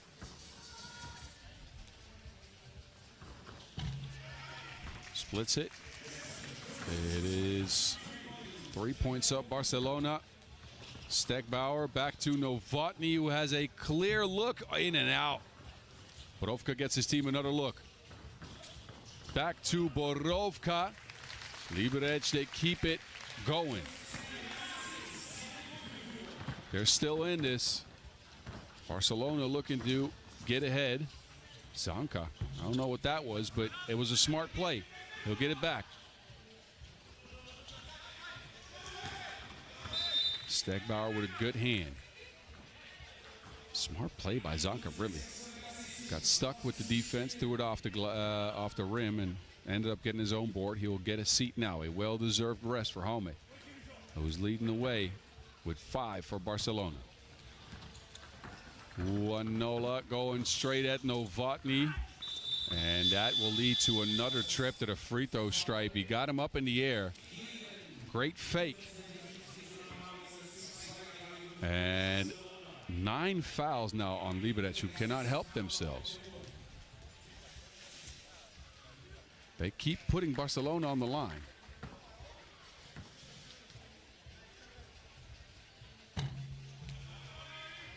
Winola, however, keeps missing. Could have been a way larger lead if he would have made all his free throws. He keeps splitting these trips to the line into 2s. 16-13. Novotny goes back to his right hand. It's poked away. Bria.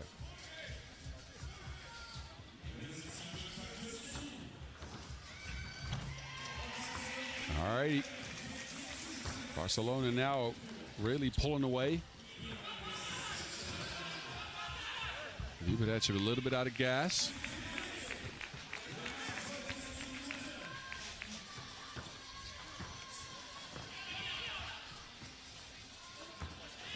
Winola, he'll take his separation.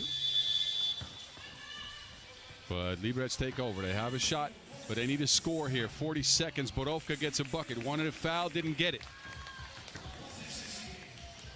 Galarza, Barcelona just playing the clock here. 5 on the shot clock. Bria for 2. Would have been a huge make. And Barcelona with a huge offensive board. Winola to Galarza. It's a 2-point game. Liberec need to stop Barcelona with a score. Probably get this done. It is a shot clock violation.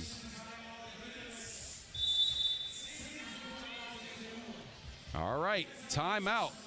It's money time right now. 10.5 seconds on the clock. Liberec need a 2-piece to tie to continue their dreams of going into the knockout rounds after starting all the way in the qualifying draw this morning. They got a couple of shooters on the squad in Novotny and Stegbauer. Don't count out Ruzicka on a play like this either. We've seen him come in with a big shot at the end of games. However, that was at the Under-23 World Cup, so that's a while ago. They get an offensive possession to try to tie, to try to force bonus basketball, to try to force overtime.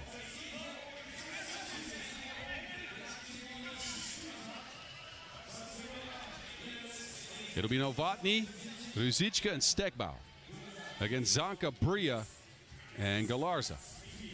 Novotny will take the check. 11.6 on the clock. Stegbauer has it. They try to get a screen going for him. It doesn't work. Stegbauer forces it. Well, doesn't force it. It gets it to Ruzicka.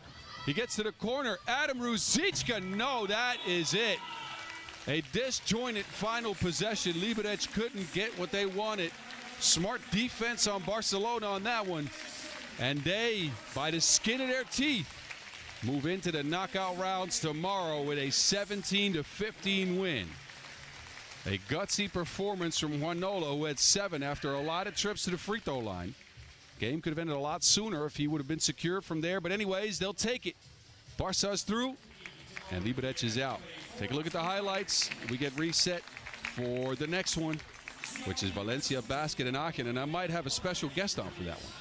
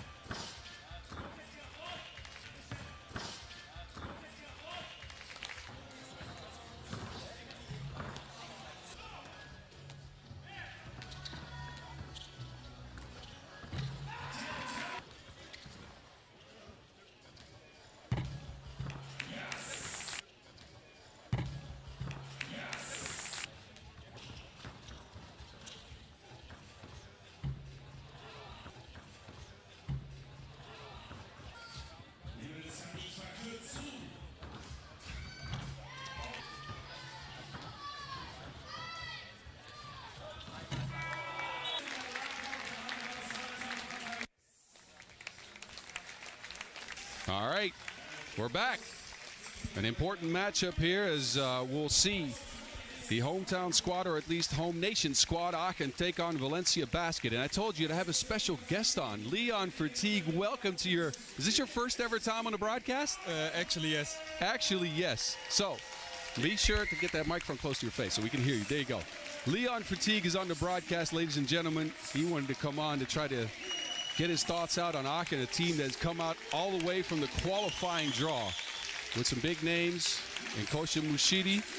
But anyway, before we get anything of that going, Leon, I got to ask you, man, we saw the injury. Can you give us a little bit of an update on where you're standing right now? You were pretty positive coming in here, so I'm curious. Yes, of course. I mean, the doctors in Japan told me that I probably don't need a surgery. The doctors in Germany had a different opinion, so I had to undergo a surgery like 2.5 weeks ago. But everything worked out pretty well, and I think I will be able to be back on the court in around like 3 months, maybe 4. Wow. That is, man, that's a great message. We all saw what happened out there. It looked like you were done for the year. It's great to hear that you might be coming back. All right, man, this is it's a heavyweight bout right here. I mean, Aachen, I know a lot of teams know, not a lot of people know about them, but I don't know if you were watching back in 2021 when Mushidi and Yebo came through the Lausanne qualifying draw, actually ended up beating Novi Sad. What do you think about this squad? They're kind of new. We haven't seen much of them over the last few years. What do you think about a team like Aachen? Yes, that's true. I mean, we saw them already like in the qualification draw and in the game against Toronto, and I think they did very impressive. They are super tall, super tall, and I think it's tough to score against them because like the zone is like easy bucket hard, every easy bucket hard, and yes, offensively they are pretty mixed up, so we will see. Yeah, you never know where it's coming from with them because Mushidi can do it. Yebo can come through. We saw Roman Badime come in with a bunch of big offensive rebounds. I don't mind Minchev either, the Bulgarian that's on the squad. He's been good for them, man. He got to the rack. He got a bunch of points in that big win over Toronto, 21-15 Aachen that was, and it was Minchev with a 9-piece in that game, 9 and 6. Wow. Yes, I mean he's very aggressive, especially to the basket, and they all play together in Chemnitz, first league team in Germany. Okay. So they have a feeling for each other, and that's how it looks like. Well, this is why I brought you on, man. I didn't know they played for Chemnitz, so now we got some extra information. Thank you. Yes, sir. Valencia on the other side. They didn't do so well against Toronto. It was a 21-12 defeat. I know you were courtside for that one. We saw Ivan Adekochea only score 4 points after coming in, averaging almost 10 a game. What did they have to do to try to adjust against a athletic unit like this, you think?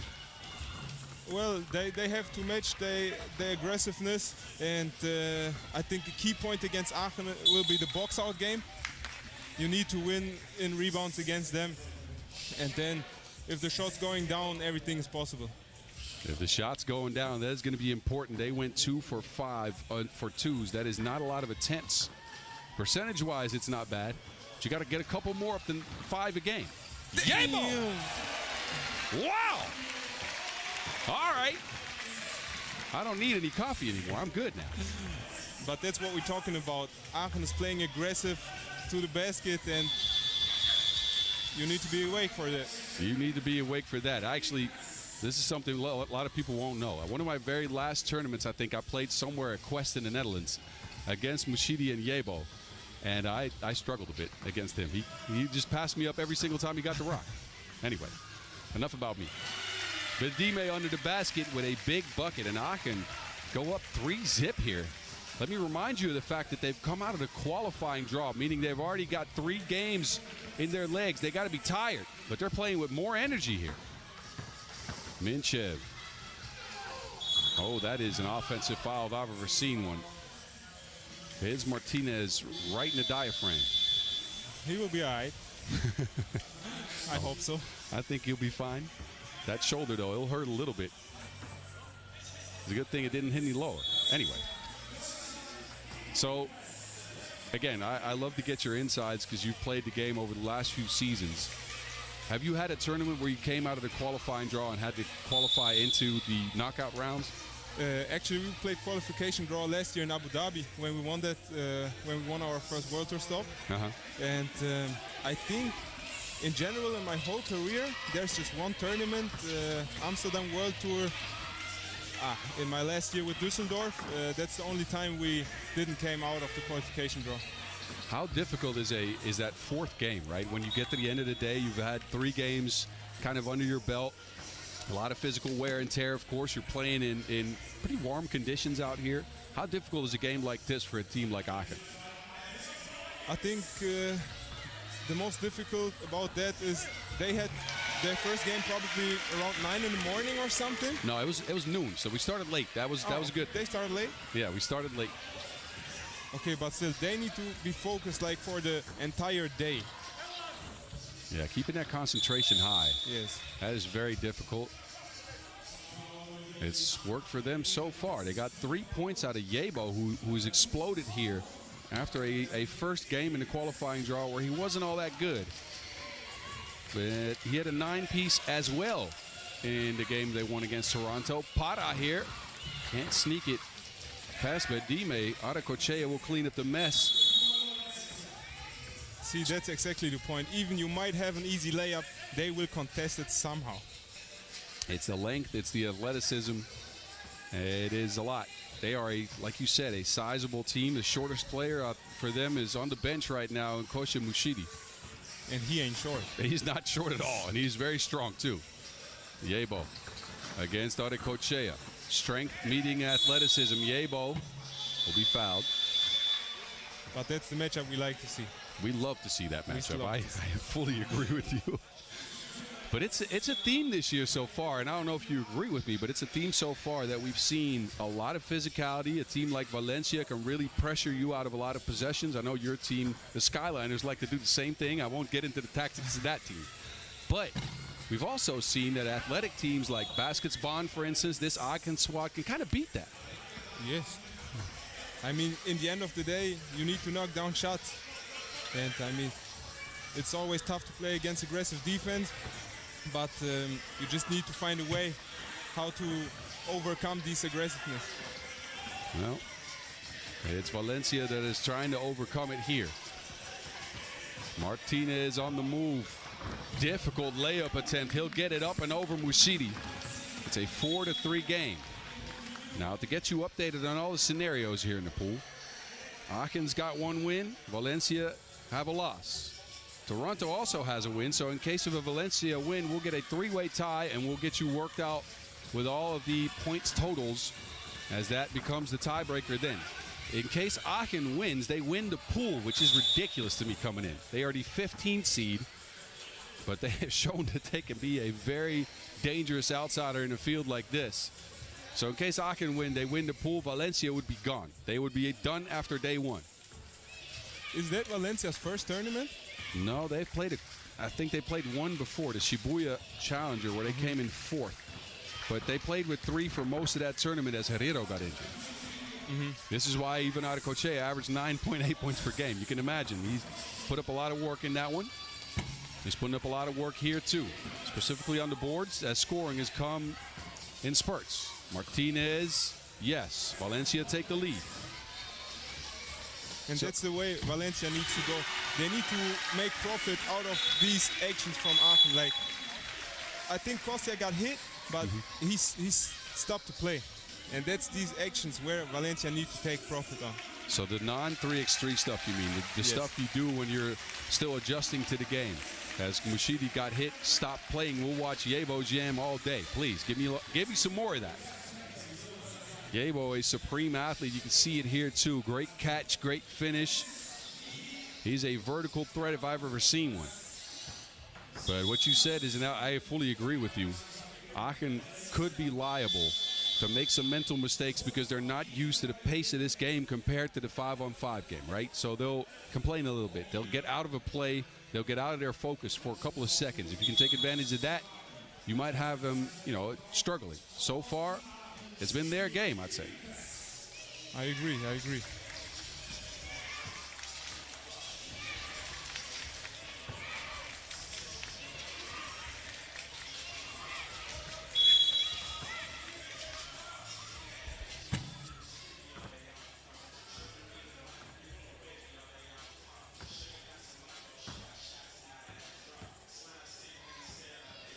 All right, high post look here. Martinez to Para, who gets his stuff packed. Man, the length of Bedime. Para comes in, looks like he's got a clean look. Bedime just sends it out of the venue. Be gone. 6-5 game for Aachen. Para this time has to attempt whatever that was. It's so tough to catch a rhythm against these defense. It's a lot of deflections, a lot of length. You have to adjust your shot because of the athleticism, and then I can turn around and do that. Travel on to check. It'll be a turnover. Now, I want to get away from this game for just a second. Your team, the Skyliners, I think they're up this weekend, right? Yes, in Shanghai. Right, so you're at home supporting the fellas. Are you in touch with them a lot? Are you texting them all the time? Like, what are you doing? I don't know what it is like to be at home. So I want to get your take on that. Yeah, actually, I have calls with them basically every day. We do a lot of group calls. I call with the single guys. They keep me updated how the Asia trip is going, like day by day. They've been there forever, it seems like. Yes, I think it's 6 weeks. They've not gone. They've not left, huh? No. Since Shibuya, then, or Hengqin, maybe. Hengqin. My goodness, that to get y'all updated, that was halfway through April. Get that out of here, Aracochea. That was sent again. Special package. Robles. A two-piece would help Valencia a lot. They have not gotten it here. Rashidi now gets a look. He'll get it on the front of the rim. And Martinez takes it away. Goicoechea gets his stuff packed again. These Aachen guys are something else. My goodness. The destroyer gets his Wilson destroyed. And it's everybody of them. It's all four players that can do it, which is the ridiculous thing. I have been highly impressed with this squad.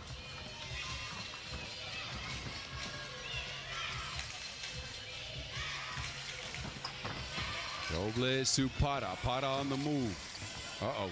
Loses his footing. A jump ball situation is as good as a turnover for Valencia here. Aachen will get it back. Great hands from Bedime. Pata here looking to dribble into some action. He'll slip on the court. And Bedime is down quickly to get that Wilson out of his hands. Possession over to Aachen. A very low-scoring game. 7-6. Oh, my. Oh, wow. The fact that you attempt that. That's wild. Martinez, another block. Mitchev with two hands, straight through the lane. Robles looking at an answer. Fades away over Minchev, who'll get the rebound. All right. Two-piece no good. Can Valencia avoid the block party? Dave Chappelle's happy with what Aachen has been able to do. This time, Pata will finish up and around Bedime. Minchev. Difficult shot attempt. But what I like about Valencia, they stick to their game plan and they don't get out of rhythm. Explain a little bit more, because I understand what you're saying for the people at home, right? Their game plan has been, and I'll let you handle this, but their game plan has been trying to get the pick and roll established, get even Goicoechea under the basket. We've seen them try to get him going. It hasn't worked. He's got three. But you say they stick to their rhythm, and that way the shots might follow? I think so, and I think what's important for Valencia is they got deflected like many times in the last couple of possessions, but it's still a tight game and they're still running their things, and that's a key point, just to stick to the game plan and try not to get uncomfortable on the court. That is a good one. Stick with what you know. Don't adjust mid-game, because that might lead to more confusion. They go into the handoff game with Robles here. Robles pulls up, but he can't get it. Frustration showing as they have been unable to get any clean looks at the basket with this Aachen team patrolling.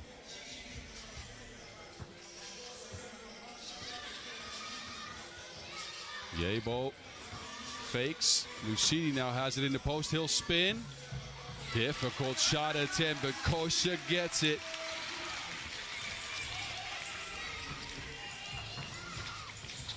All right, Goicoechea is down. Touched his leg last. Aachen will have it. Now, Leon, I know you guys came together as a squad last year, and you've had maybe the most surprising signing of that offseason in Stefan Kojic, who I've heard has been a tough mentor on y'all. Get some insights on what it's like to be in practice with a legend like that, a guy that has seen it all, has done it all. What is he working on with you guys? How is he treating you guys? I mean, Nicholas told me he was yelling at him a lot. I mean, that's one of his ways to communicate with us. I think Koya is doing a great job for us. And when he just joined our team, he just tried to create a new system everybody feels comfortable in, and of course we needed a little bit of time to execute that very well, and as soon as the first successful moments came, we started to identify with that kind of system. And I mean, it's no secret that Koya is telling us so much detailed things, and he's just trying to teach us how to read the game, and especially in that scenario we are playing in. Man, and it's worked wonders. You looked really good, of course, last year with that win in Abu Dhabi. And then this year, it's been Krop who's been spectacular, who's taken another big step. Future's bright. Definitely. Mushidi here misses a two-piece. The game remains at a extremely low score, 9-7. Both teams have gotten no good looks on offense, I'll be frank. Even Aachen, with all their athleticism, have not been able to create much. They got 3 out of Mushidi, who's missed a bunch of twos. 3 out of Yebo as well. Martinez and Aracoche have 3 apiece for Valencia. Here's Martinez driving in, and he gets his stuff sent packing again. Welcome to the block party. Roman Bedime sends it into the stands. And that's not the first time. It might be the 8th time. Fun fact about him, he just signed with the Skyliners 5-on-5 squad. Oh, really? Can you get him on your team at some point? We will see. I'm kidding. Man, he's a good player, though. He is a very, very good player. Specifically defensively, he's holding up very well. Mushidi here to the rack. Beats everybody to the spot. Aachen first in double figures. Valencia at risk of being eliminated. They need wins. They need scores. They need everything. They need a glass of milk right now.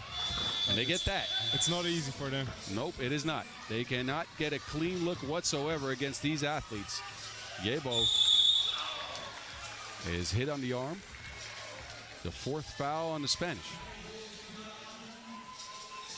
So while we have 2 Spanish teams already in the knockout rounds, with Fuengirola and Barcelona coming out of Pool D, Valencia at risk here of being eliminated. And if we look at the standings in this pool, Toronto at 36 points, so Valencia are going to struggle. They need a win here. That's what they need. They need a win, and they need to win by 9 or more in case they want to advance. So let's say that is pretty much impossible now. They'd have to score 14 points in a row and keep Aachen away from scoring to force themselves up in a 3-way tie. So Aracoche streaks in. That might help. Big bucket for Big Ivan. And a foul, so he'll get a trip to the charity stripe. And that's probably what they needed. Just one bucket, one time the feeling of success during these tough games. They needed it. I think they have done their math before a game like this, right? They know they have to win by 9. They can't catch Toronto in points. Beating an Aachen squad like this by 9 is very tough, especially if you're not getting any clean looks from 2. Yes. They got 2 minutes to do it. They'll try it here. They'll get one from Martinez. All cloth as Los gets dos. They get it down to the destroyer. Ivan around Yebo. The pace of the game has picked up all of a sudden. We got 1:33 left. There we go. Valencia is up by 1. Mushidi loses it. It is off the legs of a Spaniard. I gotta say, Leon, it's been fun. This is good. I need you to stay on for a while. I enjoy this. The start to maybe a bright broadcasting career, but not now, in 20 years or so. I got 3 more months. 3 more months. Huh? Without playing basketball. Okay, here we go. See, this is a job application already. I hope FIBA 3x3 is listening. Minchev. That is pure touch. Valencia's only chance right now is, well, to get a score and a foul there, but it ends up a turnover. Martinez trying to tell the referees he got those teal boots outside the 2-point arc. Referee Vlad is not going to change his call, however. And I think the time is running out on Valencia here, especially as Yebo attempts a 2-piece. That'll do it. That is the shot that'll get Aachen security. Win or loss, they move on. Toronto's out there smiling somewhere. And that's what we are talking like the whole time. If the shot's going down. Yeah, and again, with athleticism like that, it is so much easier, I guess, to get a shot because even a contested look, you can rise up above it. Definitely. Man, you go up against Nicholas Kropp all the time in practice. I'm not saying he's the greatest of athletes, but he's so long that it's really hard to contest him, though. Yes, definitely. Even Stefan Kojic, tall shooter as well. Yebo. He will get up a shot anyway. Yeah, you're right. You're right about that. He's not shy about shooting, especially since you've gone down. He's picked up his offensive game slightly, huh? Mushidi from the corner, no. It is Para now, but time is running out on Valencia. All they can do now is get a win, but we will not see him again. Yebo strides into that midi, no good. 23 ticks left, 14-14 to score. Martinez, scoop-de-doop. No contest on net. Yebo from the corner. It's a lot one-on-one right now. Yeah, everybody's gassed. You can see Valencia's out of options. They've tried everything, and they haven't gotten the shots they wanted. They have a 1-point lead here. Aachen will send them to the free throw line for 2 more, so they can potentially get a win. But if my math is correct in pool, they can't move on anymore. Virtually, they're out. Not to take away from this game, 3.7 seconds. Ivan can bring his totals up to 9 points. Is that a good game? One more coming, fellas.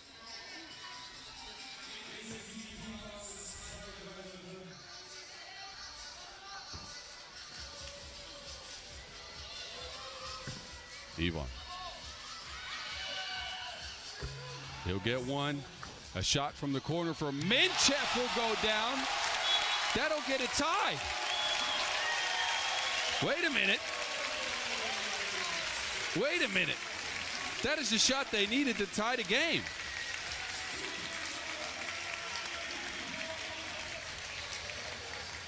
Okay, bonus basketball coming. Aachen is not trying to leave without a W here.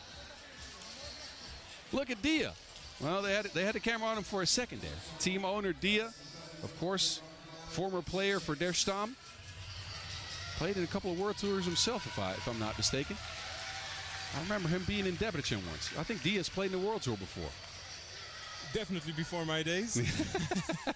Look, those are the days I still played. So I got some memories from a time where you didn't even know what 3x3 was. That's true. All righty, bonus basketball. Game clock's off. Shot clock's on. First to 2 wins. They get it down to Yebo. Spins. Yebo with a big bucket. Aachen get the first strike. It's a game to 18. Valencia almost turned it over. They do turn it over. That'll be a jump ball. And that's such a big effort right there. Man. Now in these OT games, it's interesting because you've played in these. You going to go? Are you the type of guy that goes for 2 first or for 1?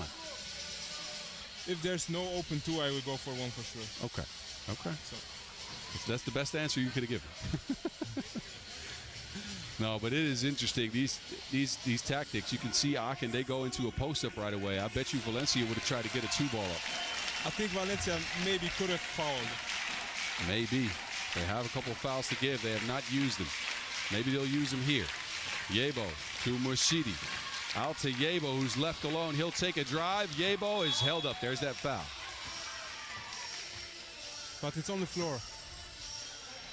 Is it? Dangerous foul, this. Dangerous as it was close. It is on the floor, but he grabs him from behind. He's lucky the referees didn't call an unsportsmanlike on that.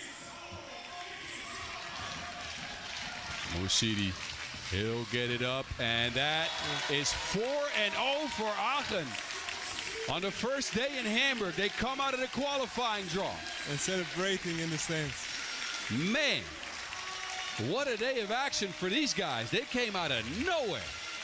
And they've taken care of both Toronto and now Valencia basket. Aachen move on in first out of Pool C. Unexpected, but well earned. My goodness. I guess that's the right way to start off a 3x3 season. You are right about that. You are right about that. We haven't seen a couple of these guys in years, and they come out and do something like this. That is special. We'll see them again tomorrow. We will not be seeing Valencia outside of the highlights right here. Leon, I'll give you a choice. Either you go and sit with your friends. I know you've been enjoying the game, but you can join me for the next one. I'm leaving it up to you. I will stay. I will stay. Fun Give stuff. me one more. Fun stuff. All right, one more with Leon coming up next in a few minutes.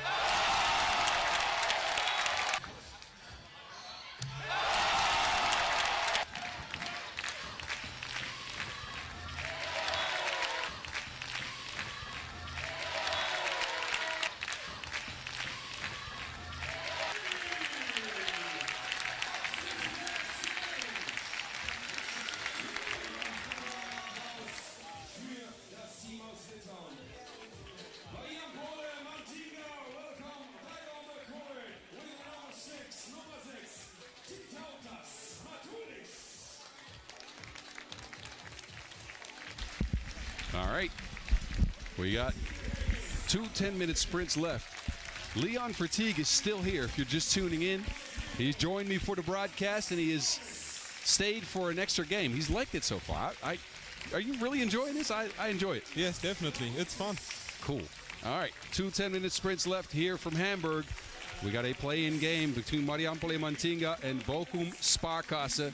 Both teams lost to Toulouse. Marijampole did so in a 21-14 fashion. Klučinikas. See, I'm working on my Lithuanian, Leon. I've not gotten these pronunciations. Klučinikas, Mačiulis, Labutis, and Šamonis. I unfortunately can't help you on that. Okay, cool. I'll do these. And then after that, these are yours. You can do these. You know these fellas well. We're going with Marvin Heckel, Miles Osai, Luca Ozono, and this time they got their 4th player back with Niklas Geeske. Here we go. Bochum SPARKASSE, a 20-13 defeat at the hands of the French. They played with 3 as Geeske was stuck in traffic after coming here after work. This is the type of stuff you have to juggle as a 3x3 player now. It is what it is. Yeah, Geeske, of course, a multifaceted guy. Apparently he's teaching playing 5-on-5, 3x3, and in the national team sometimes. He's doing everything. For a long time. For a very long time. We've seen him for years. But these are the fellas that'll have to try to get a dub here. Bochum SPARKASSE, a newly formed team. Osei and Ozono, former members of the St. Pauli Basket Spawn combination.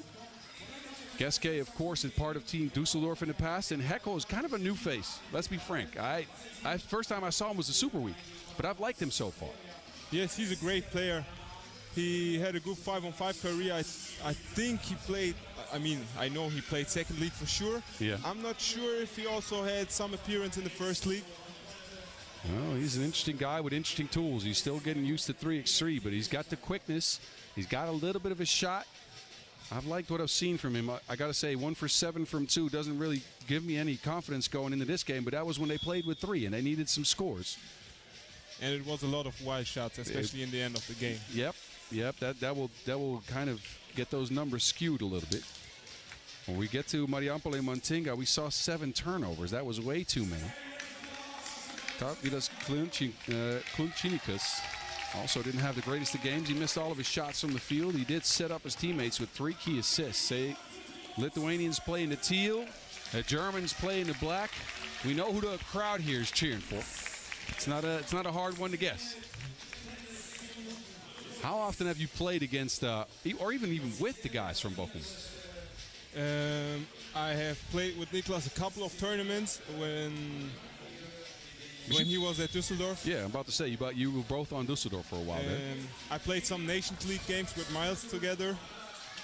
And, of course, I played multiple times over the last couple of years against all of them, besides Heckel, in some practice games, scrimmage games. All right.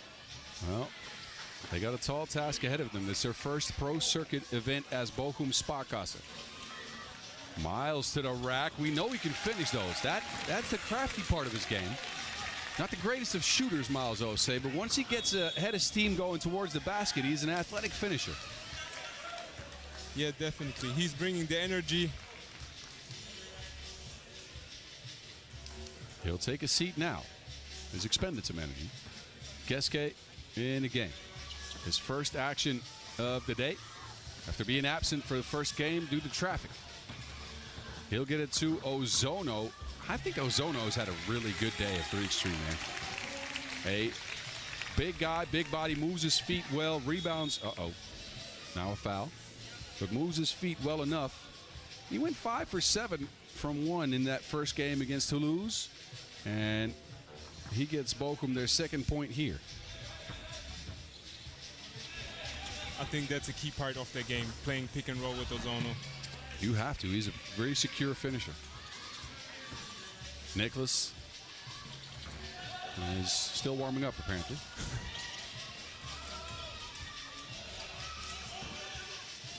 Šamonis, wow, great pass to Mačiulis.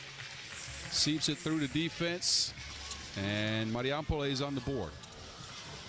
Marijampole, a team that we saw in 6 events in 2025, so not a lot of pro circuit appearances for them, but when they got there, they often got top 4. They have 3, let's see, I wrote it down somewhere.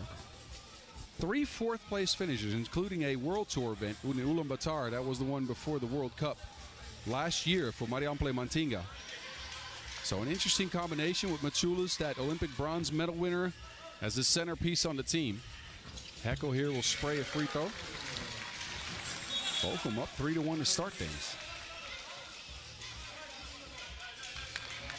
So a practical question here, Leon. Since you were in a boot, and for the people that are watching at home, you can't see this, but Leon is on is this like a bike? Let's call it knee roller, maybe. Okay, it's a knee roller, and he's got a big boot on that ankle that is recovering, of course. How did you even get here? You're in Frankfurt, no?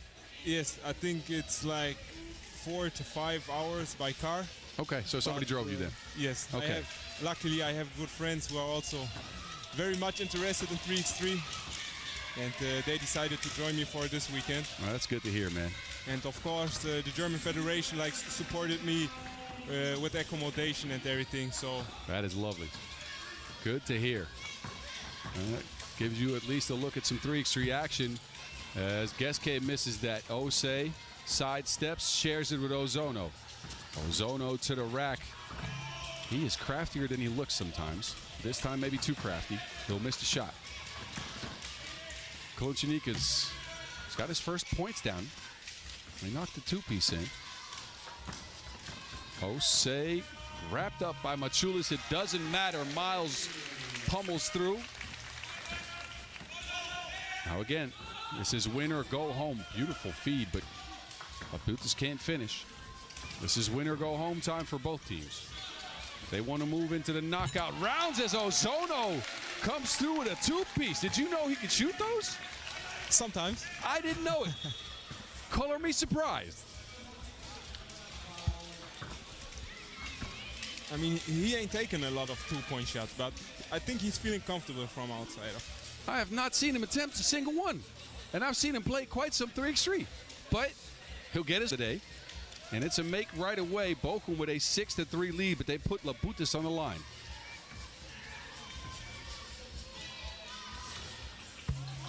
Here we go. Marijampole back within 2. They struggled to score against Toulouse. They have struggled to score here in the first couple of minutes. Geske, oh, it's spat out. The betrayal. Man.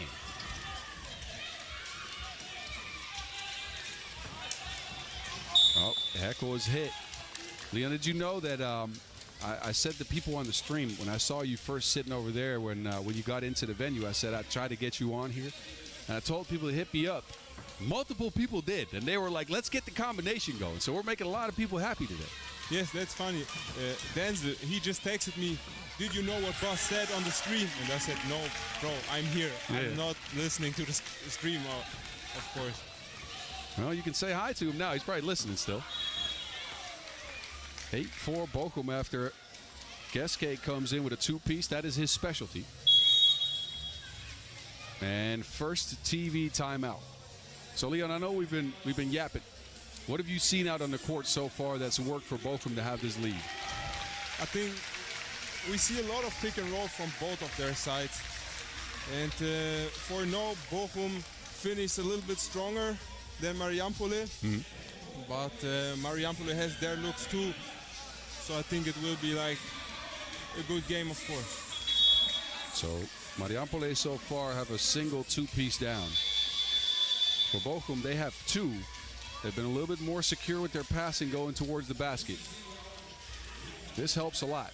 If your big guy steps out and people don't respect him and he drains him, that'll give you some momentum for sure. Now the free throw line has been where Marijampole has made their mark. Machulis is there now.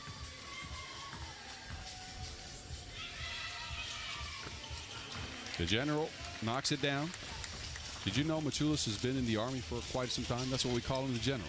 I actually told that somebody. Okay. Oh, Ozono held up. That'll be a traveling violation. Good hands on Machulis.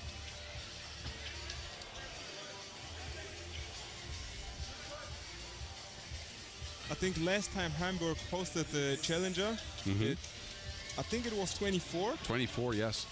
We played against Marijampole in the group. Oh, how'd that go? And I remember pretty well. We beat them at the buzzer. Okay. By Florian Wendela. And I think somebody told me already there about the general and his name. Toulouse looking very spry for his 39 years in age. Here he is, attempting a two-piece. It's on the back of the rim. So you have some experience against both these teams. I didn't know you played Marijampole before. That's good to know. We'll get some questions in on that. Because they've been the same squad pretty much for the last like 3 to 4 years, exactly, right? So, of course, no Schulskes here. He's usually a part of this team as well. But we've seen Shimonas, we've seen Klunchenikas. I'm still trying that name, man. It's very difficult. I got some people with some Lithuanian connections in my vicinity. I'll drop a name here, DeMeo van der Horst. He sent me what he thinks the pronunciation is, and I've messed it up plenty of times. Anyway, down to the block they go. Labutis, nuh-uh, poked away. Heckel has it. Lefty stroke. But Heckel too short on that attempt.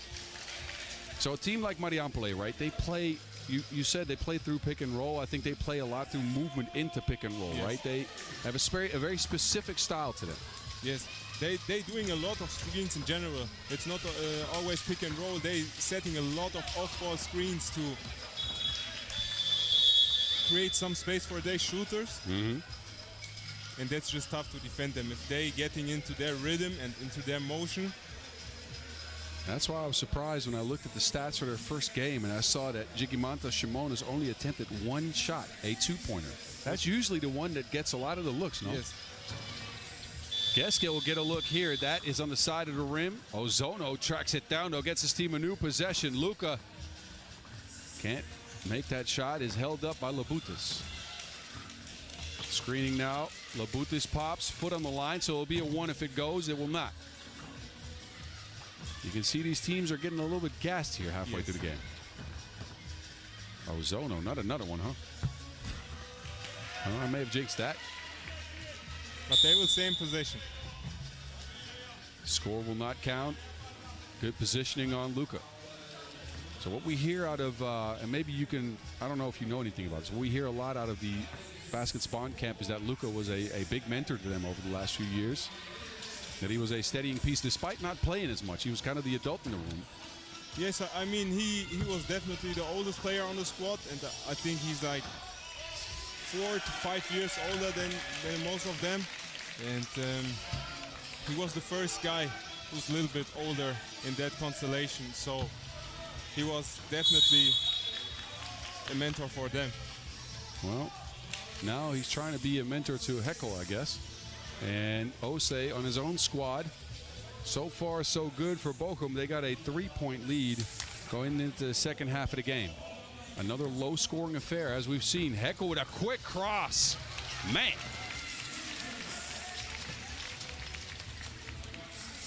Labutis will answer right away, though, for Marijampole. Great cut to the basket. They secure a score. Now a pushing foul. Is that number 7 on Marijampole? I think it was called offensive foul. It was an offensive foul that was called. You're right. See, I'm getting old. My eyes are a little bit slower. It's good that you're here. Long day, I guess. You got the youth. You can see all these calls happening. I need glasses for those. Labutis, no. Machulis again with position in the paint. The man has a non-stop motor. I don't know how he does it. I'm only 1 year older than Machulis. And my knees hurt after I walk down the stairs. The man's in great shape. And this here, though. An 8-11 game. But he's on a mission. He wants that W so hard. He does. Ozono! A one-hand pokey for Luka. A warning for delay of game. But Bochum are up by 4. They're playing like the more mature team here. They're getting whichever they want. And Ozono here coming through. A big yam. Second TV timeout. Now let me put you into the minds of Marijampole. You're down 4, backs to the wall, second TV timeout. What do you talk about here in these 60 seconds? I will probably talk over the next play and what we need to step up in defense. Okay. Simple. Good. I like it. Not too much information, but at least get a play that is a good look. Yes, keep it quite simple so everybody gets it. Who handles these timeouts for you guys? Is it Stefan? No. No. Okay. He's probably out of breath then. Anyway, Labutis, another one. This time he yams it down. And that's how you're coming out of timeout. That is a great out of timeout play. I agree with you. They set it up just right. You predicted this. Oh, say no. Fresh shot clock for Bochum. Geske's left alone. He'll launch a deep shot. Two-piece down for Geske. Second of the game. He's got 4. Shimon is down to Labutis. It gets it beaten. But it ends up a foul. Bochum with their 6th. They're holding on to a large lead here. But the foul situation now for both teams a bit dire. I think a key thing for Bochum's lead is definitely the rebounding. It's been the athleticism of Ose combined with the length of Ozono. And also Geske, who just came up with a couple of rebounds. He doesn't look like a rebounder. I might have forgotten about him because of that. Oh, there's a rebound. Just on cue, like we ordered it. Ozono trying to share it with Geske. He will hit one. Back at the rim, he'll get another offensive board, hangs and draws a foul. That'll be 2 free throws going to the Germans. It's like you got predictive gifts here. Is there any lottery tickets we could buy today? You're talking exactly about the things that are happening right after on the court. This is good. This is good. Ozono on the stripe. He leads his squad with 5 points. That free throw is a little bit short.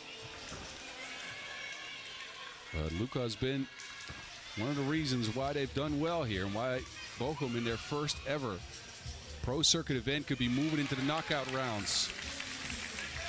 15-10 under 3 minutes. Kluncenikas steps into a 2-piece. That would have been a big one. He can't hit it. Heckel trying to shake Machulis. He'll use the screen and he'll pop one from behind it. Another offensive board for Geske. Another 2-piece up in the air too. Bochum can't get a score.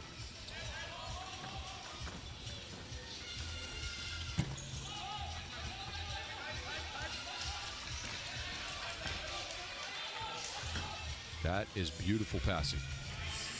Great positioning by Machulis. I don't want to compare Machulis to one of your teammates here, but Kevin Bryant has a similar style in the sense that he can hold people off for easy scores like that. Yes. No, they're both very different players, but KB is one of the better screener and position holders I know in the game of 3x3. And I feel like they both have that warrior instinct. You're right about that one. Still a 5-point game under 2 minutes. Machulis, though, is left all alone for a 2-piece, and the general knocks it down.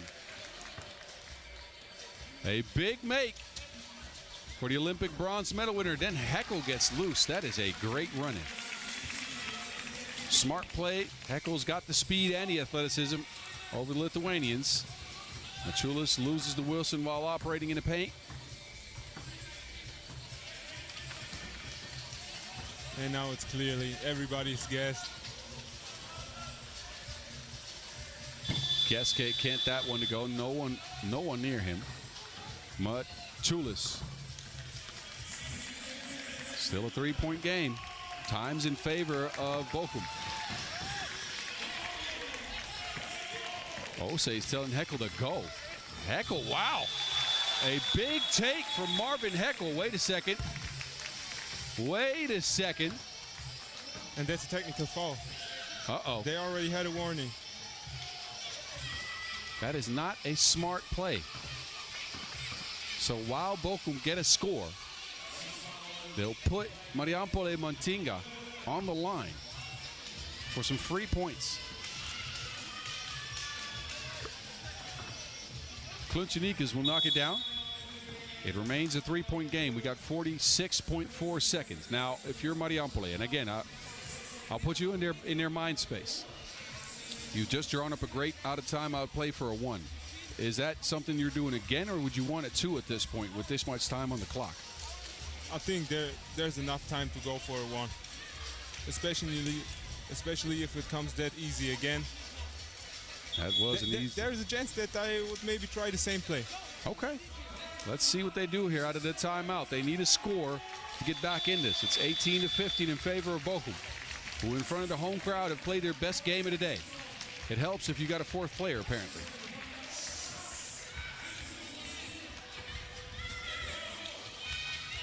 Different play this time. Marijampole looked at it too. Simonis couldn't get it. Now it's Klinčinikas.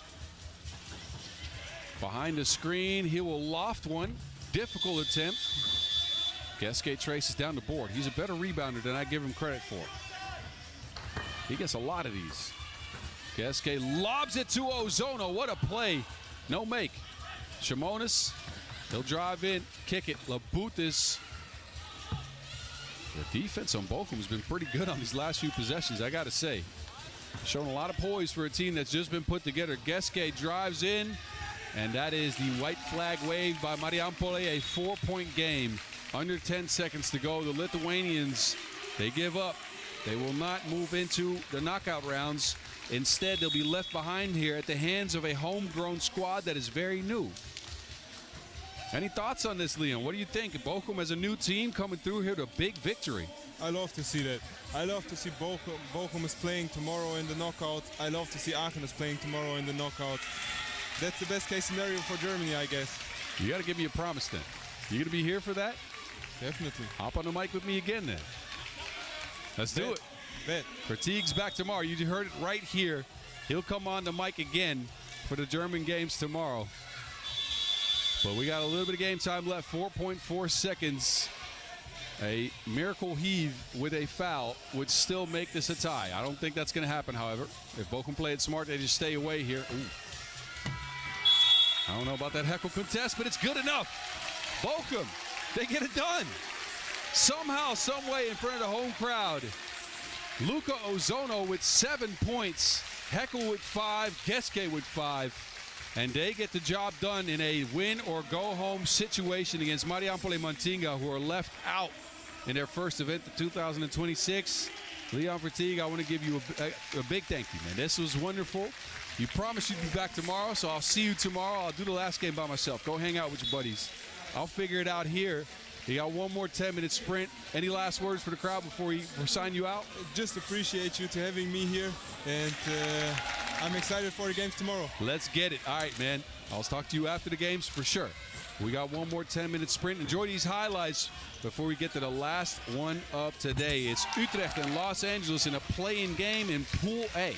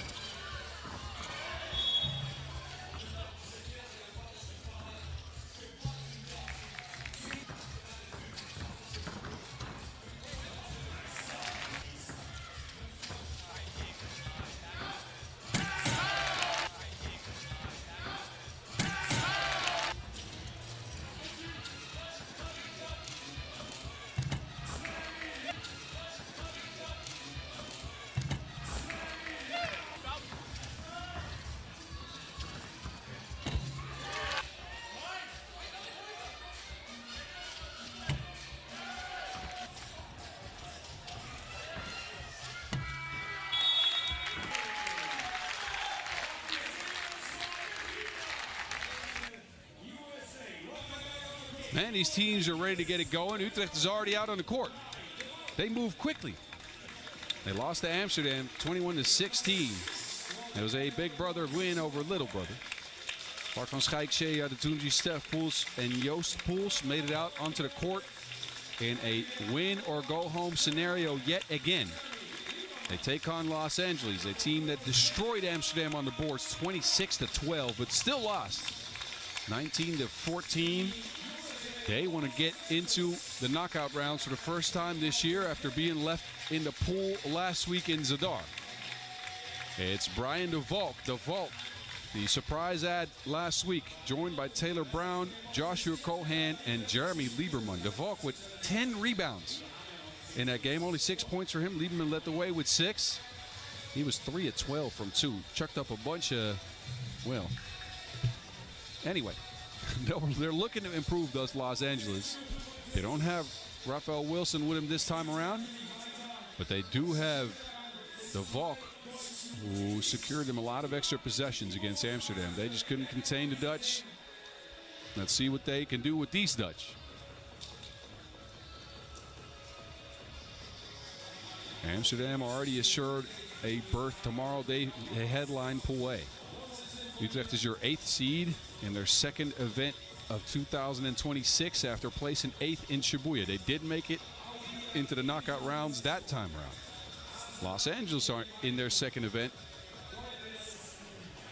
Los Angeles are in their second event of this year, but last time we saw them was last week. Came out of the qualifying draw in Zadar, and as mentioned, lost in the pool. They play in the black threads. Lieberman is the one to lead him in scoring. He also led him in key assists. He's the only one actually to get his teammates involved. Let's see what he can do here against another Dutch defense in front of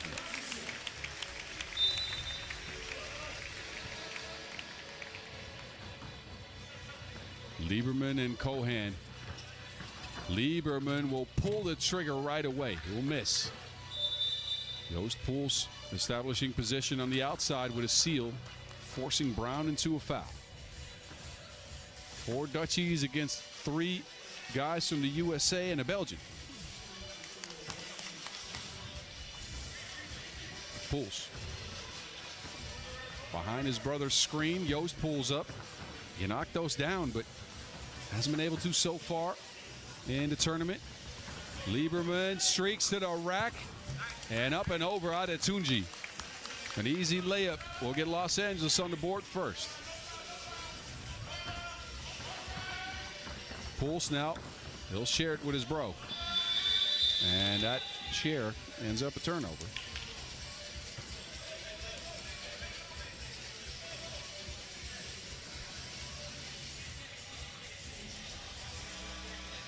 So it's Los Angeles with the first punch here. Baby punch. And 1-zip lead.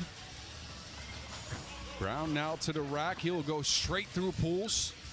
But it's the Dutch who take over. Van Schaik loses it. He'll get it right back.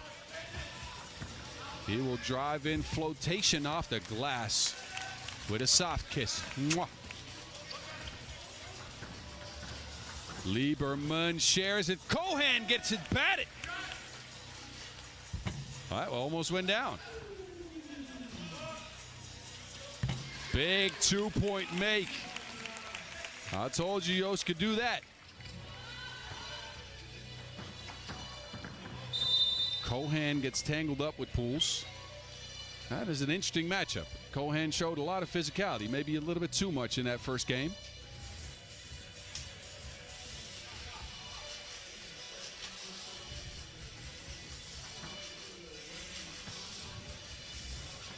De Valk on the court here. After being away from 3x3 for a full year due to injury. He's now on a new roster, a new team. And he sees Cohan there.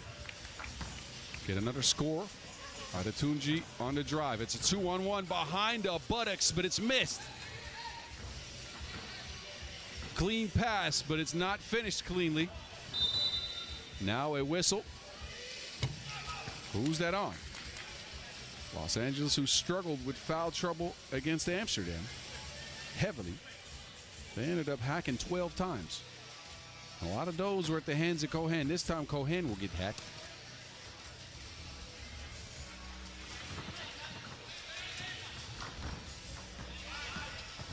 Brown with the cross. He'll attempt a 2. Bodies on the floor now. And it's a Los Angeles foul yet again. There's a lot of showing fouls going on. That'll be nice. Schaik here, tangled up with Brown.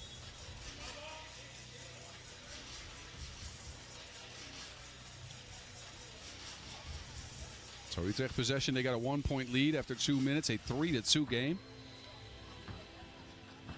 Adetunji, all the speed in the world, gets to the rack for the easy layup. Lieberman left by himself. He'll splash a two-piece as a response. We are tied at 4. Brown. Back to De Valk. Inverse pick and roll out to Brown. Brown now going to the rack, looking straight at Adetunji, finishes up and over him.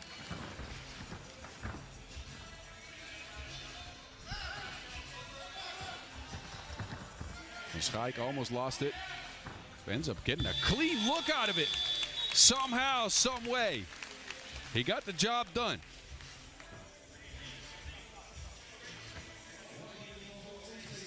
He lost to Wilson, found it again, and then put on the strokes.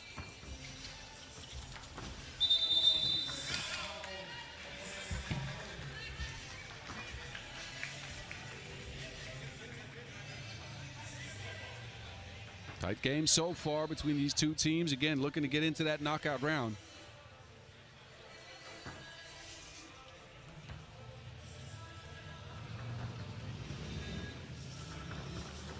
Winner here will get a date with Aachen in the last quarterfinal of tomorrow's slate. We'll get you updated on all of that, of course, after this game.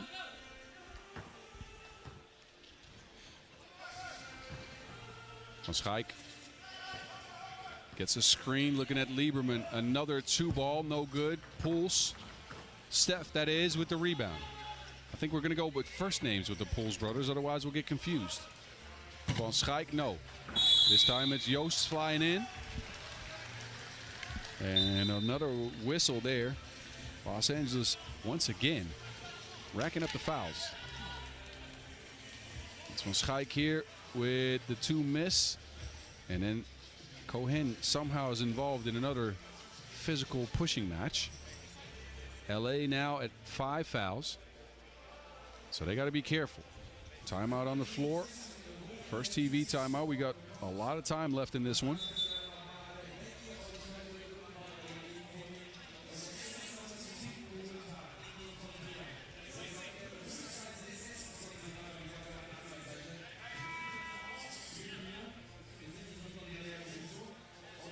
Some of the moving pictures from this game so far.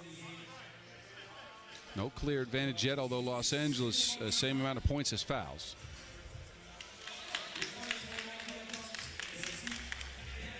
They leave their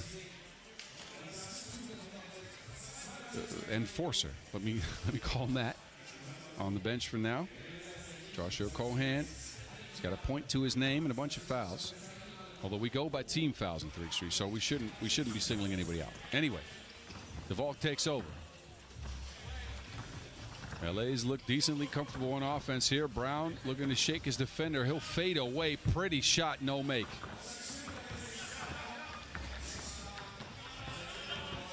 A Poels on Poels screen. Joost, a couple of crossovers. He'll get rid of De Valk.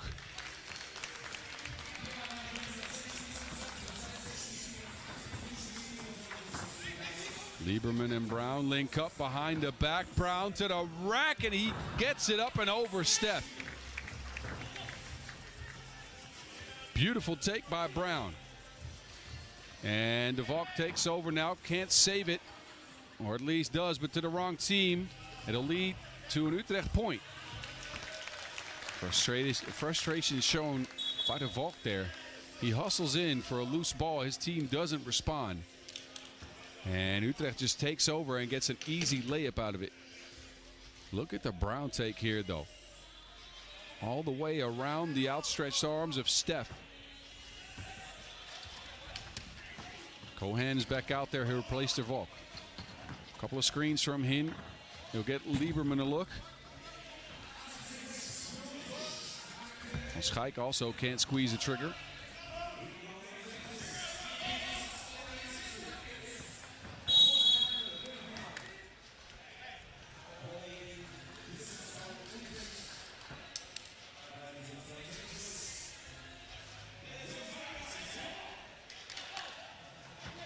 Slow game as we approach the halfway mark. Utrecht up by 2.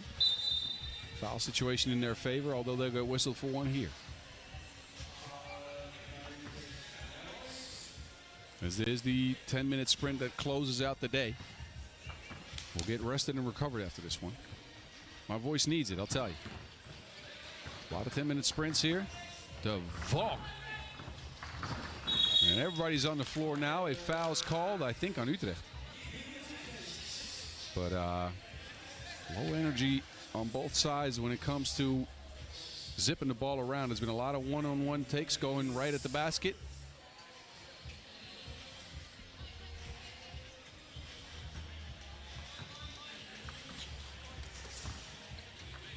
Cohan working in the mid post.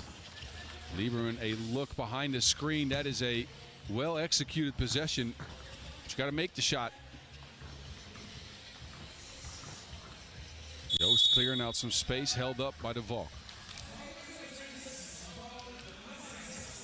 De Valk puts his hand up. It is the 6th on LA. Utrecht, they've racked up a couple here in the last few minutes. They're at 5. Steph this time around. Oh no. Oh no. Lost his focus for just a second. He gets that Wilson stuck at the bottom of the rim. Great seal.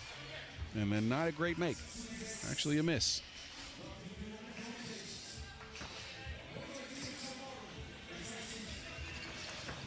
Screening action for De Valk. Brown will get it back off the deflection. Another deflection, and it'll leave Los Angeles with 4 on the shot clock to work with. Disruptive defense by the Dutch here. Getting a lot of hands on the Wilson. It'll break the rhythm for Los Angeles slightly. They'll get Brown a look with 4 on the shot clock. Brown to Lieberman around the screen. He'll pull up. Lieberman in and out.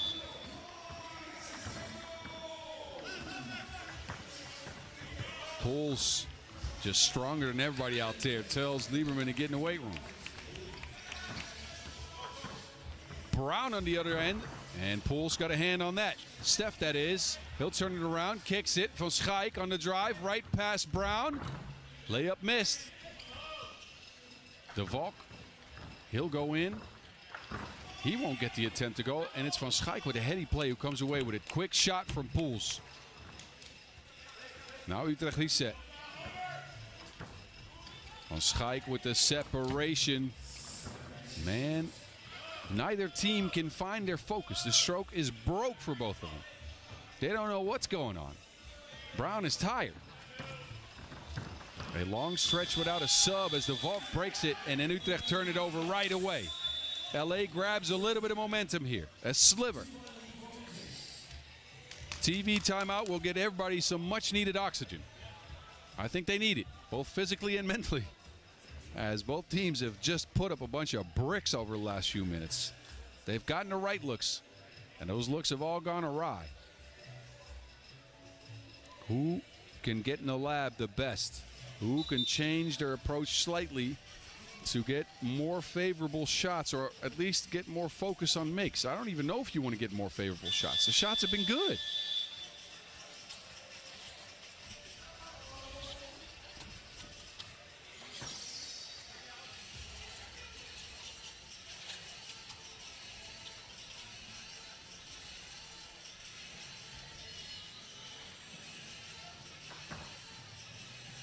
LA with possession here going into the last stretch of the game.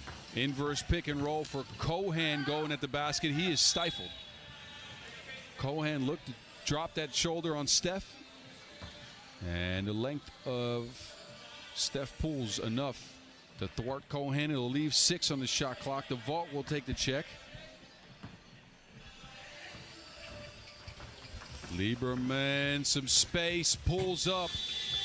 His shots have all been just off the mark. It's so close on all of them. Offensive foul, Cohan. Again, a wrestling match under the basket for the enforcer. It is the 7th on LA because it's an offensive foul. We will not see any free throws. Cohan remains out there. He gives this team a whole different look They changed Ralph Wilson for him. And Cohen brings a lot of physicality. He's also gotten him in foul trouble a little bit. Adetunji. Not swift enough. Can't get past Lieberman. Ball cleared by LA. There's Cohen. This time he'll get a make. That's what he can do also. Fresh shot clock for Utrecht as Adetunji couldn't shake Cohen and hit his foot.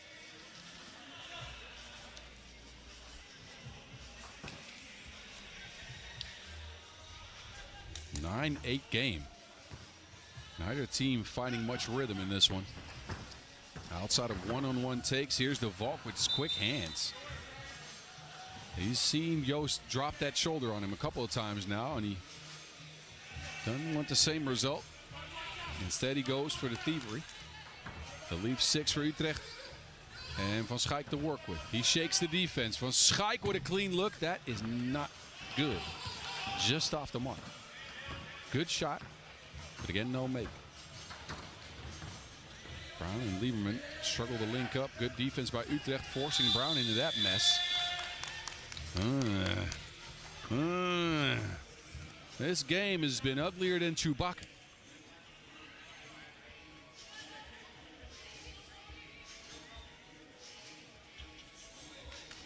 There's a foul now. So apparently Brown got hit in the act of shooting.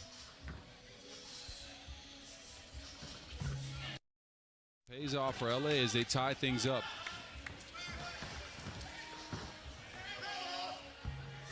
Joost, no. Wanted a foul, didn't get it. Meanwhile, LA was complaining about a travel. This game is like a gridlock. It is slowed down to a crawl. LA traffic right here. A 9-9 contest after 7.5 minutes. Shooting percentages are horrendous. Joost Poels leads the way for all scorers with 5 points, but his last couple of attempts have been sent packing. He's now on the bench. Lieberman sneaks through the defense, sees it roll off the rim. Cohen saves it to Brown. LA once again controlling the rebound. It'll lead to extra possessions. That's what you can do with those. Adetunji answers for Utrecht. But LA now up 1 after that Lieberman 2-piece. He wants to get another one. Kicks it. Brown doesn't want to shoot it. Drives in. Nothing going on there. He just lost to Wilson midair. Adetunji. Splash.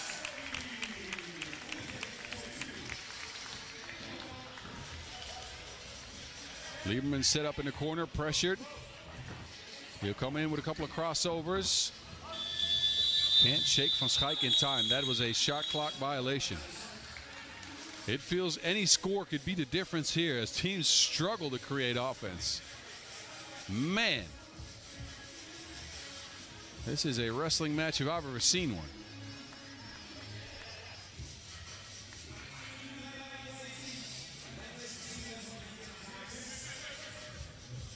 Who can get loose?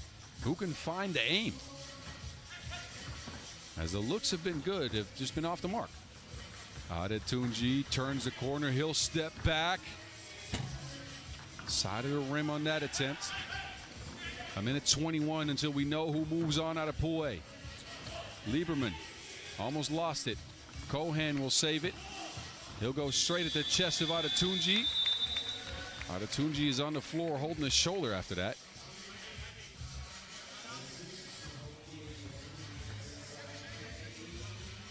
Adetunji will go and take a seat. That shoulder looking a little bit limp.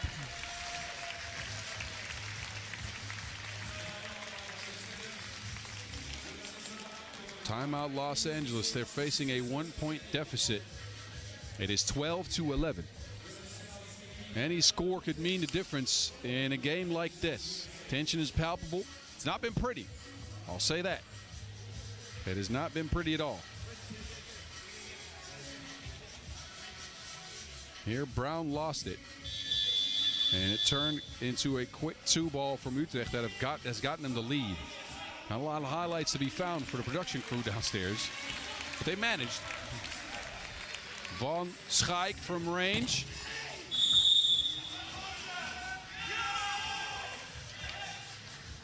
A foul on Los Angeles again.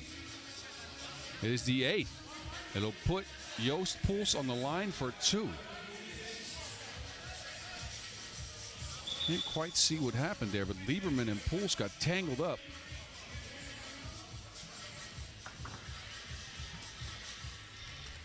It is a very, very badly timed foul, this. Especially as it's number 8, it'll lead to 2 free throws. Poels here could get his team a 3-point lead, a separation in this game that seems insurmountable.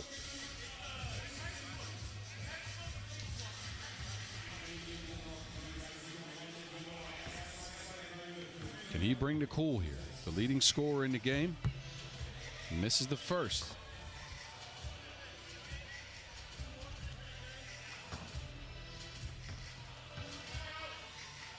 And we'll get one. He splits a pair, gets his team a 2-point lead. He's got 6 to go with a couple of defensive stops. De Valk here shares it, gets it back. Brian De Valk lofts it 2. It worked last week in the qualifying draw. This time, not so much. Under a minute to go. Screening game. Steph and Van Schaik. Van Schaik here with a hesitation step. Good pull up. It's off the rim. And a foul called on Utrecht this time around. So they'll put LA on the stripe for 2. Oh, no. That is the 7th on the Dutch. We'll see Lieberman step into some free throws here. Can he knock him down?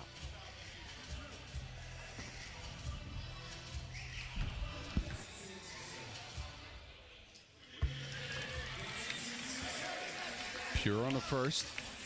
Could tie things up with a make here. 32.6 seconds left in maybe the tightest contest of today.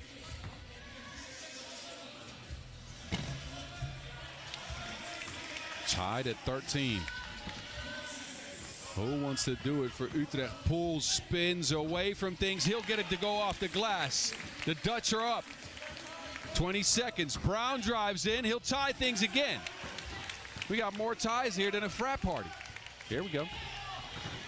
Poels wants to step through the contact. It is held up. Great effort by Brown. He will force a turnover with 10.6 to go. Heady play by Brown, who gets his team to rock. 10.6 on the clock. And LA could just win it here. A score will probably do it. What play will they run? They go with Cohan, Brown, and Lieberman. Utrecht have Van Schaik on the bench. Adetunji, Poels, and Poels out there. Brown will get the check.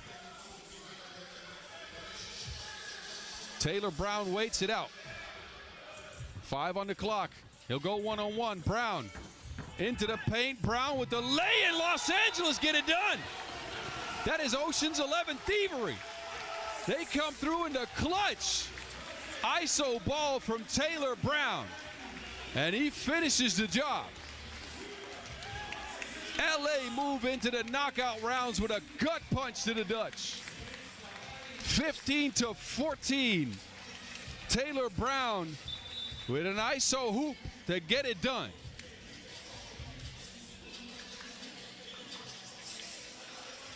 They had 10 seconds. First, he forced a jump ball situation leading to possession for LA. Then he said, let me take this. Got the rock. An emotional victory here for Los Angeles, who dig deep and get into the knockout rounds here in Hamburg. A gutsy performance. Y'all enjoy the highlights. This was the last one of the day. I'll tell you what times things start tomorrow. Don't worry. I'll be right back. But enjoy this look at Utrecht for the last time. In Los Angeles, we'll see them again tomorrow.